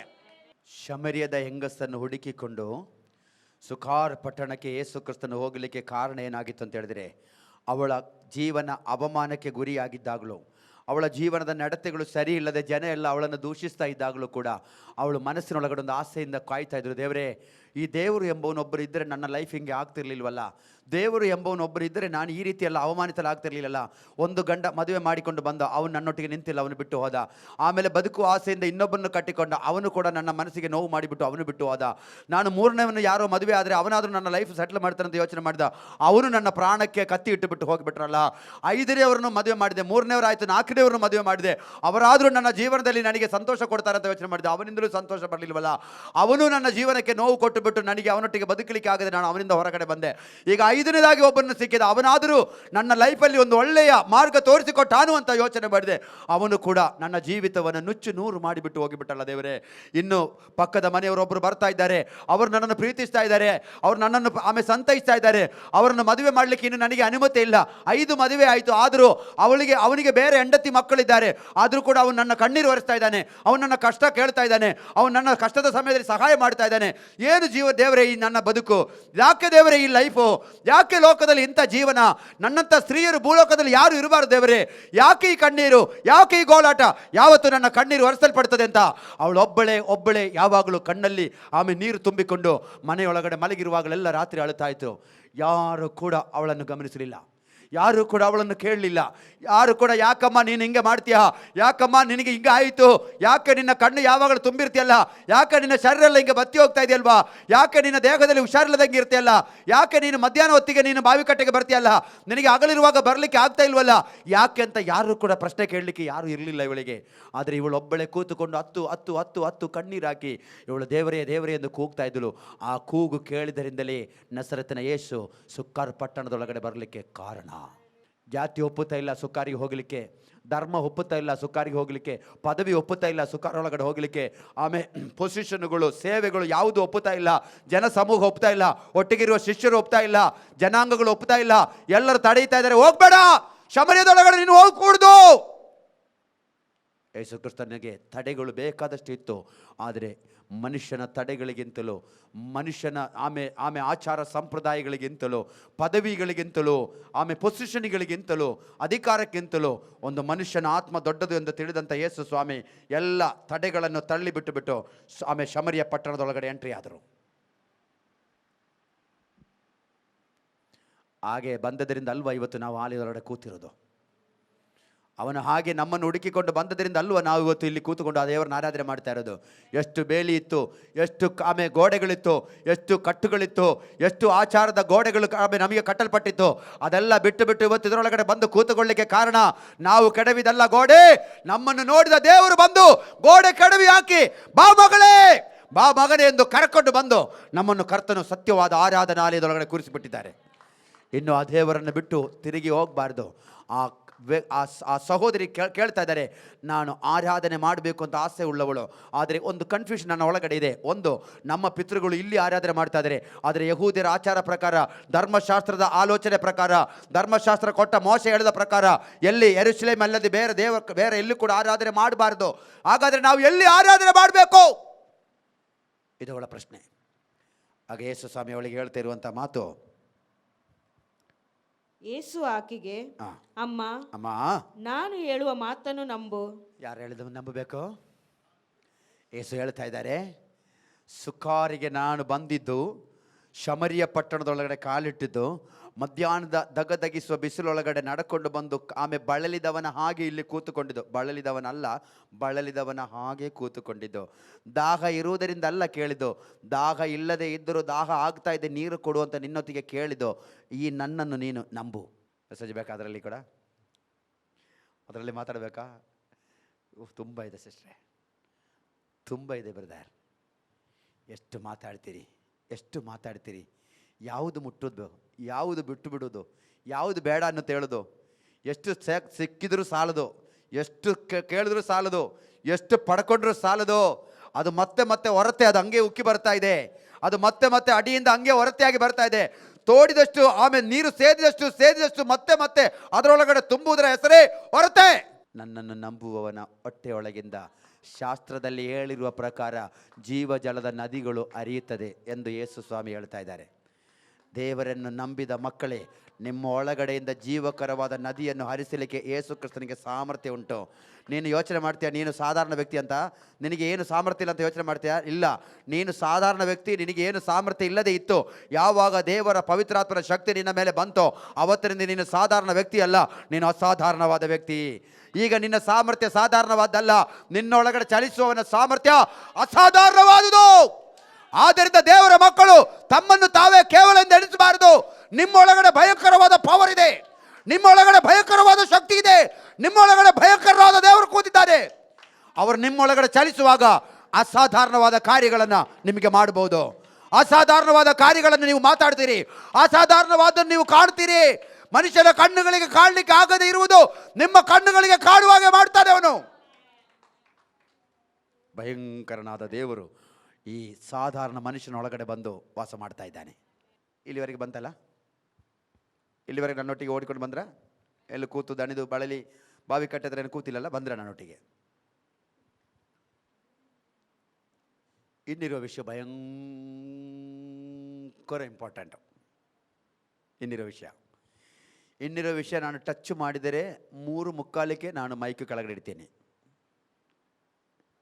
ಆಮೇಲೆ ಹೇಳಿಲ್ವಲ್ಲ ಯಾರು? ನಾವೇನೋ ಆಮೇಲೆ ಹೇಳ್ಬೋದು, ಇಲ್ಲಿ ಕೂತಿರೋ ಪಾಸ್ಟ್ರು ಅಂತೂ ಆಮೇಲೆ ಹೇಳೋಕ್ಕೆ ನಮಗೆ ಬಿಡಲ್ಲ ಅಂತ ನೀವು ಯೋಚನೆ ಮಾಡ್ತಾ ಇದ್ದೀರಾ? ನಮಗೆ ಆಮೇಲೆ ಹೇಳಲಿಕ್ಕೆಲ್ಲ ನಮಗೆ ಮನಸ್ಸುಂಟು ಪಾಸ್ಟ್ರೆ, ಆದರೆ ಇಲ್ಲಿ ಮುಂದೆ ಕೂತಿರಲ್ಲ ಅಂಕಳು, ಅವರು ಆಮೇಲೆ ಹೇಳಲ್ಲ. ಮತ್ತು ಯಾಕೆ ನಮಗೂ ಅವರಿಗೂ ಕ್ಲಾಶು? ಸಮಾಧಾನವಾಗಿ ಯಾವಾಗಲೂ ಕೊಟ್ಟ ಟೈಮಿಗೆ ನೀವು ಸ್ಟಾಪ್ ಮಾಡಿ ಅಂತ ಹೇಳೋದಾದರೆ ಈ ಸಬ್ಜೆಕ್ಟು ಇವತ್ತು ನಾನು ಮಾತನಾಡಲಿಕ್ಕೆ ಹೋಗುವುದು ಇಲ್ಲ. ಆಮೇಲೆ ಓಹ್, ಎಷ್ಟು ಮಾತಾಡಬೇಕು. ಎಷ್ಟು ಸಮಯ ಹೇಳ್ತಾರೆ? ಅಮ್ಮ, ನಾನು ಹೇಳುವ ಮಾತನ್ನು ನಂಬು. ಓದಿ. ಒಂದು ಕಾಲ ಬರುತ್ತದೆ, ಆ ಕಾಲದಲ್ಲಿ ನೀವು ತಂದೆಯನ್ನು ಆರಾಧಿಸಬೇಕಾದ ಈ ಬೆಟ್ಟಕ್ಕೂ ಹೋಗುವುದಿಲ್ಲ. ತಂದೆಯನ್ನು ಆರಾಧಿಸಲು ತಂದೆಯನ್ನು ಆರಾಧಿಸಬೇಕಾದರೆ ಈ ಬೆಟ್ಟಕ್ಕೂ ಹೋಗುವುದಿಲ್ಲ, ಯೆರೂಸಲೇಮಿಗೂ ಹೋಗುವುದಿಲ್ಲ. ಬರಬೇಕಾದ ರಕ್ಷಣೆಯು ಒಂದು ವಿಷಯಕ್ಕೆ ಫುಲ್ ಸ್ಟಾಪ್ ಆಗ್ತದೆ ಏಸಪ್ಪ. ಯಹೂದ್ಯರು ಹೇಳ್ತಾ ಇದ್ದಾರೆ, ನಮ್ಮ ಯೆರೂಸಲೇಮ್ ದೇವಾಲಯ ಬಿಟ್ಟರೆ ಈ ಲೋಕದಲ್ಲಿ ಬೇರೆ ದೇವಾಲಯ ಇಲ್ಲ. ಆರಾಧನೆ ಮಾಡೋರೆಲ್ಲ ಎಲ್ಲಿ ಬರಬೇಕೋ ನಮ್ಮ ಆಲಯದೊಳಗಡೆ ಬರಬೇಕು. ಎಷ್ಟು ವರ್ಷದಿಂದ ಕಟ್ಟಿದ್ದು? 46 ವರ್ಷದಿಂದ ಕಟ್ಟಿದಂಥ ನಮ್ಮ ದೇವಾಲಯ. ಆ ದೇವಾಲಯದ ಕಲ್ಲುಗಳು ನೋಡಿದ್ರ, ಇಲ್ಲಿಯ ಕಲ್ಲುಗಳಲ್ಲ, ಬೇರೆ ಕಡೆಯಿಂದ ತಂದು ಕಟ್ಟಿದ ಕಲ್ಲುಗಳು. ಯಹೂದ್ಯರು ಹೇಳಿದ್ರು ನಮ್ಮ ಚರ್ಚೆ ಗ್ರೇಟು. ಯಾರು ಹೇಳಿದ್ರು? ಯಹೂದ್ಯರು. ನಮ್ಮ ಚರ್ಚೆ ಗ್ರೇಟು, ನಮ್ಮ ಚರ್ಚಲ್ಲಿ ನಡೆಯುವಂಥ ಆರಾಧನೆ ಗ್ರೇಟು, ನಮ್ಮ ಚರ್ಚಲ್ಲಿ ನಡೆಯುವ ಆರಾಧನೆ ದೇವರಿಗೆ ಇಷ್ಟ. ಬೇರೆ ಎಲ್ಲಿ ಆರಾಧನೆ ಮಾಡಿದ್ರು ದೇವರು ಕೇಳಲ್ಲ. ಯಾರ ಪಕ್ಷ? ಯಹೂದ್ಯರ. ಅವರ ಪ್ಲಾನ್, ಅವರ ಮಾತು, ಅವರ ನಡತೆ, ಅವರ ತೀರ್ಮಾನ ಅದು. ಮತ್ತೆ ಈ ಶಮರಿಯದವರು ಯಾಕೆ ಈ ಬೆಟ್ಟದಲ್ಲಿ ಆರಾಧನೆ ಮಾಡ್ತಾ ಇದ್ದಾರೆ? ಅವಳು ಹಂಗೆಲ್ಲ ಹೇಳಿದ್ದು. ಅದು ಒಂದು ಬೆಟ್ಟ. ಯಾವುದು? ಯೆರೂಸಲೇಮ್ ದೇವಾಲಯ ಇರೋದು ಒಂದು ಬೆಟ್ಟದಲ್ಲಿ. ಯಾವ ಬೆಟ್ಟ?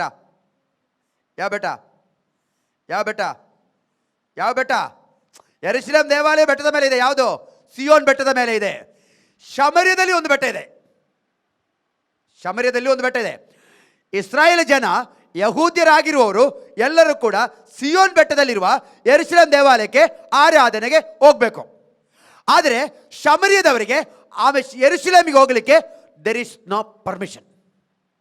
ಕಾರಣ ಏನು ಗೊತ್ತಾ ನಿಮಗೆ? ಶಮರ್ಯದವರಿಗೆ ಯಾಕೆ ಯೆರೂಸಲೇಮಿಗೆ ಹೋಗಲಿಕ್ಕೆ ಅನುಮತಿ ಇರಲಿಲ್ಲ ಗೊತ್ತಾ ನಿಮಗೆ? ಈ ಶಮರ್ಯದವರು ಯಾರನ್ನ ಆರಾಧನೆ ಮಾಡೋ ಗುಂಪು ಜನ?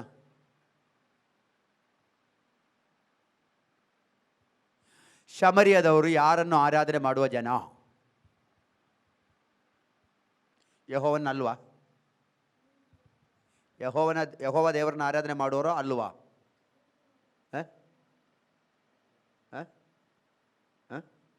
ಗೊತ್ತಿಲ್ಲಲ್ಲ ನಿಮಗೆ? ಅಷ್ಟೆಲ್ಲ ನಿಮಗೆ ಇಲ್ಲ. ಓಕೆ, ನಾನೇ ಹೇಳಿಕೊಡ್ತೇನೆ ನಿಮಗೆ. ಎಲ್ಲ ಗೊತ್ತಿರಬೇಕು ಅಂತ ಏನಿಲ್ವಲ್ರಿ, ತೊಂದರೆ ಏನಿಲ್ಲ. ನಾವು ಈ ಸಭೆಯಲ್ಲಿ ಪ್ರಸಂಗ ಮಾಡಿ ಶೈಲಿ ಹೆಂಗೆ ಇರೋದ್ರಿಂದ ಹಂಗೆ ಪ್ರಶ್ನೆ ಕೇಳಿ ಹಿಂಗೆ ಮಾತಾಡ್ತಾ ಇರೋದು. ಅದು ನಿಮ್ಮನ್ನೆಲ್ಲ ಟೆಸ್ಟ್ ಮಾಡಲಿಕ್ಕೆ ಅಲ್ಲ, ನೀವು ಹಾಗೆ ತಿಳ್ಕೊಳ್ಬೇಡಿ. ಈ ಶಮರಿಯದವರನ್ನು ಯಾಕೆ ಯಹೂದ್ಯರು ಶಮರಿಯ ಪಟ್ಟಣದೊಳಗಡೆ ಯಾಕೆ ಹೋಗ್ತಾ ಇರಲಿಲ್ಲ ಅದು ಗೊತ್ತಾ ನಿಮಗೆ? ಈ ಶಮರಿಯದ ಊರೊಳಗಡೆ ಯಹೂದ್ಯರು ಯಾರು ಯಾಕೆ ಹೋಗ್ತಿರಲಿಲ್ಲ? ಹಂಗೆ ಅಲ್ವಾ? ಆ ಸ್ತ್ರೀ ನೀರು ಕೇಳಿದಾಗ ಅವಳು ಕೇಳಿದ ಮಾತೇನು? ನೀನು ಯಹೂದ್ಯನಾಗಿದ್ದು ಯಹೂದ್ಯರಿಗೂ ಶಮರಿಯದವರಿಗೂ ಬಳಕೆ ಇಲ್ಲದಿರಲಾಗಿ ನೀನೊಬ್ಬ ಯಹೂದ್ಯನಾಗಿದ್ದು ಶಮರಿಯದವಳಾದ ನನ್ನ ಹತ್ರ ನೀನು ಹೆಂಗೆ ನೀರು ಕೇಳ್ತೀಯಾ? ಹಂಗೆ ಒಂದು ಮಾತು ಇದೆಯಾ ಬೈಬಲಲ್ಲಿ? ಇದೆಯಲ್ಲ. ಹಾಗಾದರೆ ಶಮರಿಯದವರಿಗೂ ಯಹೂದ್ಯರಿಗೂ ಏನಿಲ್ಲ? ಒಡನಾಟ ಇಲ್ಲ. ಆದರೆ ಇವರು ಆರಾಧನೆ ಮಾಡ್ತಿರೋ ದೇವರು ಯೆಹೋವ ದೇವರು. ಯಹೂದ್ಯರು ಆರಾಧನೆ ಮಾಡ್ತಿರುವ ದೇವರು ಯಹೂದ್ಯ ಅವರು ಯೆಹೋವ ದೇವರು.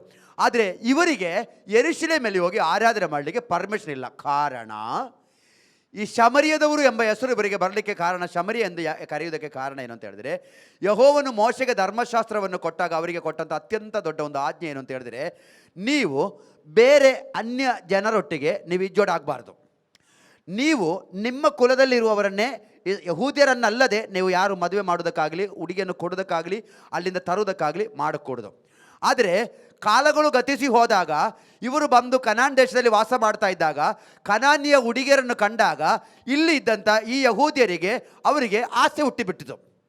ನೋಡೋಕ್ಕೆ ಸುಂದರಿಯಾದ ಹುಡುಗಿಯರನ್ನು ಕಂಡಾಗ ದೇವರು, ಧರ್ಮಶಾಸ್ತ್ರ, ಆರಾಧನೆ, ಪ್ರವಾದಿ, ಪಾಸ್ಟ್ರು ಎಲ್ಲರನ್ನು ಇವರು ಮರೆತು ಬಿಟ್ಟರು. ಹೋಗಿಬಿಟ್ಟು ಆ ಹುಡುಗಿ ಹತ್ರ ಹೇಳಿದ್ರು, ಐ ಲವ್ ಯು. ಯಾರೊಟ್ಟಿಗೆ ಹೇಳಿದ್ರು? ಕನಾನ್ಯ ಸ್ತ್ರೀಯರೊಟ್ಟಿಗೆ, ಹೆಂಗಸರೊಟ್ಟಿಗೆ, ಫಿಲಿಸ್ತಿಯ ಹೆಂಗಸರೊಟ್ಟಿಗೆ, ಆಮೇಲೆ ಇಬುಸ್ಯರೊಟ್ಟಿಗೆ, ಗಿರ್ಗಿಸ್ಯರೊಟ್ಟಿಗೆ, ಆ ರಾಜ್ಯದಲ್ಲಿ ಯಾರೆಲ್ಲ ಬೇರೆ ಯೆಹೋವನನ್ನು ಆರಾಧನೆ ಮಾಡದೇ ಇದ್ದಾರೋ ಆ ಜನರೊಟ್ಟಿಗೆ ಇವರೇನು ಮಾಡಿದರು? ಅವರು ಒಡಂಬಡಿಕೆ ಮಾಡಿಕೊಂಡ್ರು. ಐ ಲವ್ ಯು, ಮದುವೆ ಆದರೆ ನಿನ್ನನ್ನೇ ಮಾಡ್ತೀನಿ.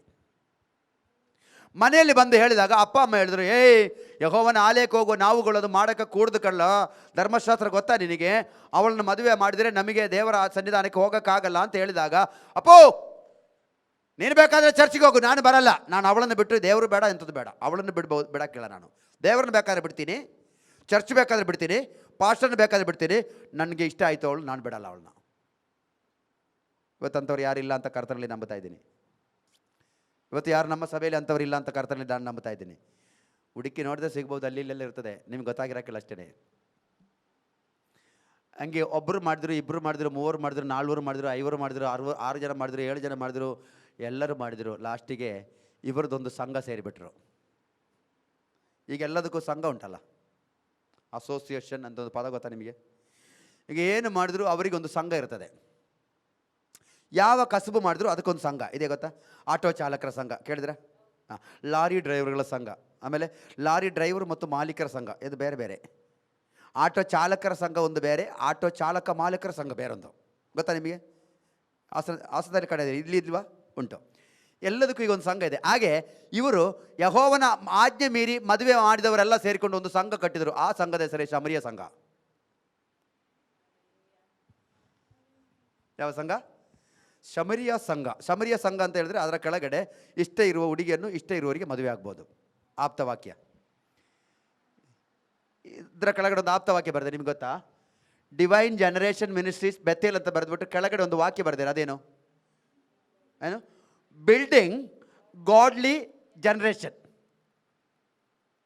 ಅದೇನಂತ ಹೇಳಿದ್ರೆ, ಈ ಮಿನಿಸ್ಟ್ರಿಯ ಅತ್ಯಂತ ಅಧಿಕವಾದ ಗುರಿ ಅಂದರೆ ಗಾಡ್ಲಿ ಜನರೇಷನನ್ನು ಕ್ರಿಯೇಟ್ ಮಾಡಬೇಕು, ಕಟ್ಟಬೇಕು. ಇಷ್ಟು ಗೊತ್ತಾಯ್ತಾ? ಅದಕ್ಕೆ ಅದರ ಆಪ್ತವಾಕ್ಯ. ಶಮರಿಯ ಸಂಘ ಆಮೇಲೆ ಸೇರಿಸಿಬಿಟ್ಟು ಶಮರಿಯ ಸಂಘ ಮಾಡಿಬಿಟ್ಟು ಸಂಘದ ಅಡಿಯಲ್ಲಿ ಅವರು ಬರೆದಿದ್ದದ್ದು ಹೀಗೆ, ಇಷ್ಟ ಇರುವವರಿಗೆ ಇಷ್ಟ ಇರುವವ್ರನ್ನು ಮದುವೆ ಆಗ್ಬೋದು. ಆಪ್ತವಾಕ್ಯ. ಆಗ ಇವರ ಸಂಘ ಸೇರಲಿಕ್ಕೆ ತುಂಬ ಜನರಿಗೆ ಖುಷಿ ಆಯಿತು. ಈ ಯೌವನಸ್ಥರಿಗೆ ಬಲು ಇಷ್ಟ ಆಯಿತು. ಯಾಕೆ ಗೊತ್ತಾ? ಧರ್ಮಶಾಸ್ತ್ರ ಮದುವೆ ಮಾಡಲಿಕ್ಕೆ ಒಪ್ತಾ ಇಲ್ಲ ಇಷ್ಟ ಇರುವ ಹುಡುಗಿಯನ್ನು. ಯಾಕೆ? ಬೇರೆ ಹುಡುಗಿಯರು ಬೆಳ್ಳಗೆ ಕಂಡ ಕೂಡಲೇ ಹೋಗಿಬಿಟ್ರಲ್ಲ, ಮದುವೆ ಮಾಡೋಕ್ಕೆ ಬಿಡ್ತಾ ಇಲ್ಲ. ಈಗ ಕಡವರಿಗೆ ಏನಾಗ್ತದೆ, ಅಲ್ಲಿ ಒಳ್ಳೆ ಹುಡುಗ ಸಿಕ್ಕಿದೆ, ಇಲ್ಲಿ ಹುಡುಗಿ ಇದ್ದಾರೆ.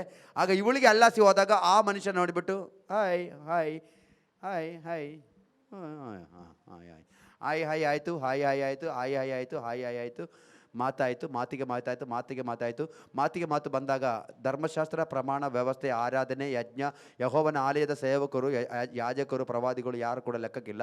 Hi hi hi hi hi, ನಾವು ನೀವು ಮಾತ್ರ, ಆಮೇಲೆ.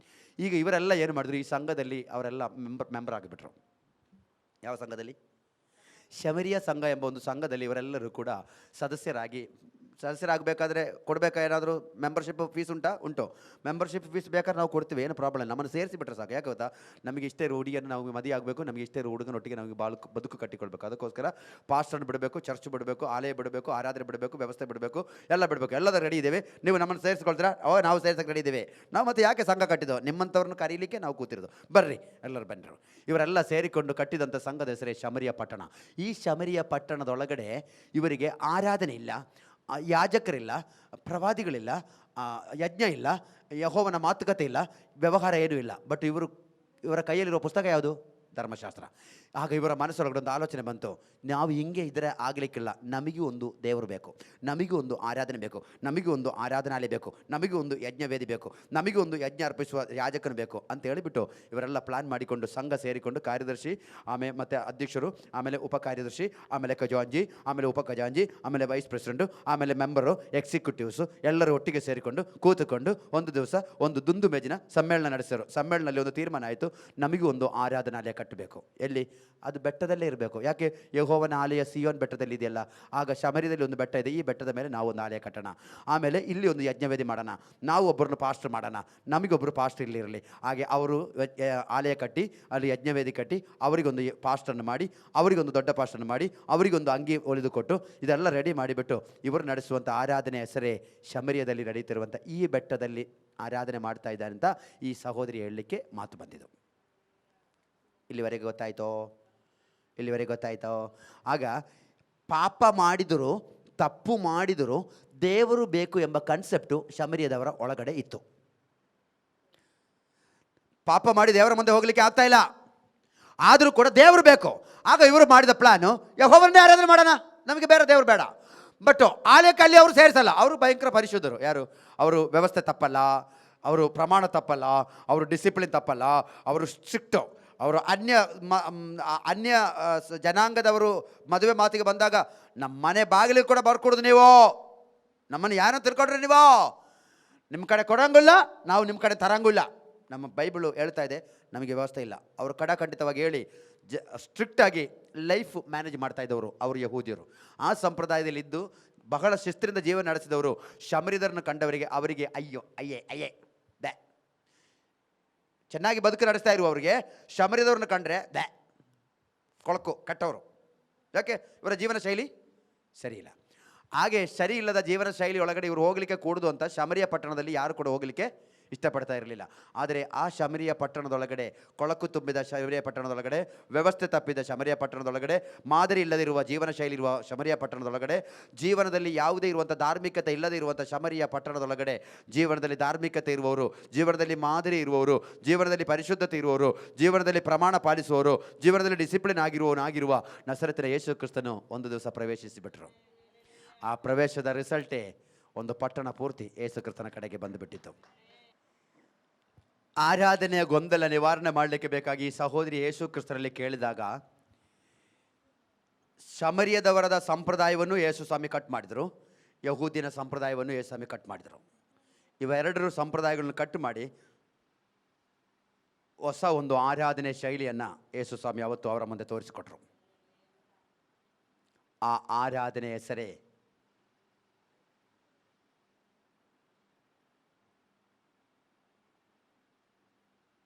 ಆತ್ಮಕ್ಕೆ ತಕ್ಕ ಹಾಗೆ, ಏನು? ಆತ್ಮೀಯ ರೀತಿಯಲ್ಲಿ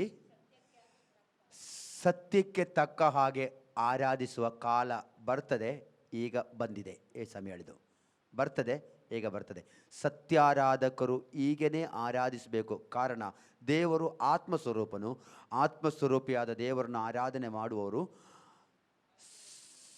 ಆತ್ಮಿಕ ಭಾವದಿಂದ ಆತ್ಮೀಯ ರೀತಿಯಲ್ಲಿ ಸತ್ಯಕ್ಕೆ ತಕ್ಕ ಹಾಗೆ ಆರಾಧಿಸಬೇಕು. ಇದೇ ದೇವರು ಬಯಸುವ ಆರಾಧನೆ. ಈ ಆರಾಧನೆ ಹೆಸರೇ ಹೊಸ ಒಡಂಬಡಿಕೆಯ ಆರಾಧನೆ.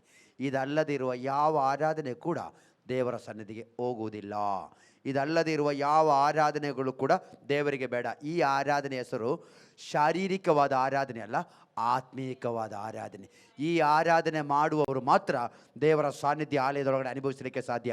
ಈ ಆರಾಧನೆ ಮಾಡುವವರಿಗೆ ಮಾತ್ರ ದೇಹದಲ್ಲಿ ಸ್ವಸ್ಥತೆ ಅನುಭವಿಸಲಿಕ್ಕೆ ಸಾಧ್ಯ. ಈ ಆರಾಧನೆ ಮಾಡುವವರಿಗೆ ಮಾತ್ರನೇ ನಾಳೆಯ ಕುರಿತಾಗಿರುವ ಆಲೋಚನೆಗಳು ದೇವರು ಮಾತಾಡುವಾಗ ಅದು ನನ್ನೊಟ್ಟಿಗೆ ದೇವರು ಮಾತಾಡ್ತಾ ಇದ್ದಾರೆ ಎಂಬುದು ಅರಿವಾಗಲಿಕ್ಕೆ ಸಾಧ್ಯ. ಆದ್ದರಿಂದ ಕರ್ತನ ಮಕ್ಕಳೇ, ದೇಹದ ಆರಾಧನೆ ಬಿಟ್ಟು ಆತ್ಮದ ಆರಾಧನೆ ಒಳಗಡೆ ಬಂದರೆ ಮಾತ್ರ ನಾವು ಮಾಡುವ ಆರಾಧನೆ ದೇವರ ಮುಂದೆ ಬರ್ತದೆ. ಆ ಆರಾಧನೆಯಿಂದಲೇ ನಮಗೆ ಆಶೀರ್ವಾದ, ಆ ಆರಾಧನೆಯಿಂದಲೇ ನಮಗೆ ಸಂತೋಷ, ಆ ಆರಾಧನೆಯಿಂದಲೇ ನಮಗೆ ಬಿಡುಗಡೆ, ಆ ಆರಾಧನೆಯಿಂದಲೇ ನಮಗೆ ಸ್ವಸ್ಥತೆ, ಆ ಆರಾಧನೆಯಿಂದಲೇ ಮಾತ್ರ ಅದ್ಭುತಗಳು ನಡೆಯಲಿಕ್ಕೆ ಸಾಧ್ಯ. ಆ ಆರಾಧನೆಗೋಸ್ಕರ ನಮ್ಮ ಆತ್ಮವನ್ನು ಶುದ್ಧೀಕರಿಸಿಕೊಂಡು ಪವಿತ್ರಾತ್ಮನ ಬಲವನ್ನು ಹೊಂದಿಕೊಳ್ಳೋಣ. ಯೆಹೋವನು ಈ ಮಾತುಗಳಿಂದ ನಿಮ್ಮನ್ನು ಸಮೃದ್ಧಿಯಾಗಿ ಆಶೀರ್ವಾದ ಮಾಡಲಿ. ಹಲ್ಲೆಲೂಯಾ.